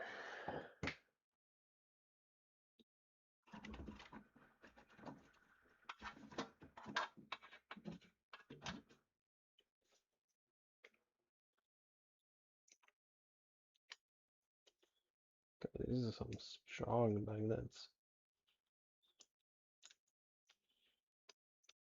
I can flip it around from a distance.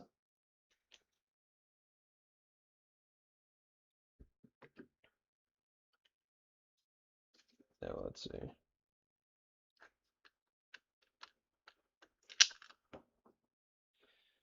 And 2 of them just jumped out. Yeah, I'm gonna have to glue these in.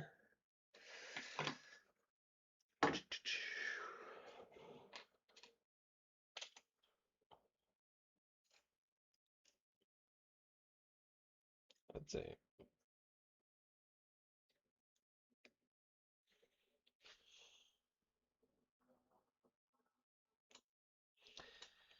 As if I manage to open the super glue.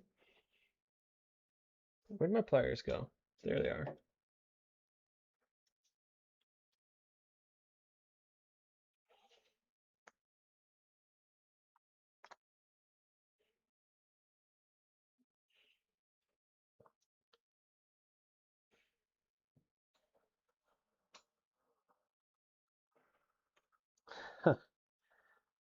That is unfortunate. Seems like I super glued the top of it shut. So I'm gonna have to work quick and messy here.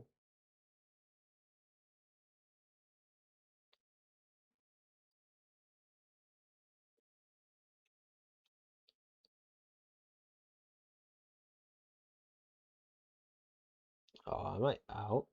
No way.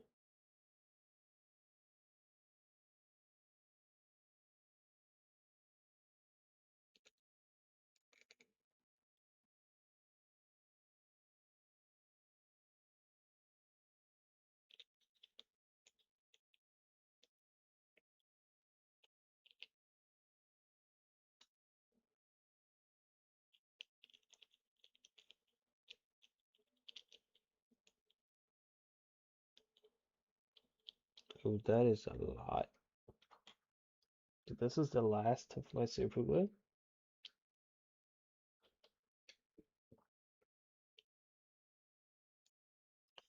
So this has no. Why did I use metal?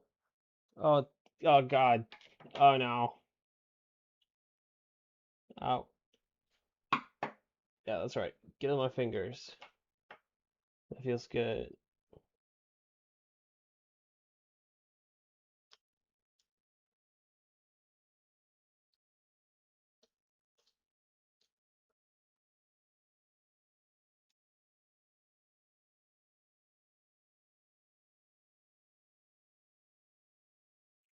Okay, something non-metal.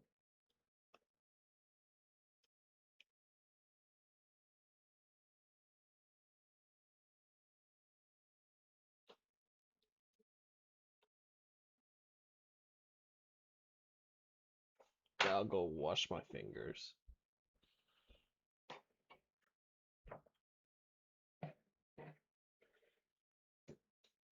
Ah, it's gotten that too. Come on.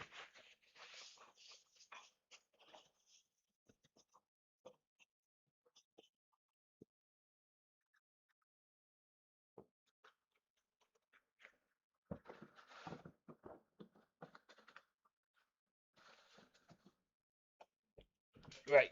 Washing fingers.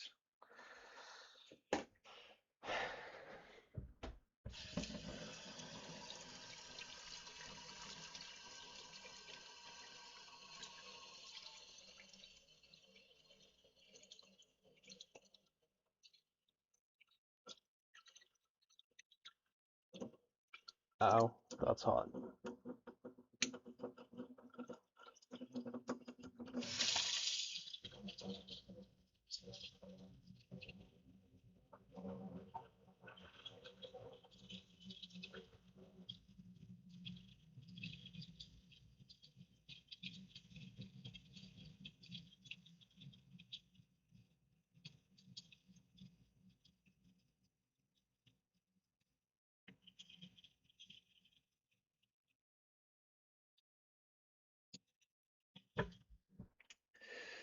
I guess I just have super glue on my fingers. Ugh.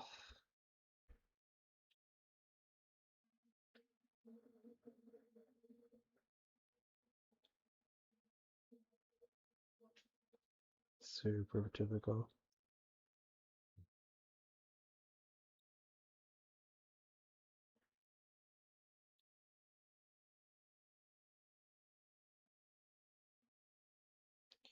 That's it.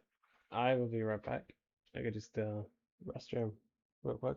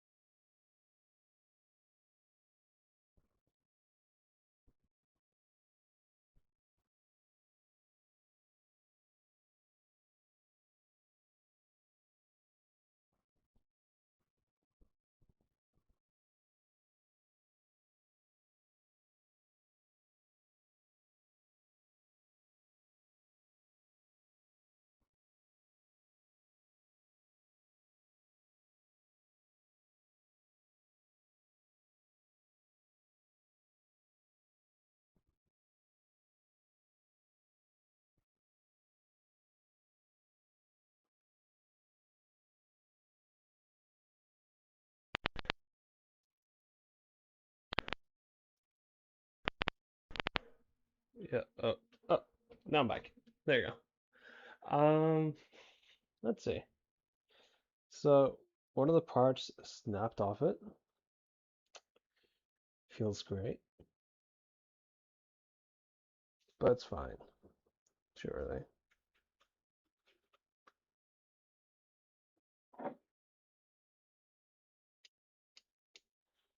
The magnets are pretty stuck in there now, so I'm gonna try assembling it.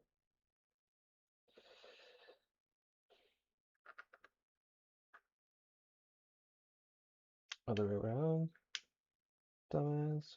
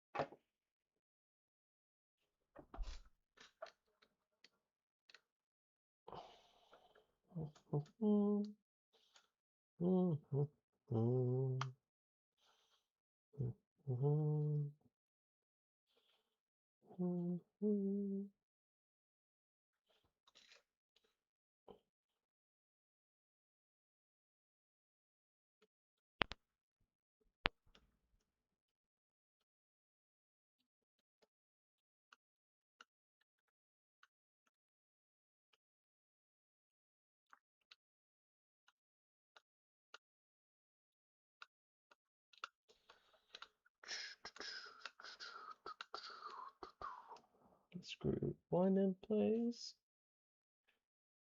then screw two.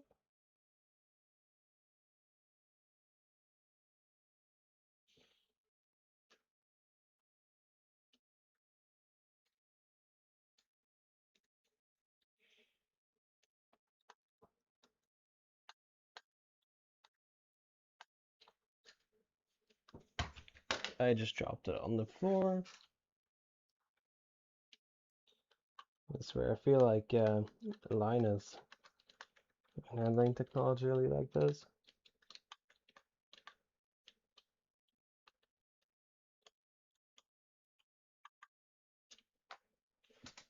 Cool. Let's see. Okay, it's sitting well. Plugging it back in.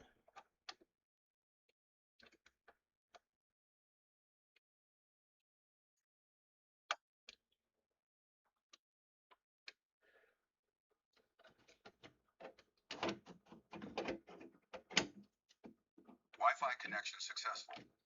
Yeah, I figured as much, but what about the top corner here? You're gonna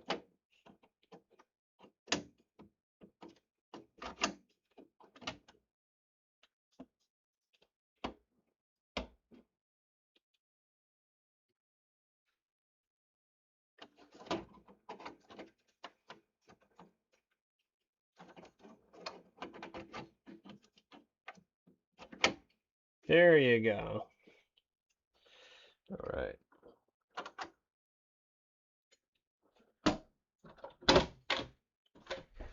Now, if we click a couple buttons, bada bim, bada boom. I just dropped my phone on the floor. Bada bam. Look at that. I can work with that. Awesome. Let me clear off the lens.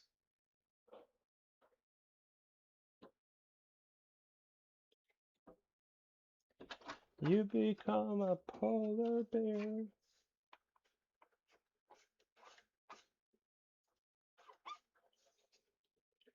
Is it better now? I'd say it's looking good. All right, Benchy time.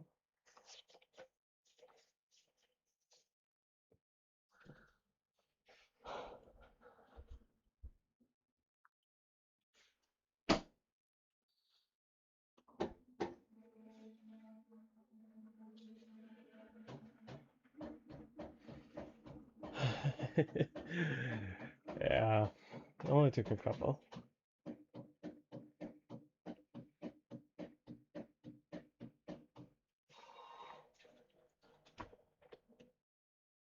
Alright.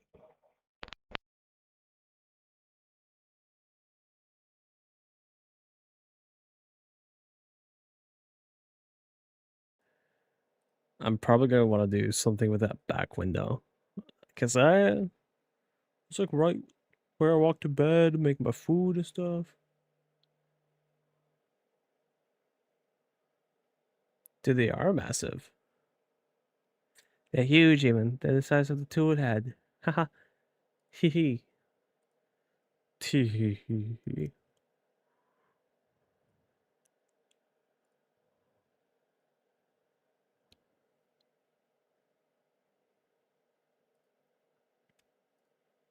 Yeah, that took me a little bit longer than I'm willing to admit.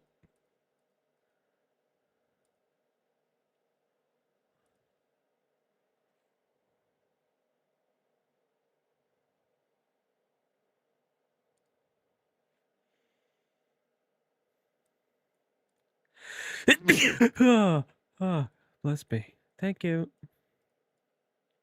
Oh my god. That was intense.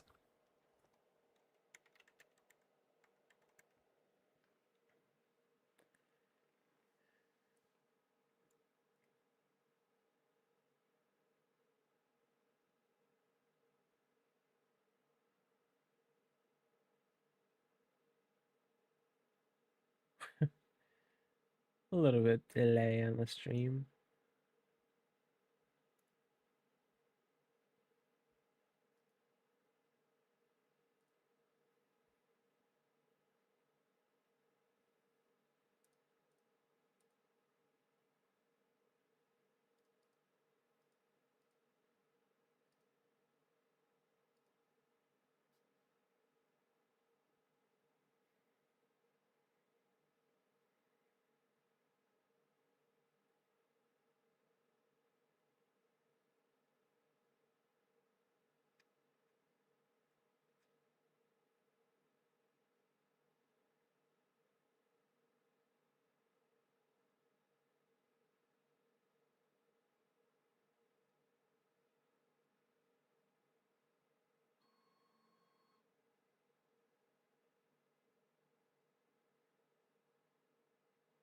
Cool.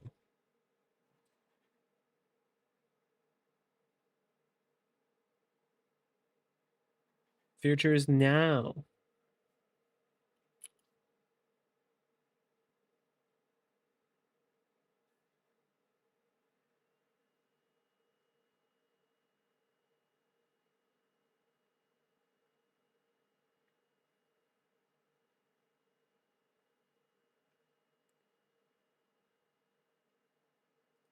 Oh, why did the camera turn like that?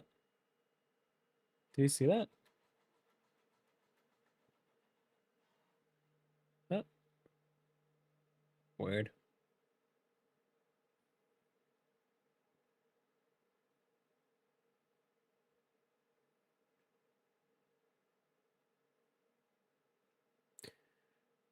Oh well. While this is running, I'm gonna make myself some food. So if you see me in the background, no, you didn't. I have to figure out a way to hide myself a little bit. It's so weird that it turns into static if it sits for too long.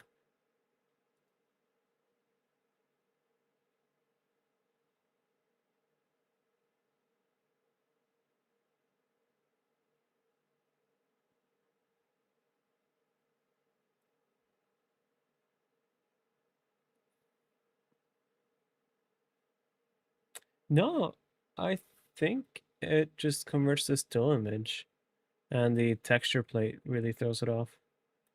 Either that, or I messed up the electronics.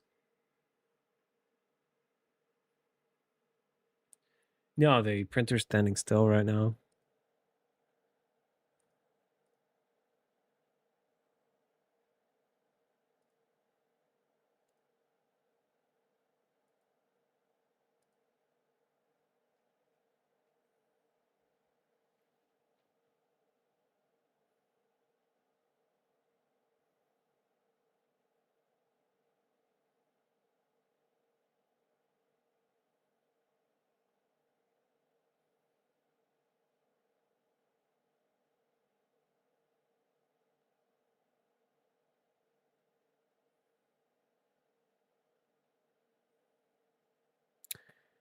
Why is the image progressively getting more deep fried?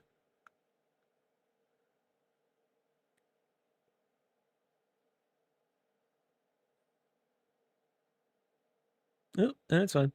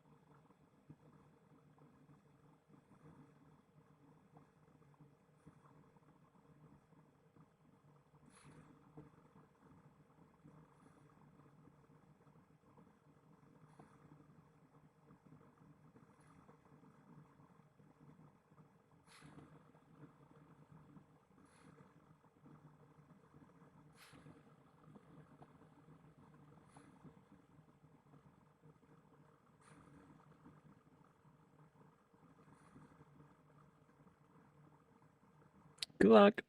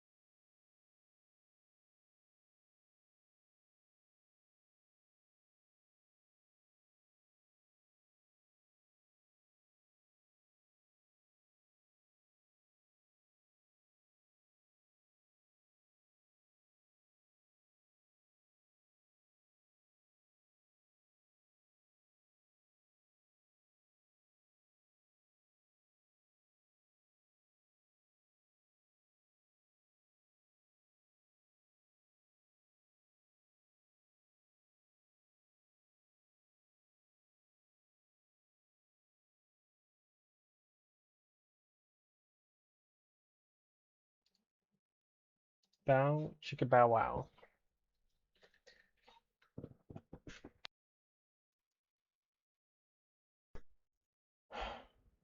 I kind of forgot to install the nozzle cleaner again. Oopsie. I mean, the belts do have marks on the top of them.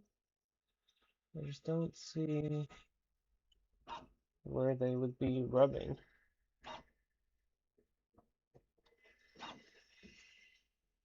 I feel like one of those like rave visuals leaning over.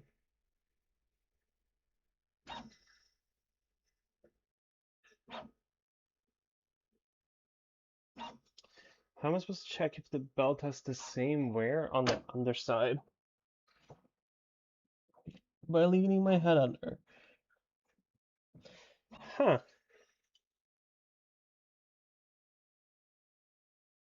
It might actually be rubbing against something. I just can't tell where. Because there's like marks all over the belt. And they've been there for a while. But I don't remember there being this many on the left side of it. Hmm. I'm a little bit unsure though if I did the bed mounting properly. Uh,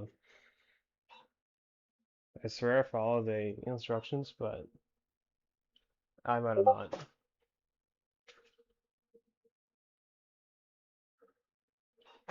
Um,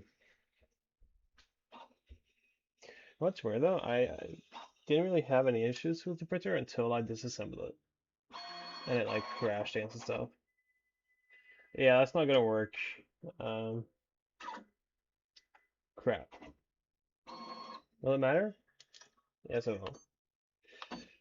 I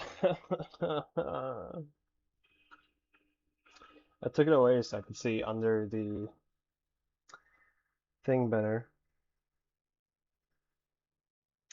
Oh, how my decision had caused y-axis homing failed?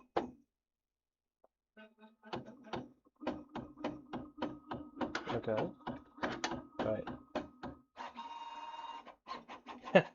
Knew it. Okay. Um, empty nozzle cleaning. Let's see. I always have a hard time getting this in. I say as I nail it on the first try. God, I'm awesome. Where'd my bed scraper go?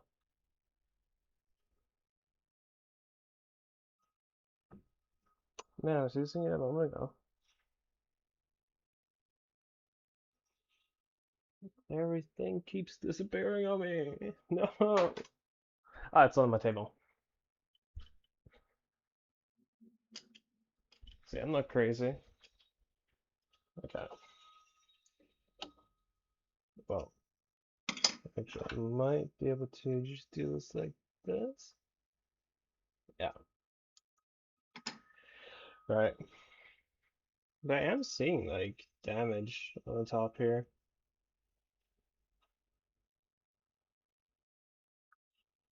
Well, I can only assume it's damage. But where would it be touching? Why is the top one so much? Different story. Um,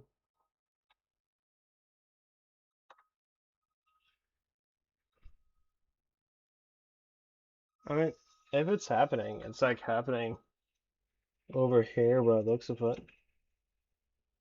See, belt on my right side is not as worn down. Let me get my camera out.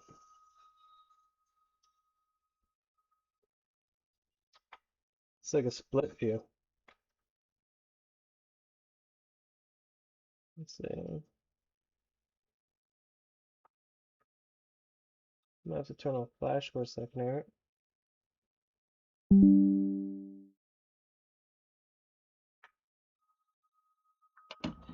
And the other side.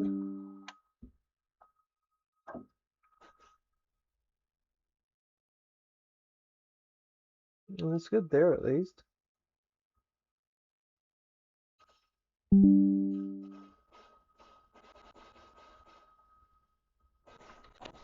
it's hard to tell.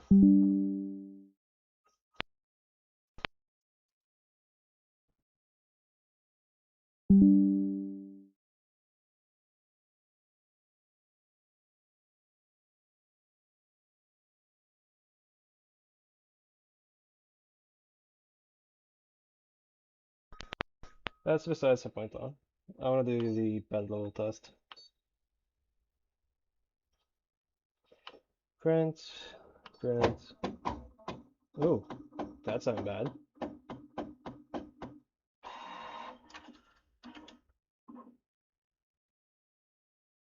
It almost sounded like it skipped twice.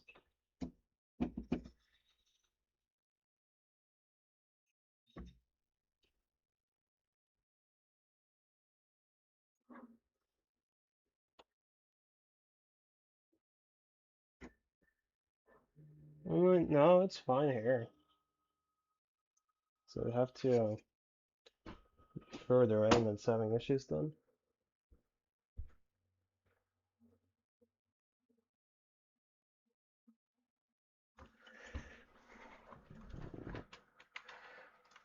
Oh.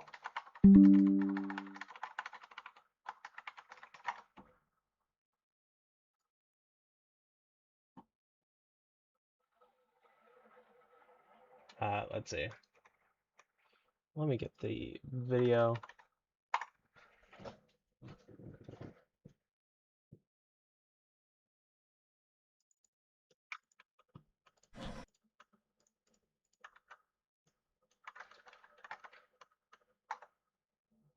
That's not how it works. Share the link.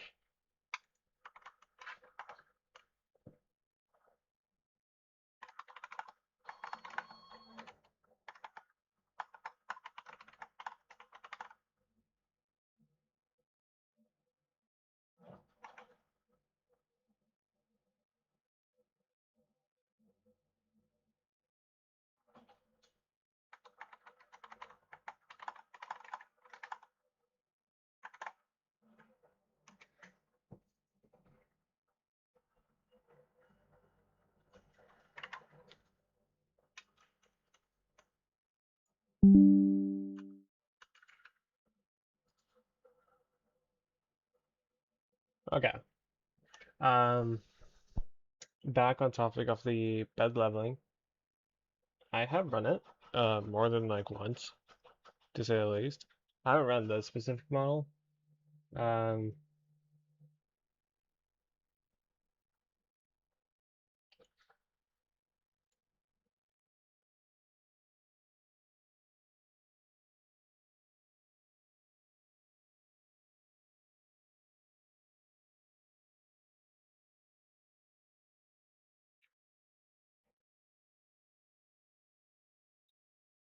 let's see. Let me skip the waiting for the bed step.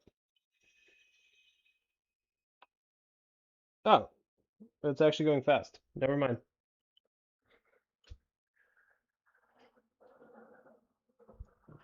Anyway.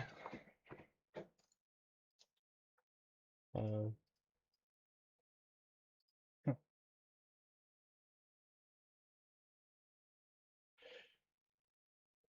um, right.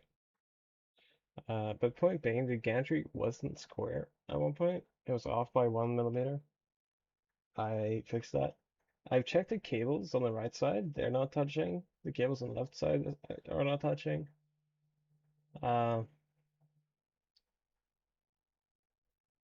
Really hoping this bed is level. If not, I'm gonna cry.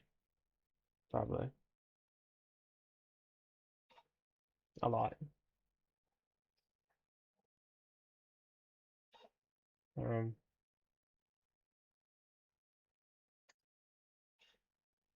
I have some telemetry from the last stream where I was able to get it to do this pretty consistently.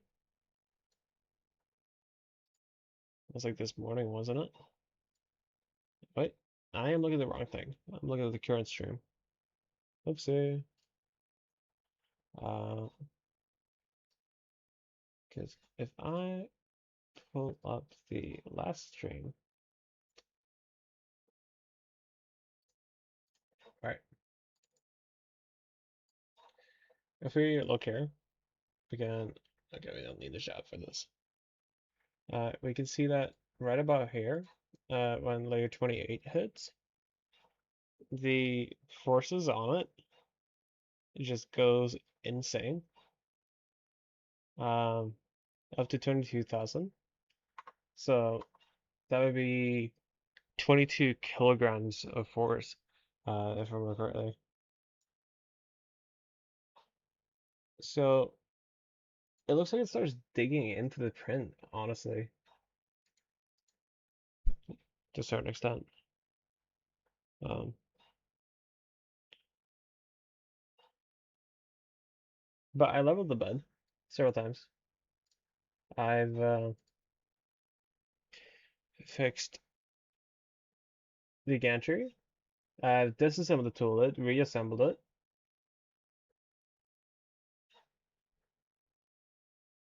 I have ran the entire calibration steps twice. I triple checked the teeth. So I guess it must be rubbing onto something here.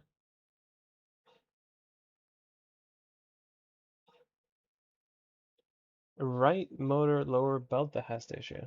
Okay.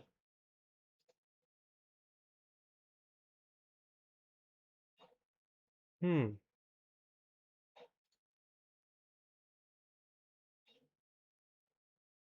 Okay.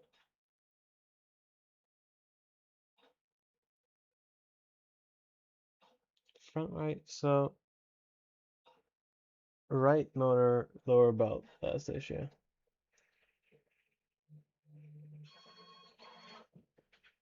Interesting. Cool. I guess I have to figure out how to fix that. Watch a motor have like died on me or something. That'd be horrible.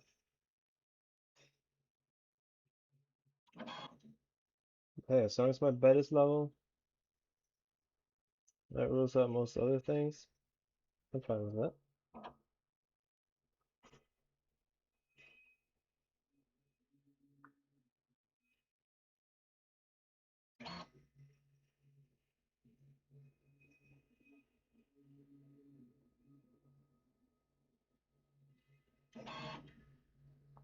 So far, so good. I'm liking what I'm seeing. Hmm.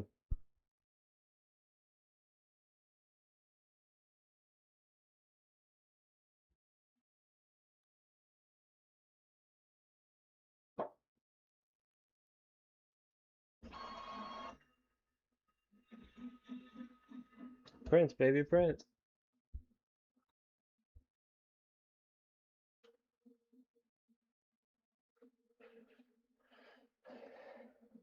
Okay. Hmm. Let me pull up the chat here.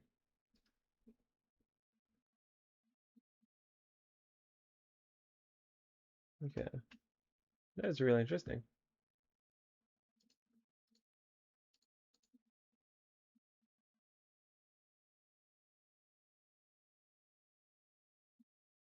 Hmm. Okay. Okay. So I was supposed to check the motor from here.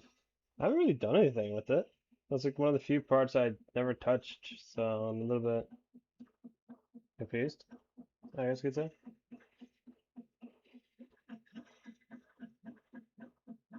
Bed seems to be level at least. It's printing fine. Hmm.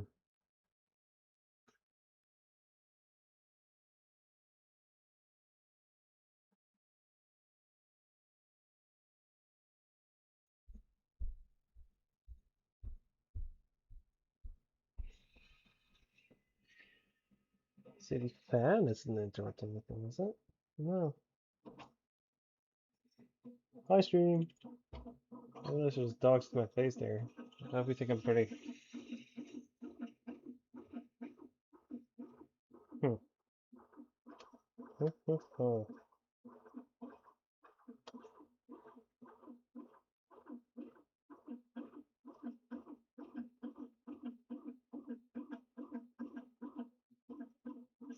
I just realized I should be breathing on these fumes, should I? Oopsie daisy.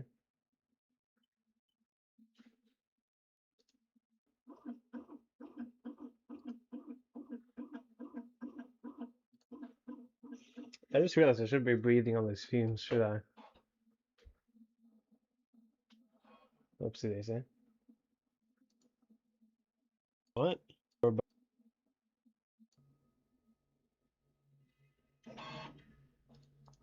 So far, so good. I'm liking what I'm seeing.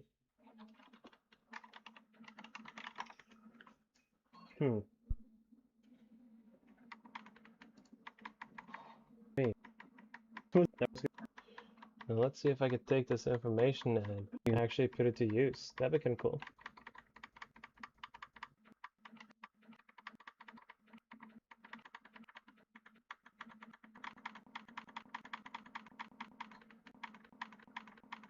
Now let's see if I could. Let's see if I could take this information and actually put it to use. That'd be kind of cool. Right.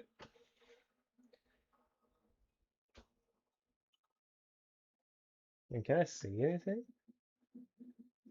Can't really.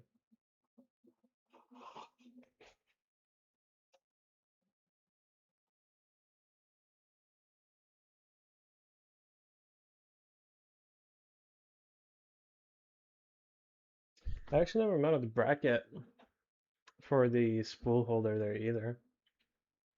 Pretty sure I never touched that part outside of cabling. Huh. That's interesting indeed.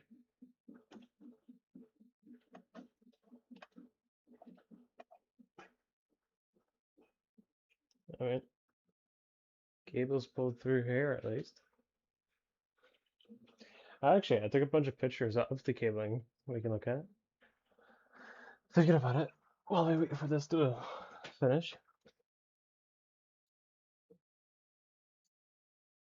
So let me just pull out my camera and take my 20 new pictures.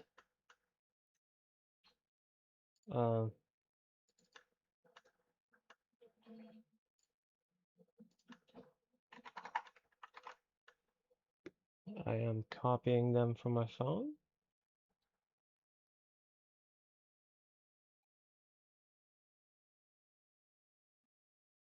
Let's see.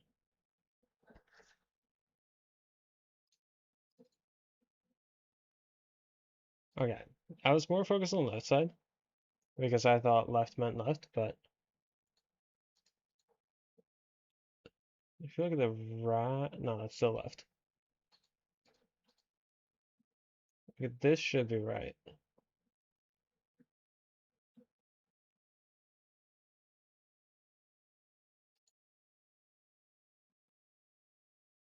It's a little bit of debris on it, but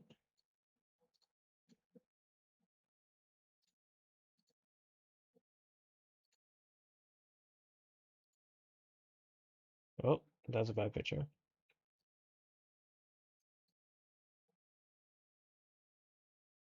I don't.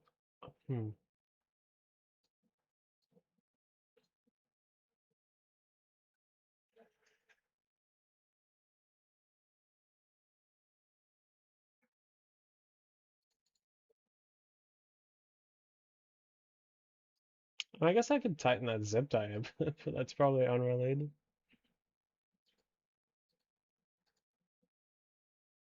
Uh,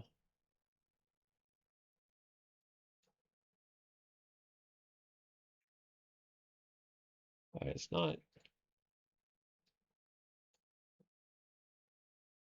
It's probably not touching that.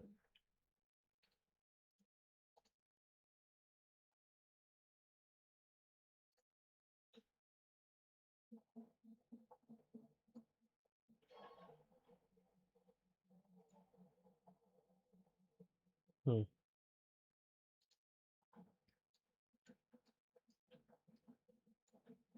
Yeah, because right here it sounds like it's scraping something almost. And now it's gone.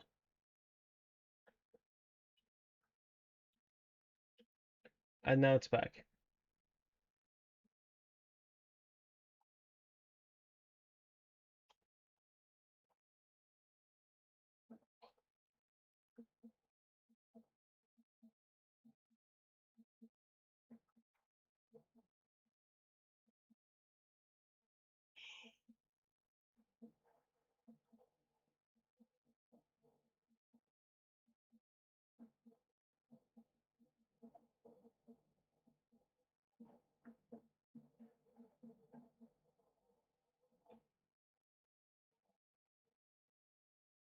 Yeah, now it sounds like gone. Huh. So it kind of sounds like when can I draw? Is that a thing? No? Okay. Well, oh no, color. Okay, that I'm so sorry. That is really unfair of me. I hope none of you guys are in the dark room. That's my bad. Um,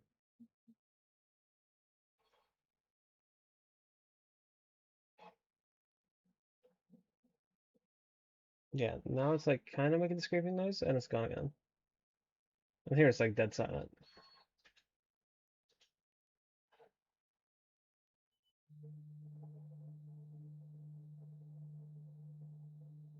I mean, bed level looks perfect to me. That's good at least. Hmm.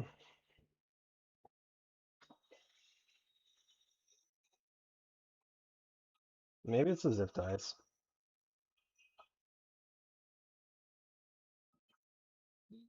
Not this one at least.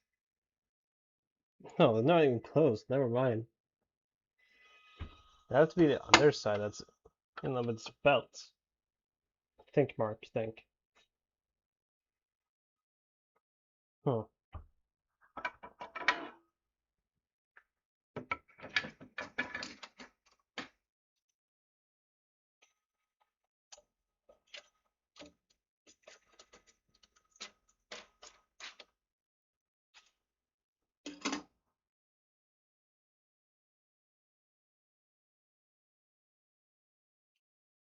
Wait.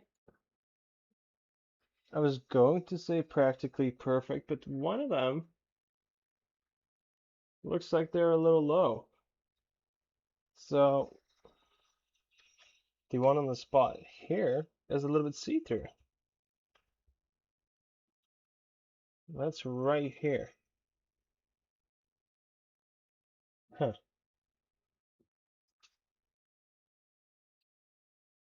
That's interesting, but that doesn't really matter though, because most of my failures.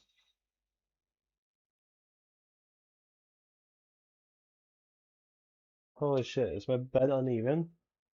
Is that really it? I think it genuinely might be. Um,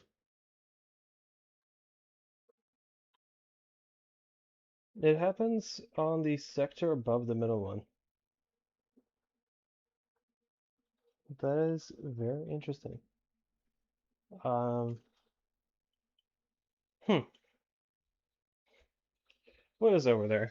Is there anything that should be blocking it?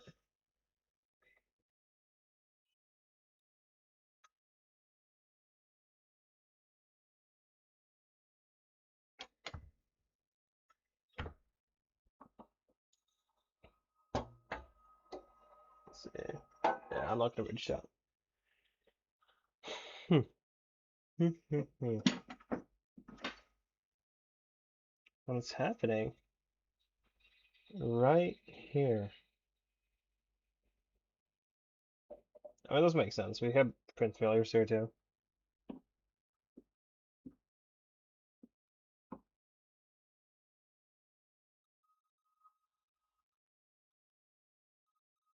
Trying to not get the grease on my hand. I'm failing pretty badly.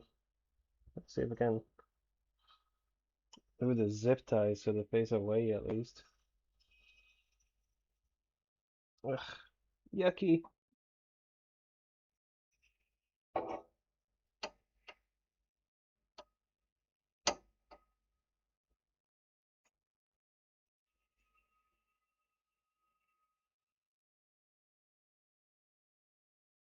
This one is already flipped. What about the one down there?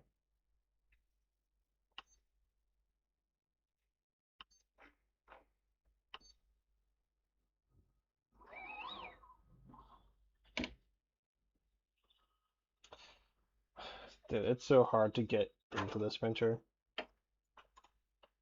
I'm just gonna chuck the tool heads out on the side.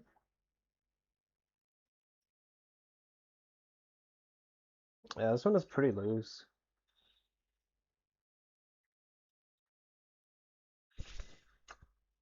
Let's see. How can I fix that?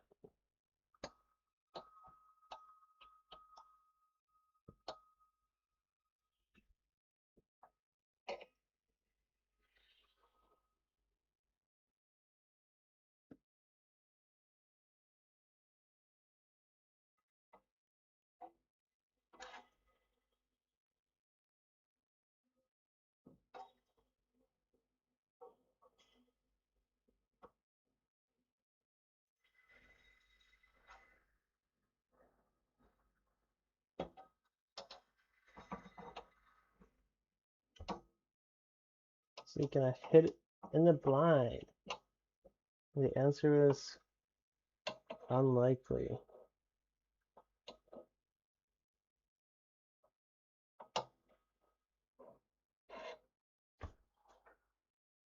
Hmm.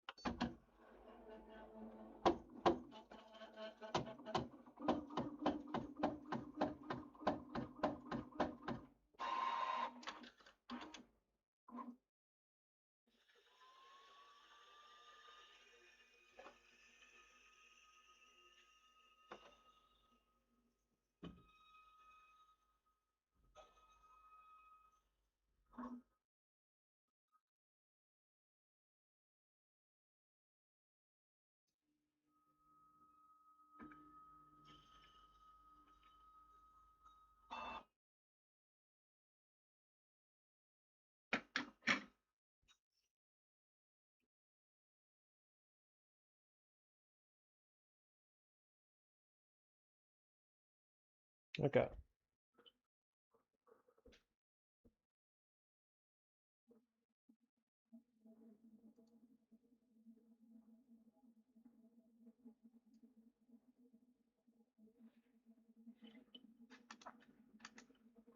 I need to wash my hands.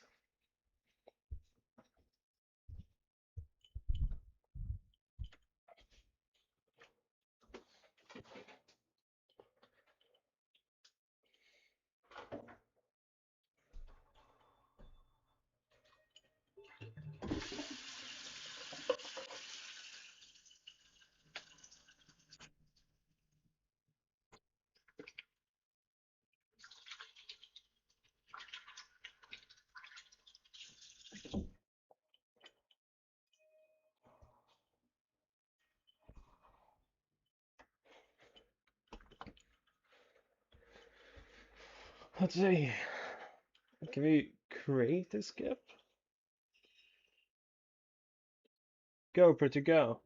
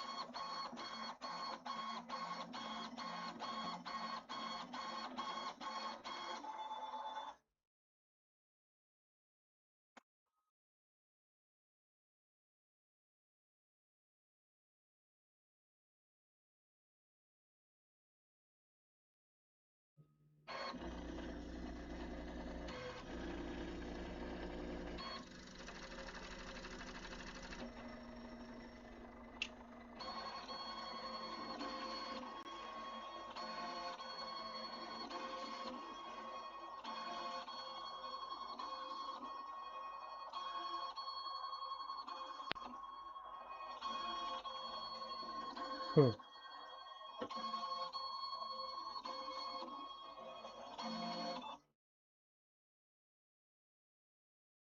I'm not hearing any skips at least.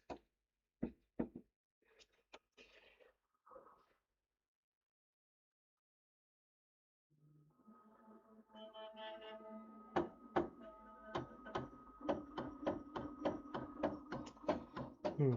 Hmm. Hmm. Yeah, basically.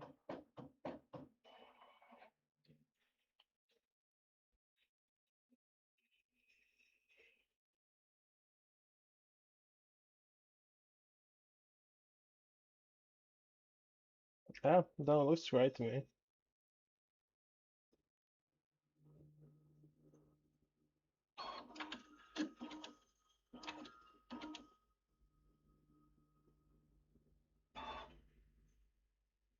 Still good. Hmm.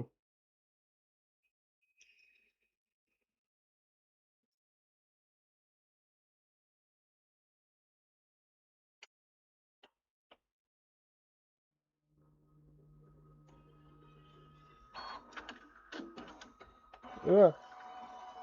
Dude, I was looking at that.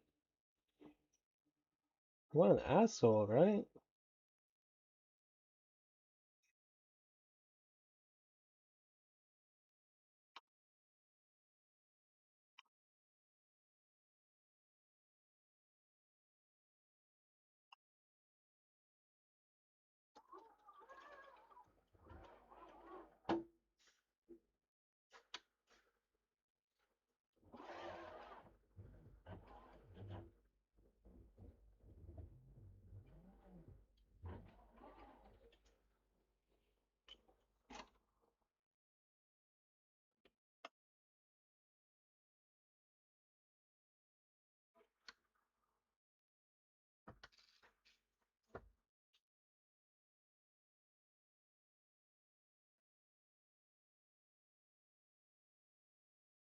Huh.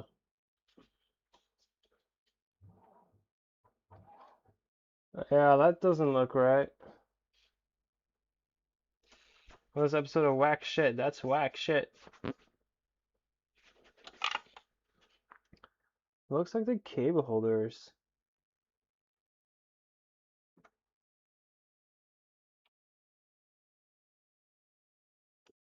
Can't tell if it's actually digging into it or not.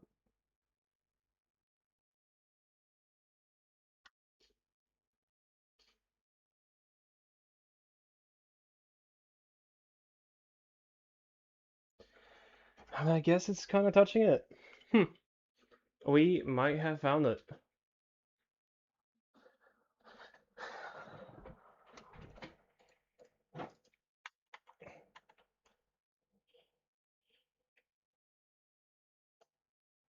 So this is really interesting. Let me pull up the picture.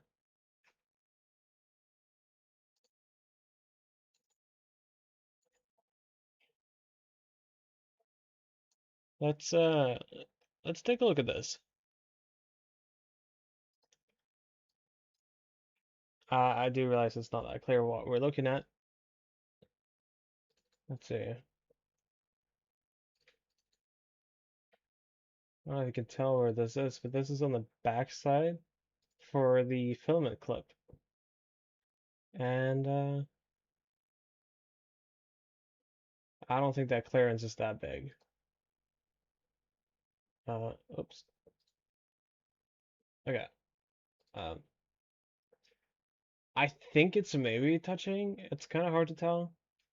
I think I tighten the screw and clamp it even more together. Seems like I didn't tighten enough. Dude, if this is the fix, ugh, I'm getting ice cream in that case, because I deserve it.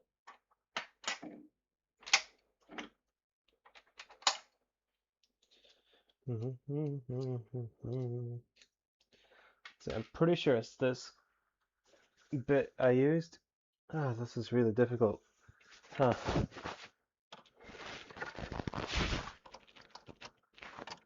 Let's see. I do have a flexi bit I can use here.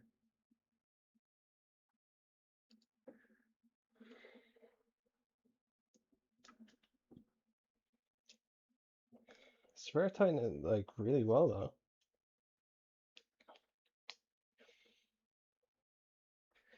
Also move this up so you can see what's happening. The filament clip all the way in the back here.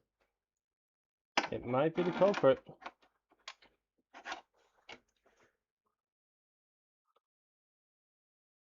Let's see. Can't see nothing. Come on. Hit it. Don't drop it, please.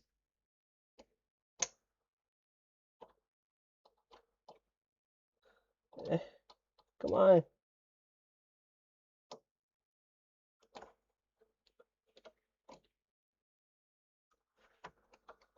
I don't even know if this type of screw. It's kind of hard to tell from the pictures.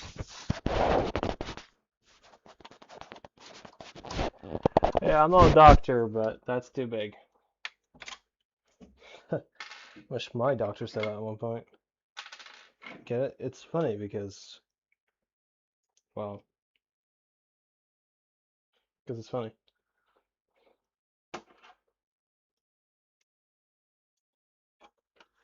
Let's see. Bada bam, bada boom. I'm on it. And twist it. Oh. Oh, sweet liberty. It suddenly got a lot easier to screw over here. I don't know what that could have been.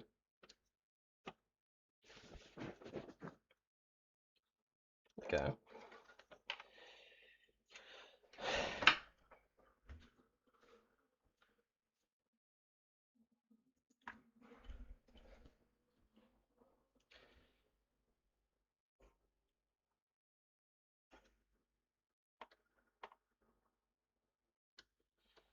Let's take a look.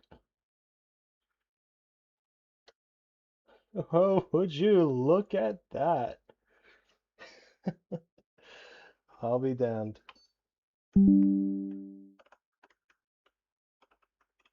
Let's see. Benchy. Which Benchy? The original Benchy.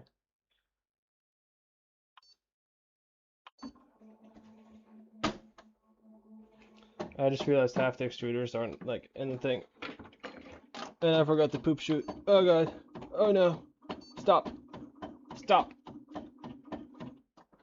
Thank you. Thank you for stopping. Oh wait, is it gonna do the thing where it moves? No, okay. Ooh.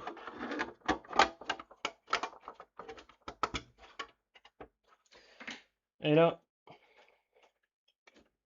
do you think I spent all this time just for a screw that I didn't tighten enough?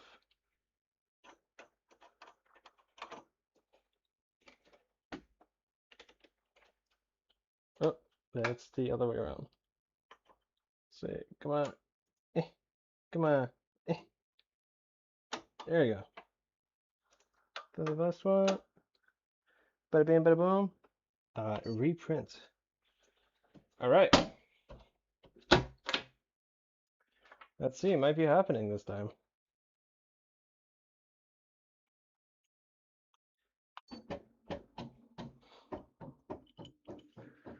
I'll be damned.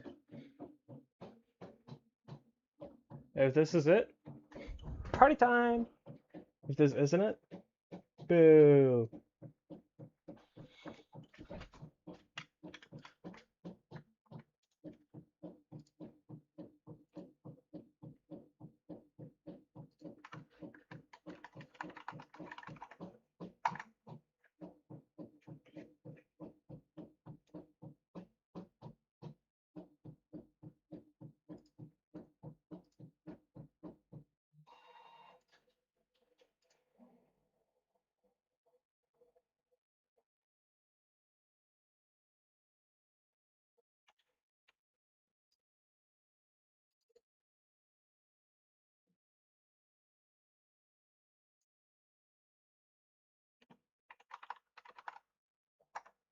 Hello, Spectral. I think we found it. Um, Look at this picture. This picture. Um, Whoopsie.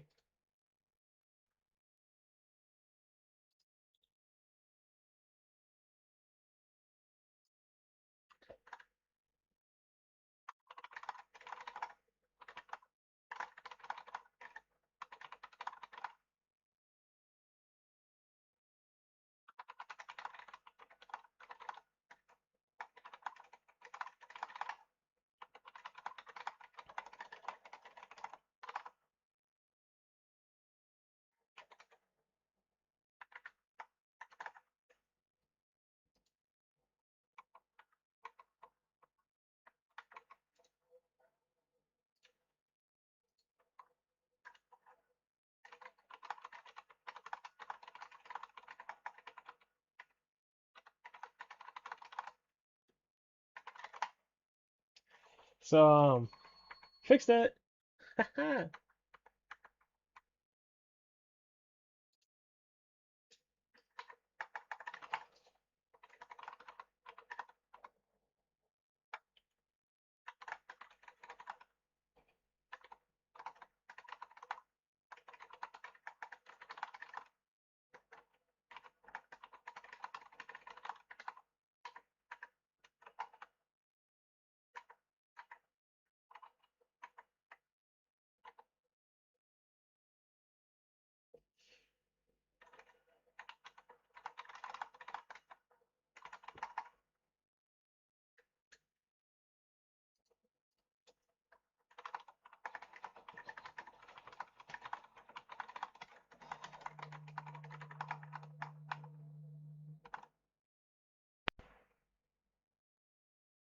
Yes.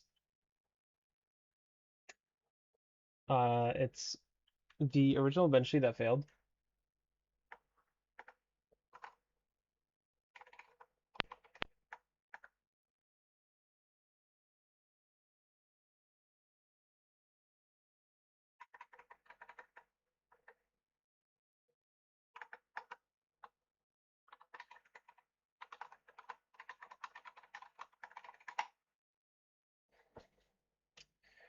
Not multicolor Benchy yet. Um, it will be after I verify this fix. If this works, oh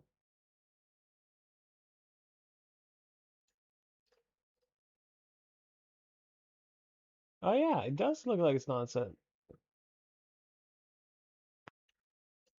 Good catch.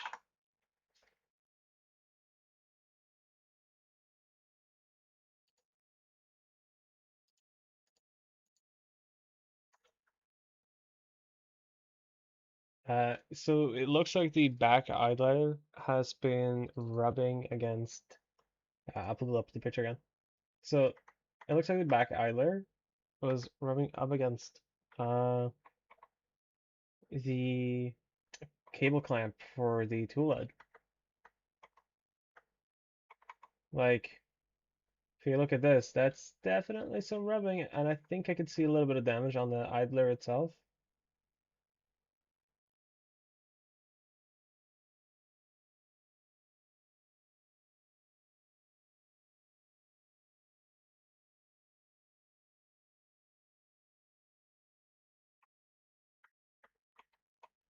I mean, there's been a lot of fixes throughout this,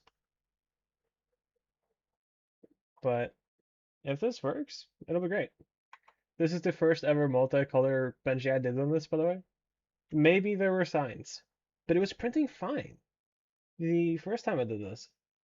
That's why I'm so confused, because I have the original Benchy from when I had first set it up, and it looked perfect. But that being said,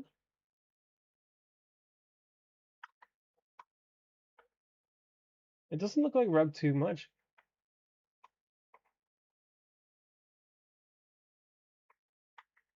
I see some damage on the top of the belts too. I hope it's not related to this, and it's just normal wear and tear.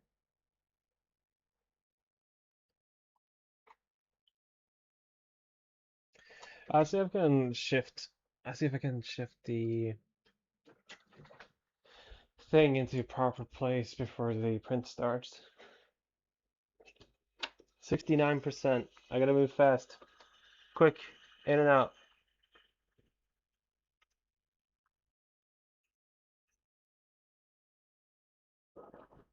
Okay, wait, I don't want to mess with it too much, because what if I mess it up? Mess it up now?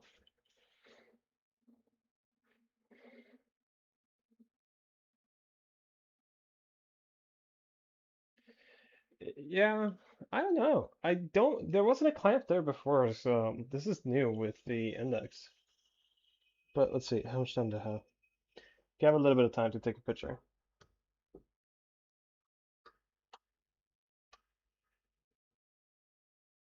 So, yeah,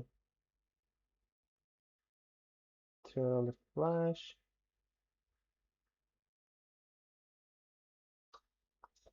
Yeah, it's not a lot of headroom. 90%, okay. But it looks like it's...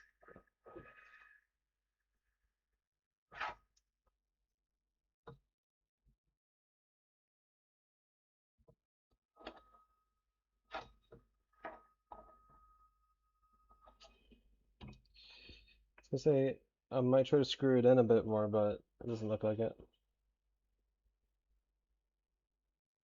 But yeah, maybe it was good when I first set it up, and then over the many prints I've done so far, it screwed itself. Yes, that is the back right corner. Tommy in the chat pointed it out.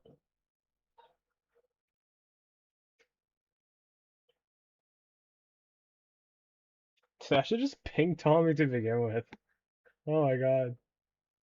So I wasted in a stupid question about my overlay.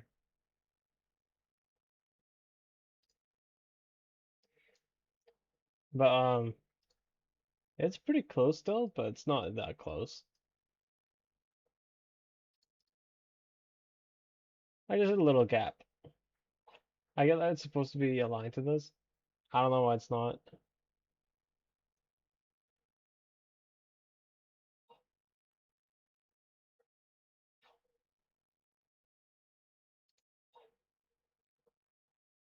Uh, Not quite sure what you mean.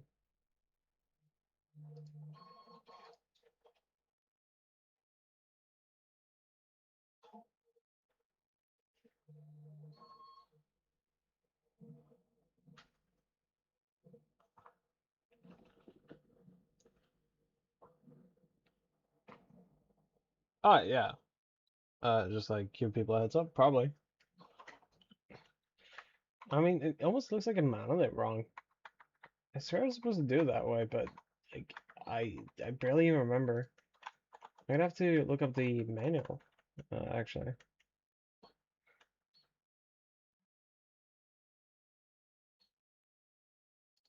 Let's see.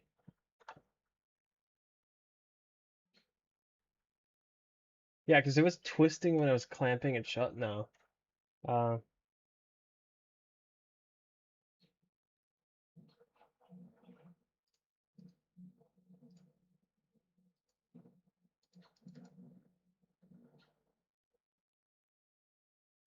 um, let me look at the guide,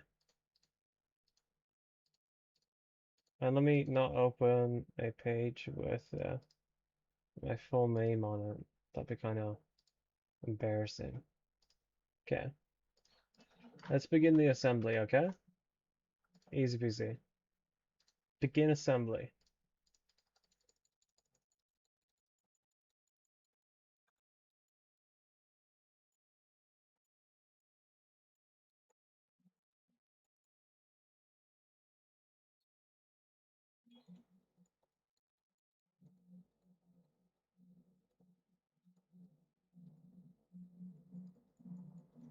I'm pretty sure the... You know what? I was probably pretty tired when I was doing it. I was just like, I can't be bothered with this anymore.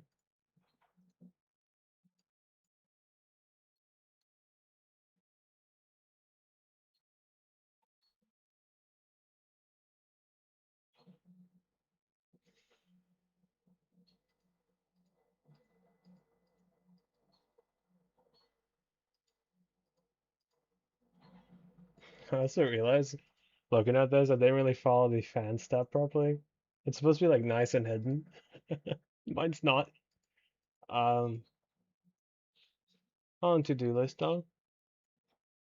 I was spending like half an hour trying to get this done as well. Okay. Because this one I got.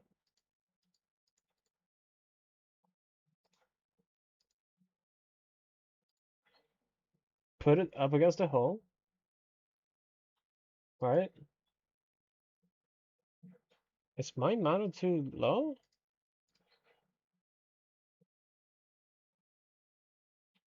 What's going on? Wait, what?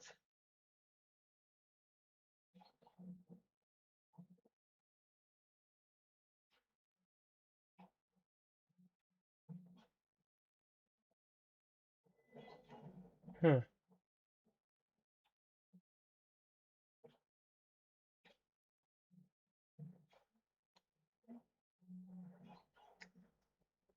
Um, maybe?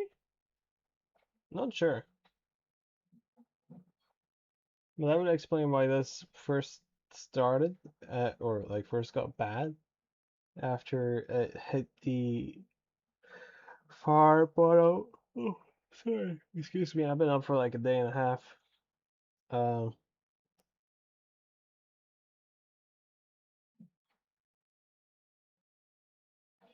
I can't. It's hard to tell from this. Uh, if mine's correct or not. I can see mine's not angled correctly into the slot.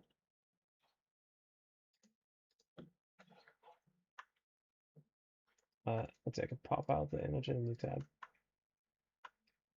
Because this, right? And then, okay, so I'm pretty sure I got it threaded in the back here. I just never got it fully threaded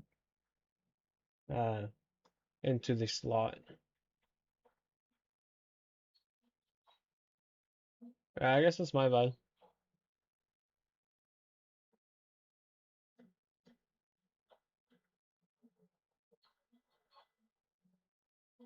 Hmm. Really interesting.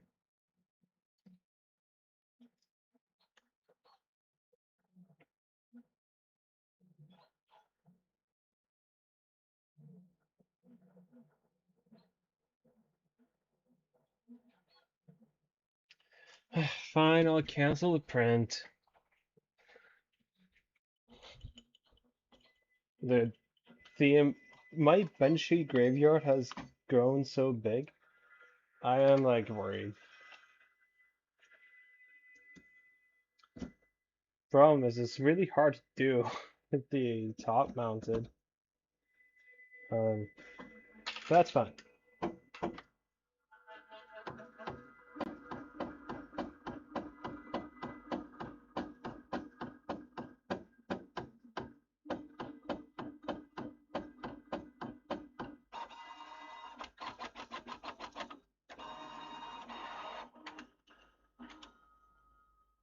Okay. Let's see. Let's see. Actually, I could just move it. All right.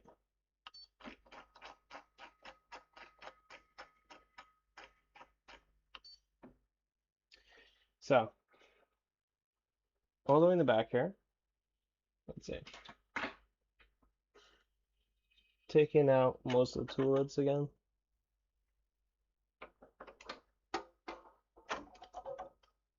Give myself a little space to work with.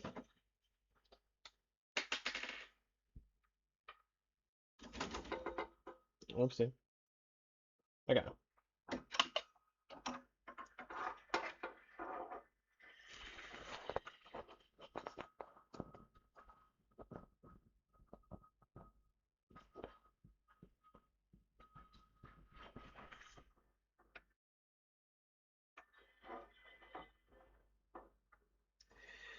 Let's see.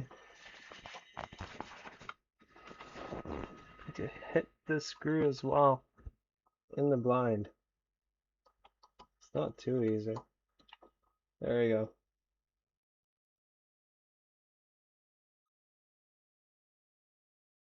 I mean, it is attached to it. So I'm gonna.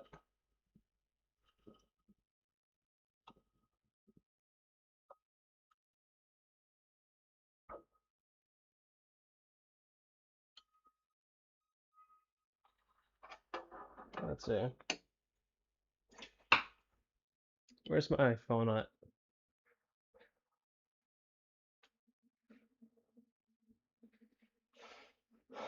Yeah, it's always stringing when you cancel it mid-print.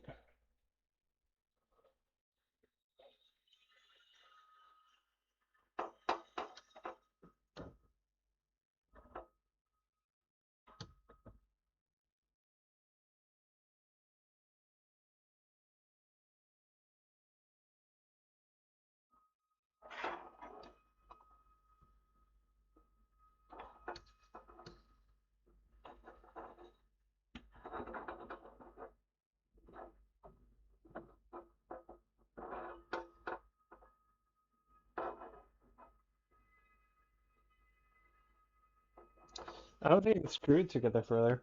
I think I actually have to undo the screw and do it again.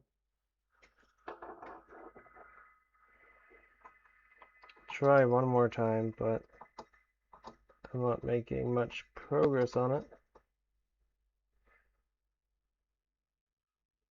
Yeah, no, it's been since our thing.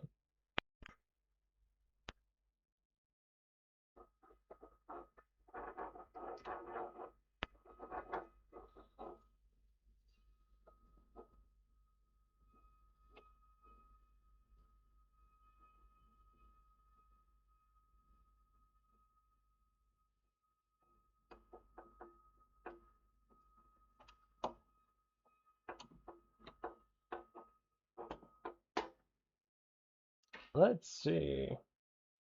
Hopefully. Nope, still not on it. I can't see the damage from it rubbing now though.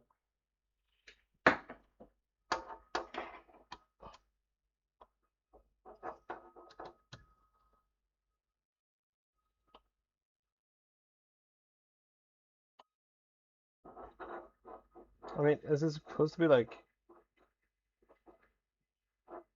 practically immovable? This is like in the slot. I just like can't.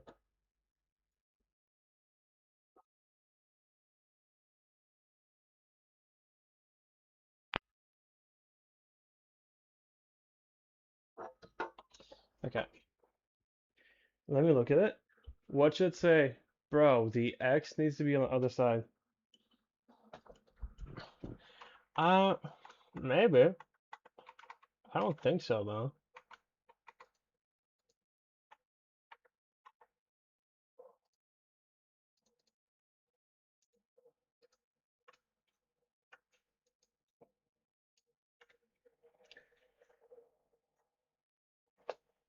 Wait, let me.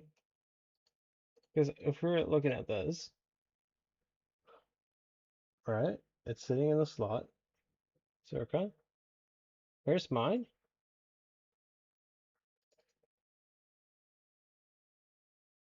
I think mine's sitting in the slot. Is it?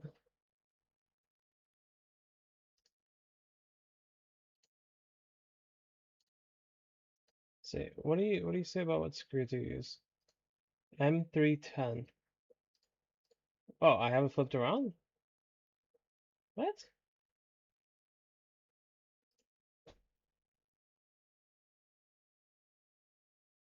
Isn't the X supposed to be on the outside now?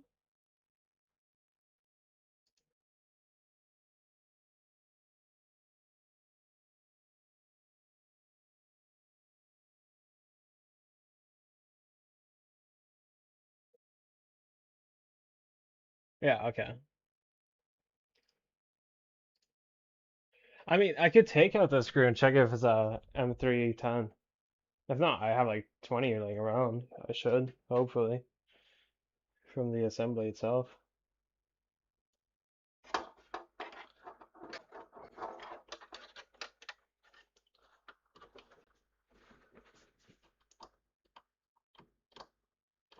Let's see.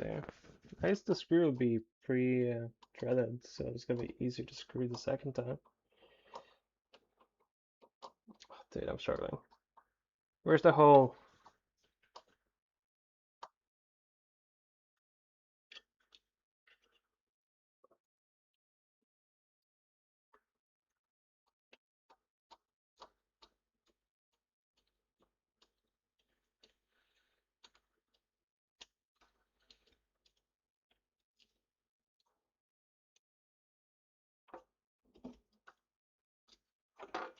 Okay, I have the cheat sheet somewhere here. Here it is. Okay. M310. Okay, so it's not an M310, turns out. I don't know how that happened. Is this an M310? There's not an M310.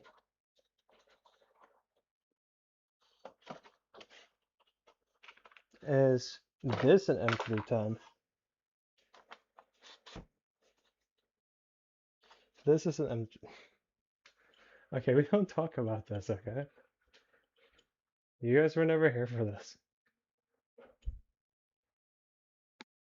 I think the only downside of streaming this is that my humiliation is very public.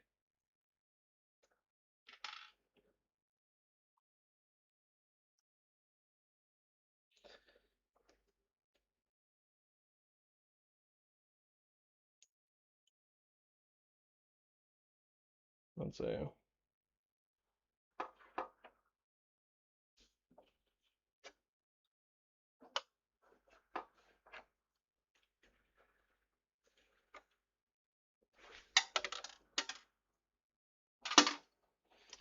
Difficult.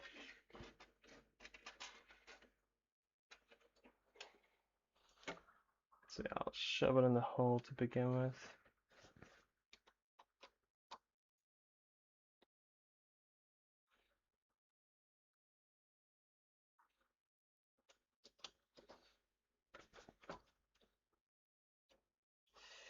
Doing this blind is really difficult, I found out.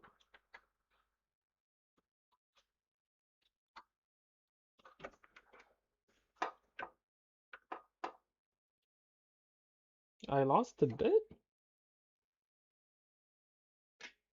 What?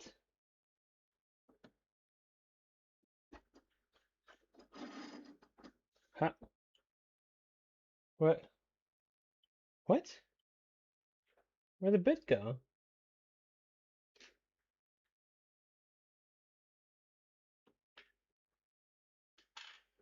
Um, huh? Ah, it's down here.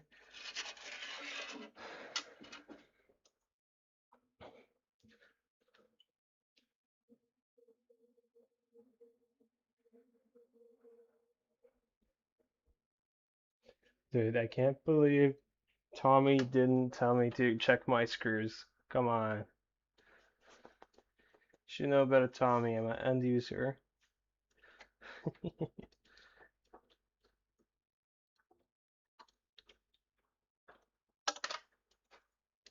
I just dropped a bit again.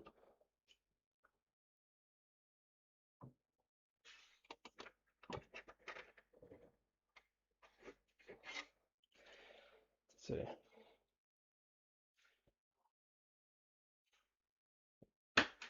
Let me look if I have this like semi-aligned.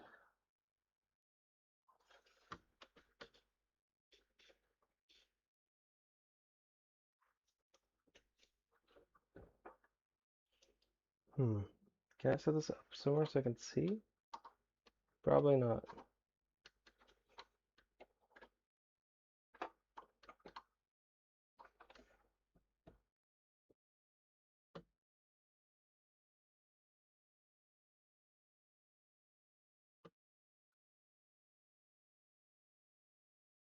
There's actually someone on it. So if I could just put pressure at the right spot, it should be fine.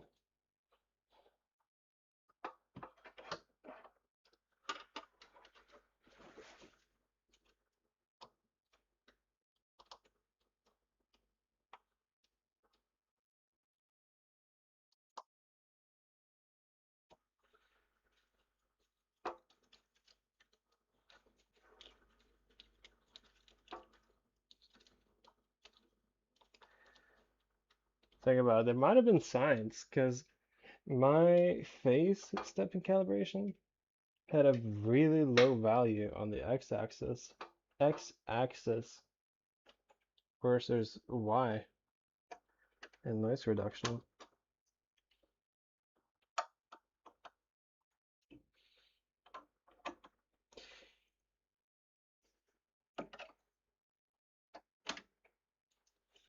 Okay, let me take a look.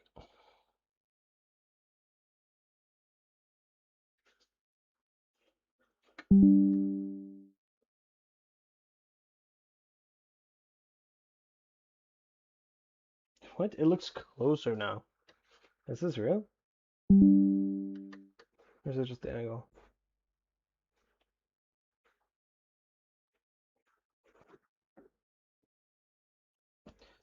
Okay, I'll see if I can screw it in a little bit more.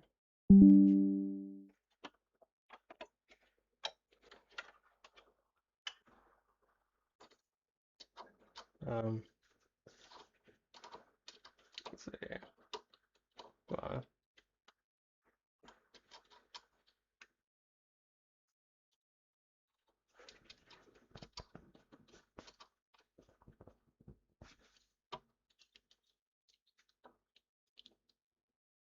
No, I'm gonna end up breaking the tool if I tighten it anymore.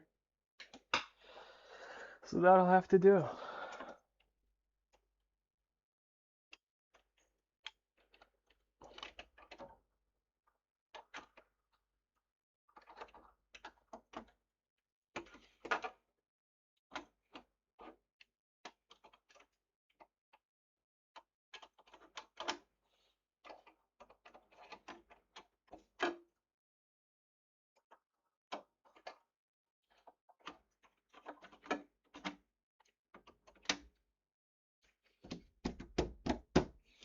Okay. Let me.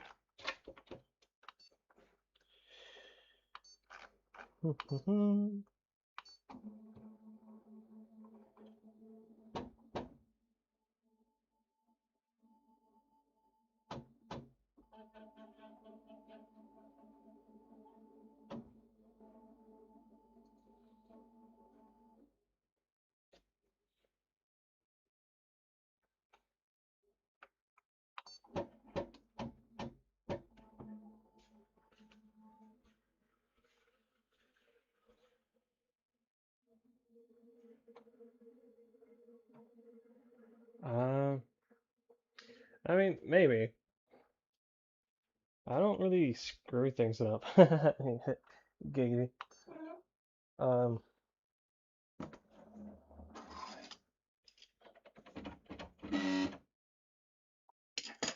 I don't really use a screwdriver enough to justify it.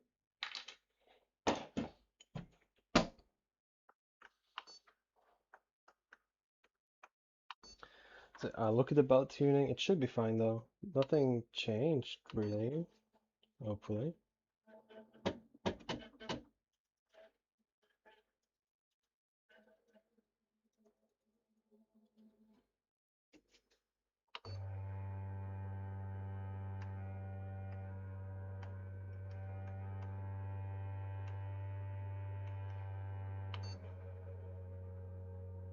Perfect. Okay.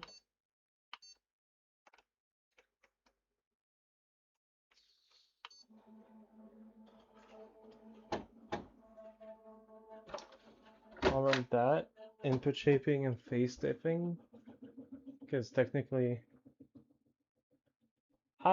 seems like it.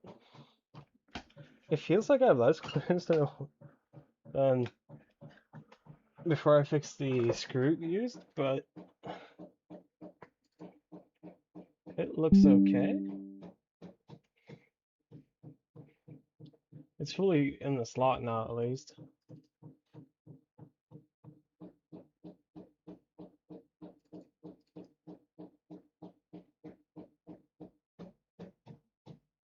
Yeah, no, I know.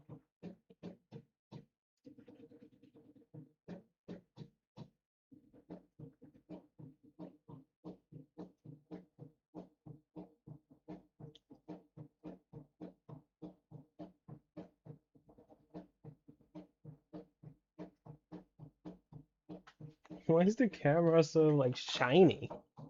Looks like you're in heaven.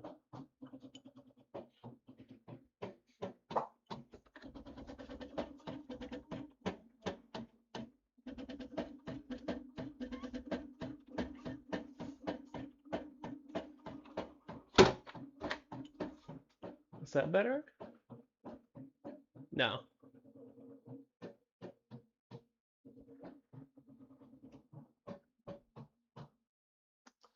Oh, that's rough.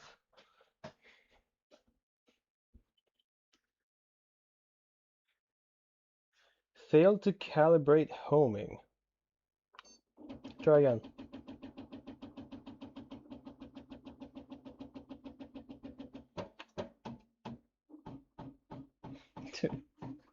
Don't tell me fixing this broke something else.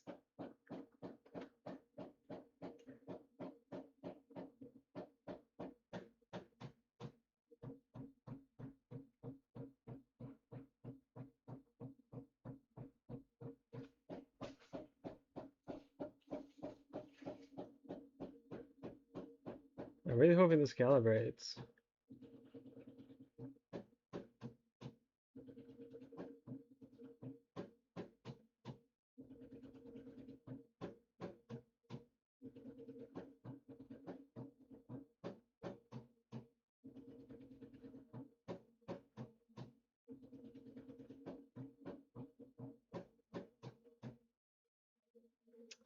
Failed to calibrate. Are you telling me I fixed this just to break something else? Ugh, that's fine. Okay. Abort. Let's look at the gantry. Did it lose its squareness somehow?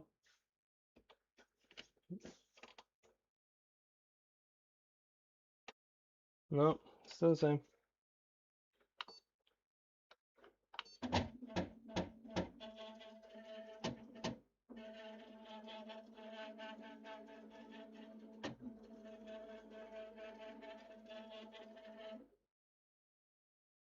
Okay, excess passed.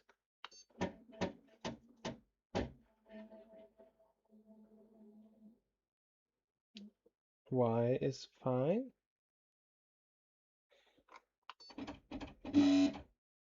Z passed.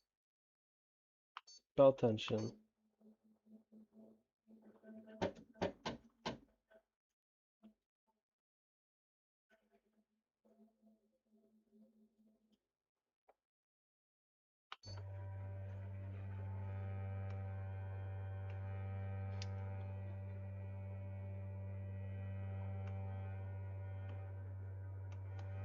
I guess I can tune it down one step, maybe?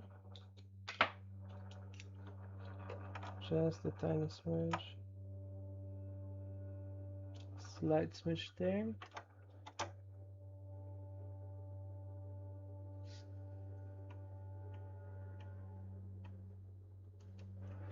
I just realized I actually need to tighten it a tiny smidge, not loosen it. Oh, that is good.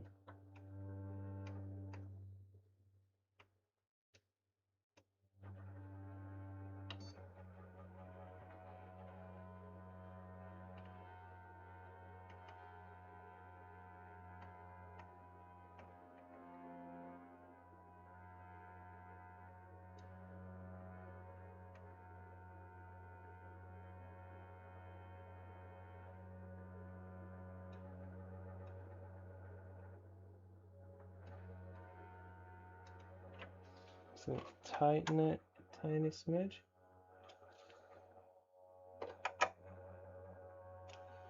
I got really decent at tuning the belts at least.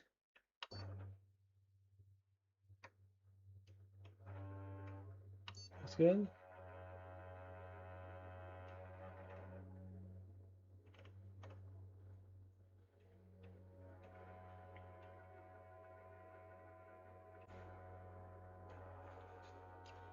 Looks good. Continue.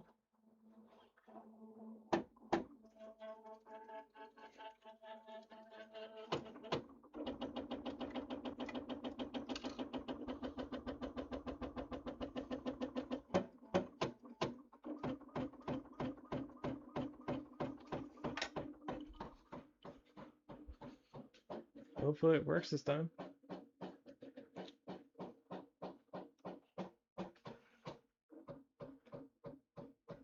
It's starting to get hot in there from all the heat bend.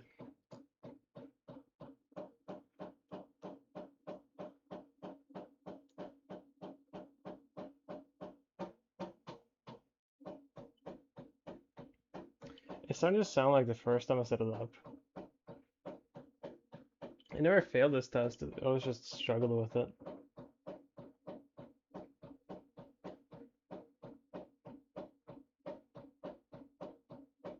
I'm currently recalibrating it.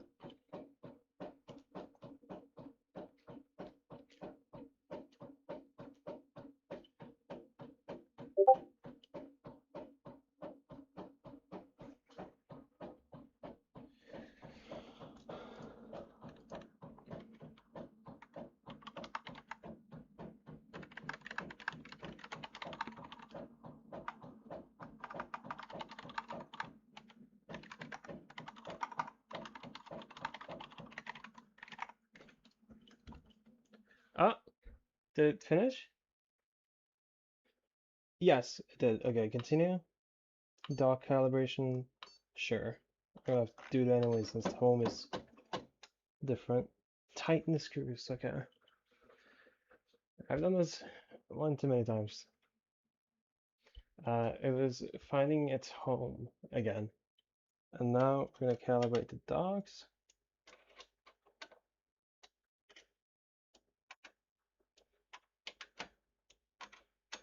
Actually, tighten the screws real quick.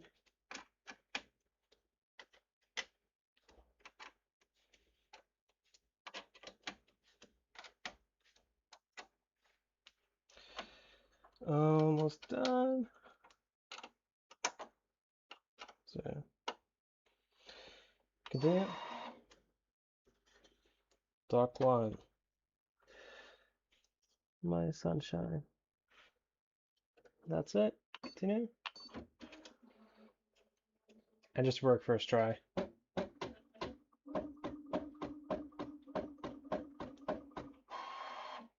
Yes.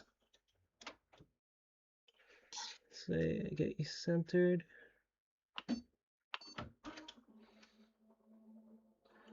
So it is working so far.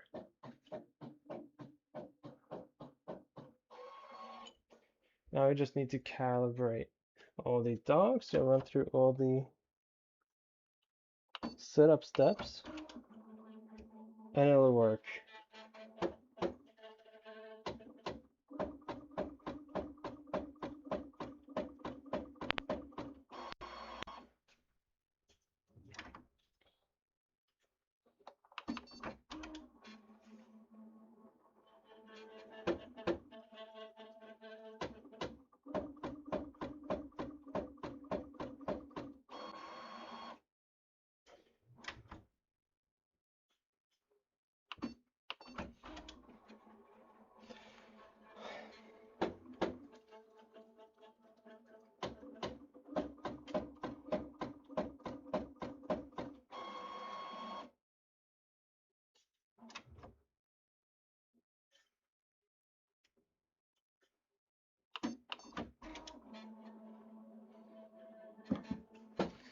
Cool, cool, cool.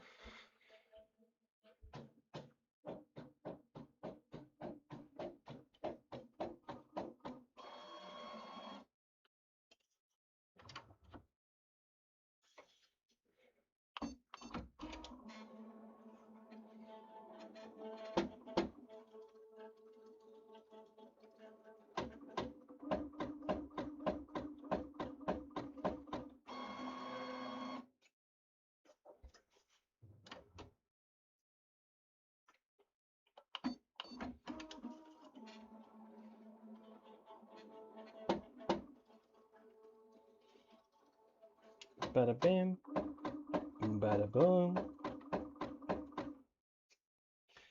Loosen one, each one by one screw.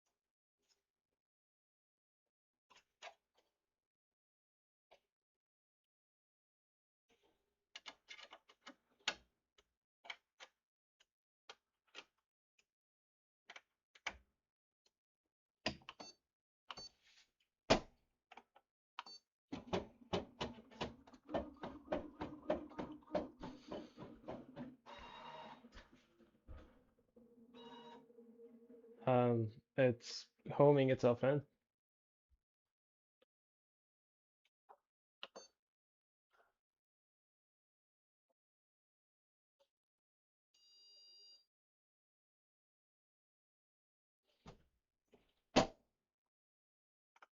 Continue.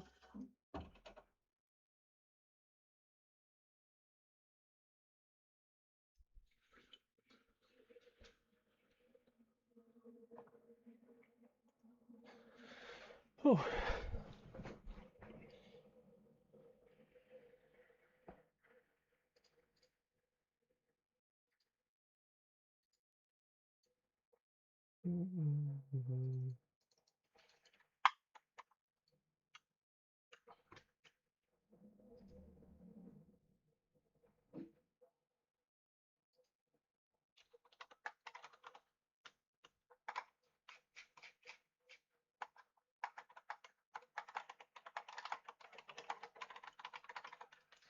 Let's see.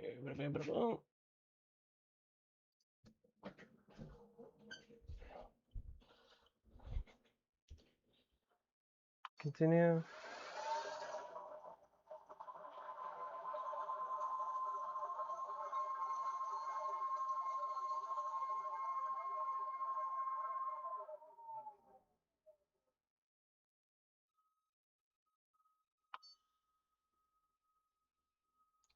Okay, heater checks.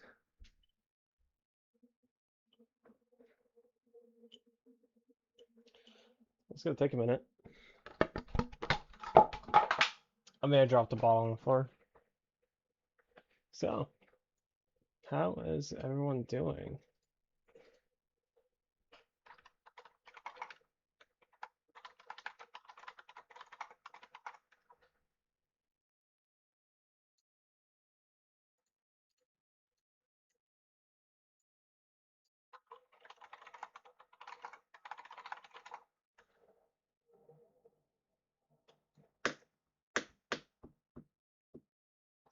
To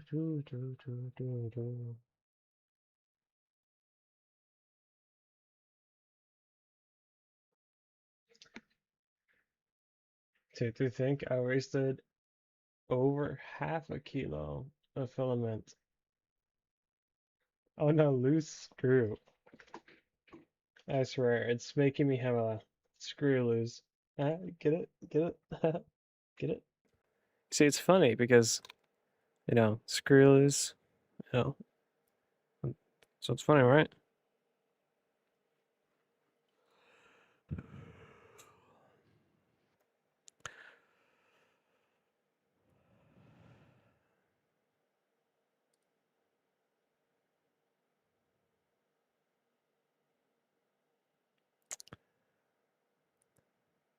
So, just to reiterate what happened, um, Tommy from Prusa told me that the video looks like something is hitting the back right. And I took my camera and I looked at it. I was like, huh, that's really close. So I was like, enhance. Enhance. I'm like, huh, that looks a little bit chipped on the side there. Enhance. Yeah, no, that's definitely touching. Whoopsie. So I tried fixing it, but I couldn't screw it in any further. And like, I didn't understand why. There's that was a wrong screw as well. So if we enhance again, you see that there's a little bit of gap, but now there's a little bit of gap and it's sitting in the same spot. I must admit though, I am this fucking close to losing it. More than 24 hours of my time has gone into trying to fix this.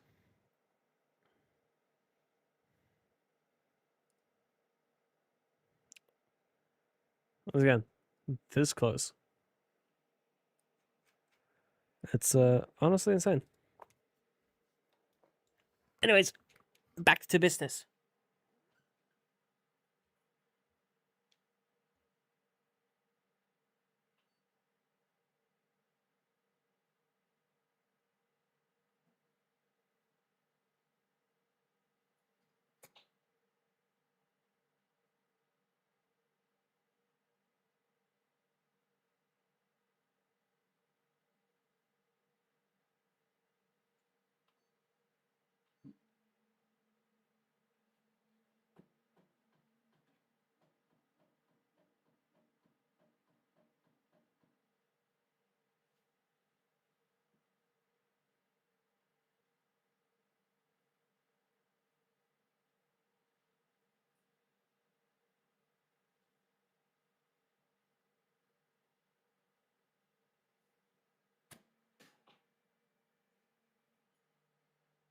Okay.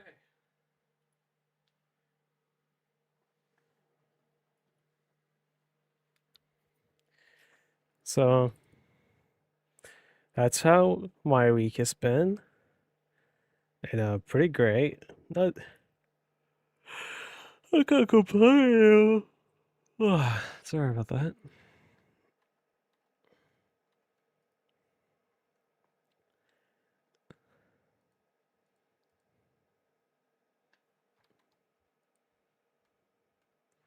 I'm gonna post a comment.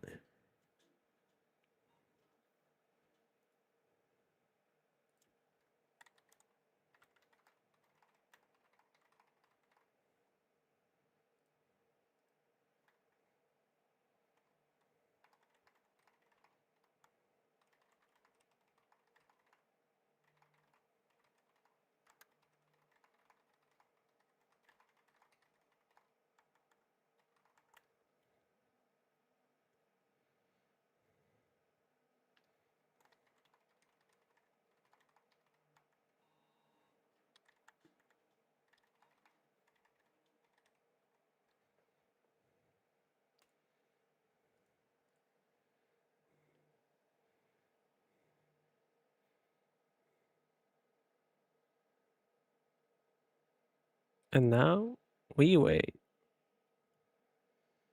We.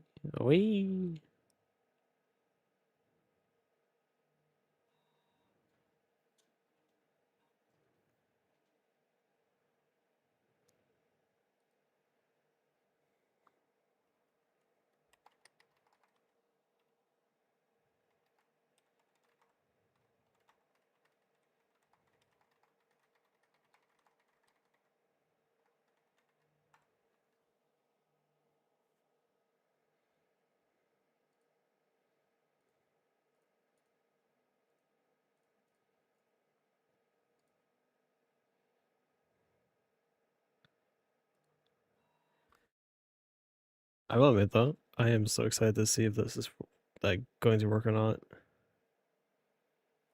If it does, all my problems are solved. I can die a happy man. And I will bring back the 6 Benchy torture test. If it doesn't work, I'm gonna cry. Just a little bit.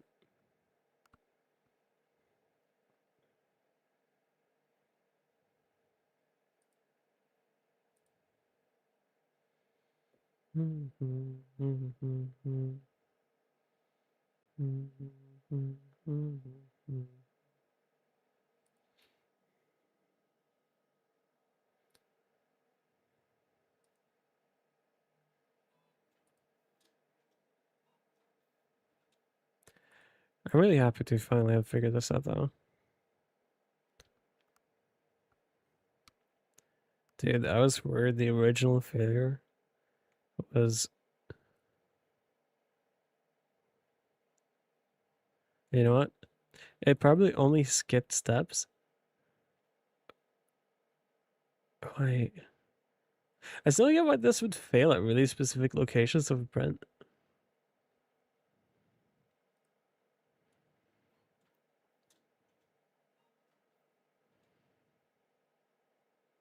Hmm.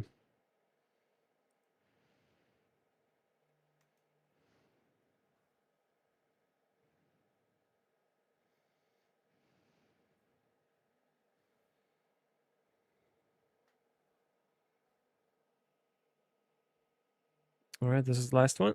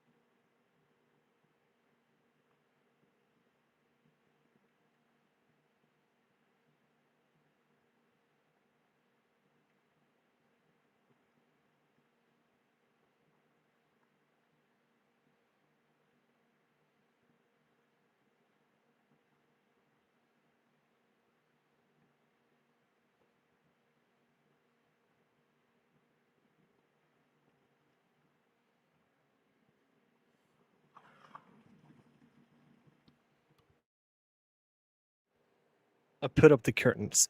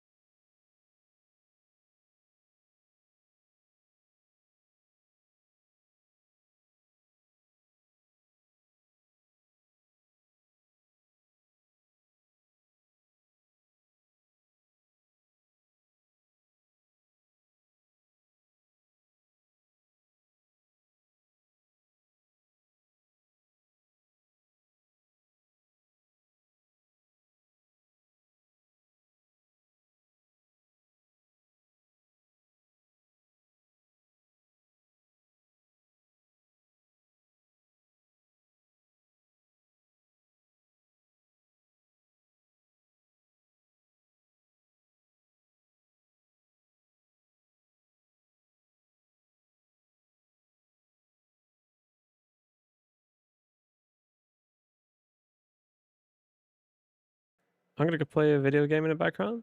I'll come back around the time when it's about to fail. Well, failed last time. Enjoy the show.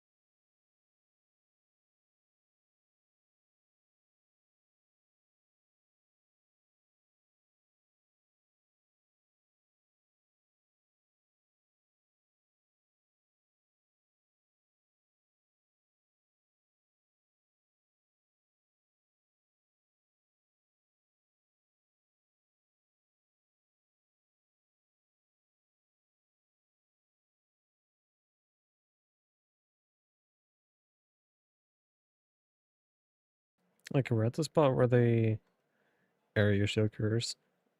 At layer 57 is when it usually happens.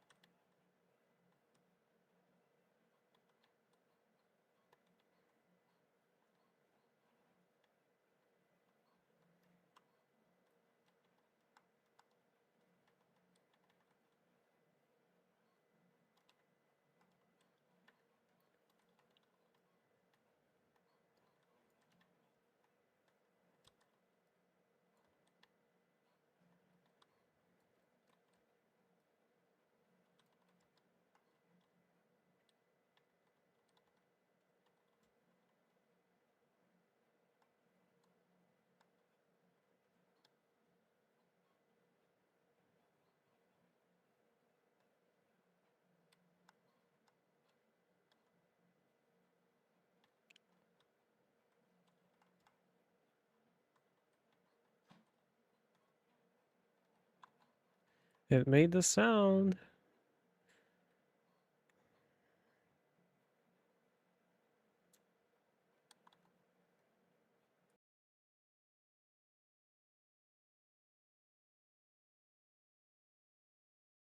Layer 28 was a different model. Now it's layer 57 for this one. It made the sound. Unsure whether the layer shift is actually visible or not.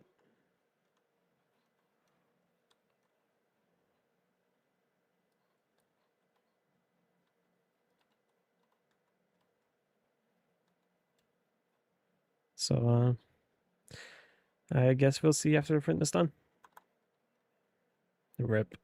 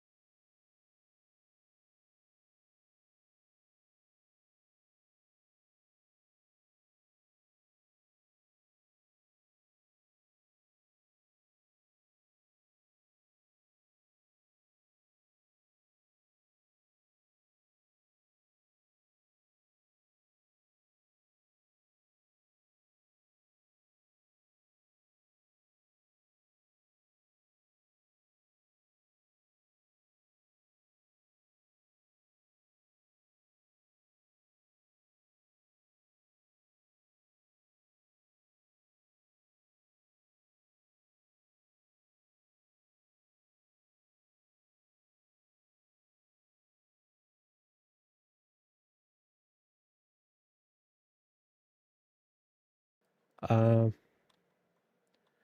I am the opposite of happy. I thought I found a solution, but it wasn't good enough.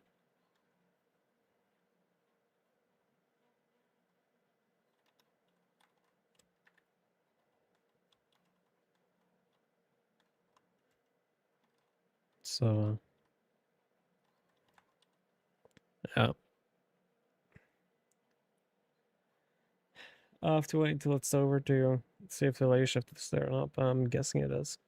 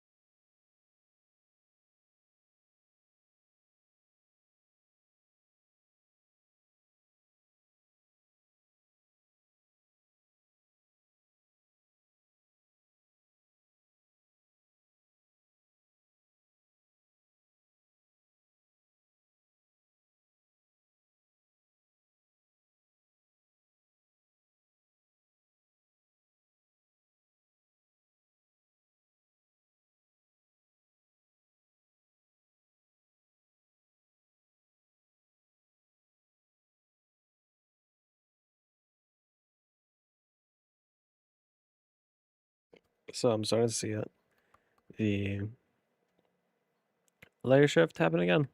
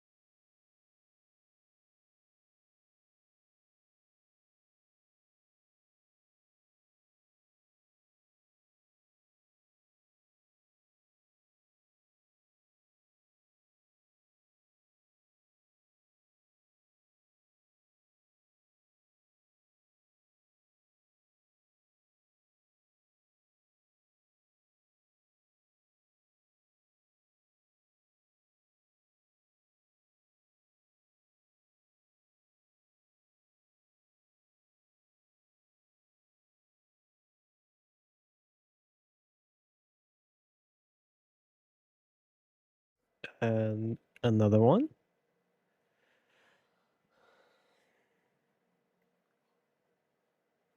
Disappointing.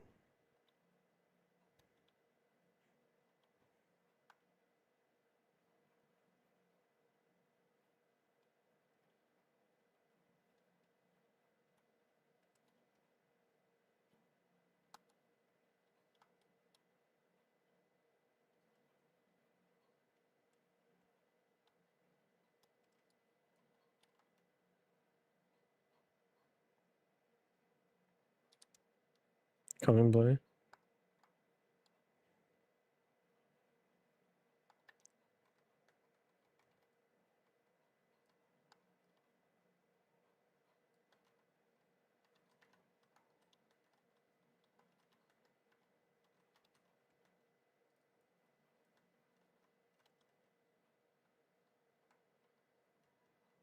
Coming blue.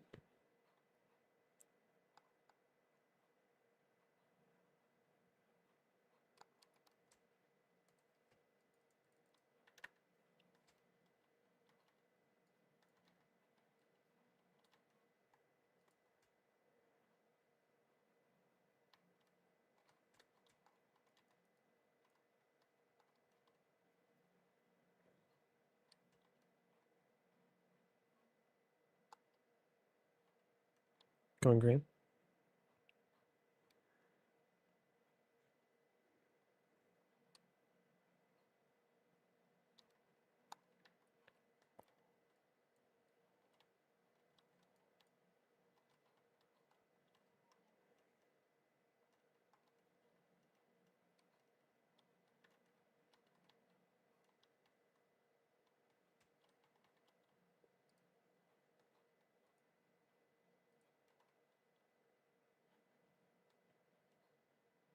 Let's see if we can get my push dark here.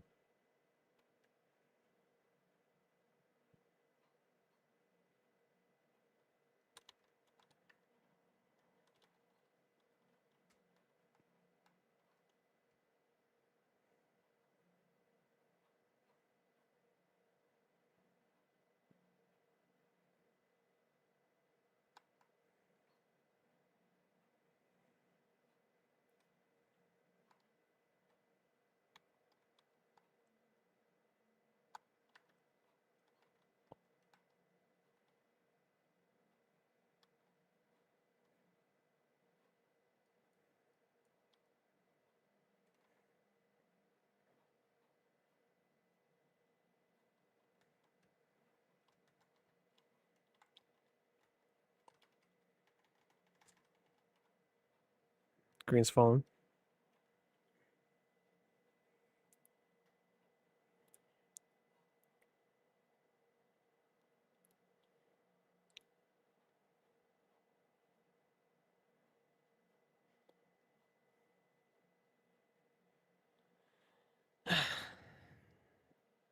Well, I'm in the stream after this anyways.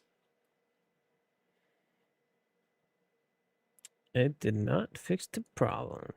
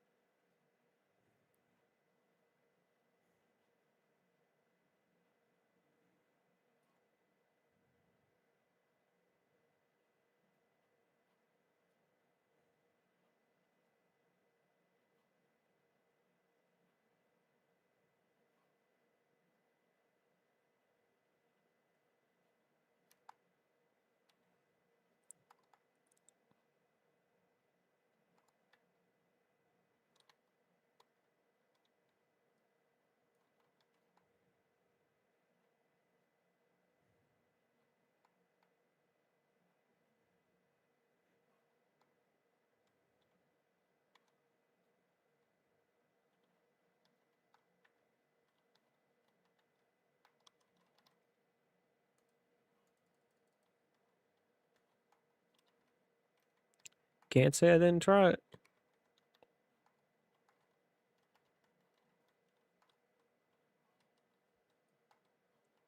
Did you just solo me?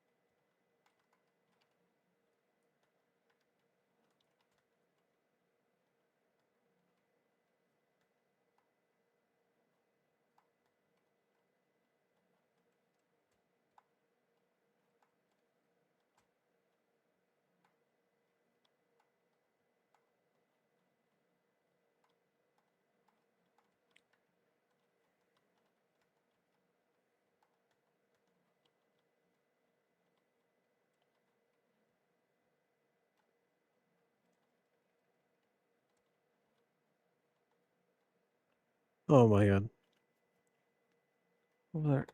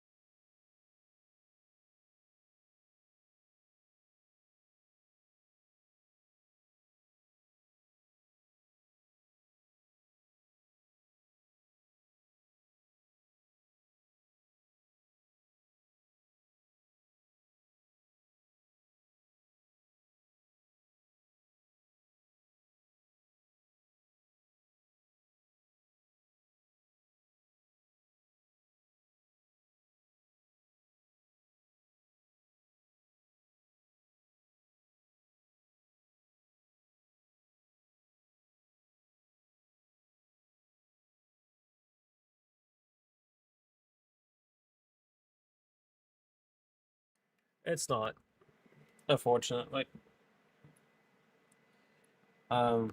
You'll see it in just a second.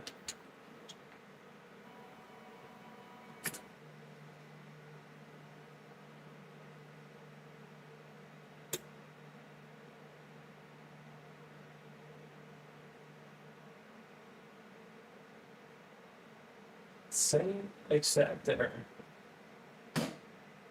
I give up for today.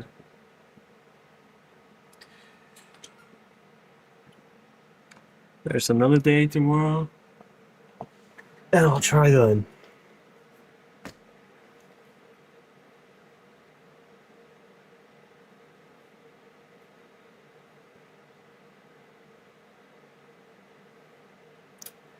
I don't know. I'm trying to think about what Tommy said regarding where the layer shifts would go.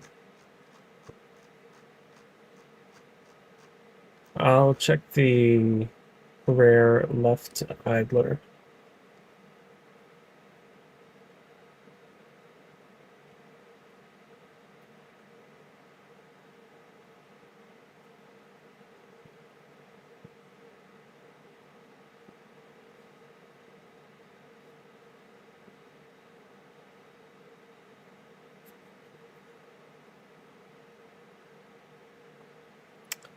But yeah, not looking too great. Unfortunately. As I said, I'll figure this out later. I don't have the energy for it today. Which means there's gonna be another stream tomorrow. Oh yeah.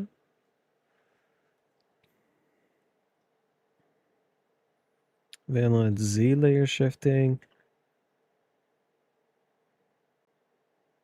Almost like it's towards the right corner now. So I have to figure that out. But as I said, for today I am done. Thank you for the help, everyone. One step closer to having this working. I guess we'll see you tomorrow if we get a step closer. Oakley dokley. Bye bye. Stream over.